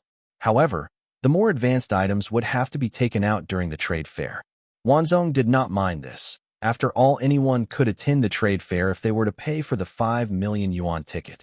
When one's funds were above hundreds of millions, 5 million was just a drop in the ocean. Sir, the auction list is over here, and the auction items you have will be temporarily added as well. Here, have a look. Qin Feng swept through the listed items and found that the most valuable objects were just beast general materials. Obviously, the treasures were not here. 2 tickets for the trade fair. Very well, sir. I'd love to hear from you. Thanks so much for watching. Did you enjoy this video? If you did, make sure to hit that notification bell so you never miss an update.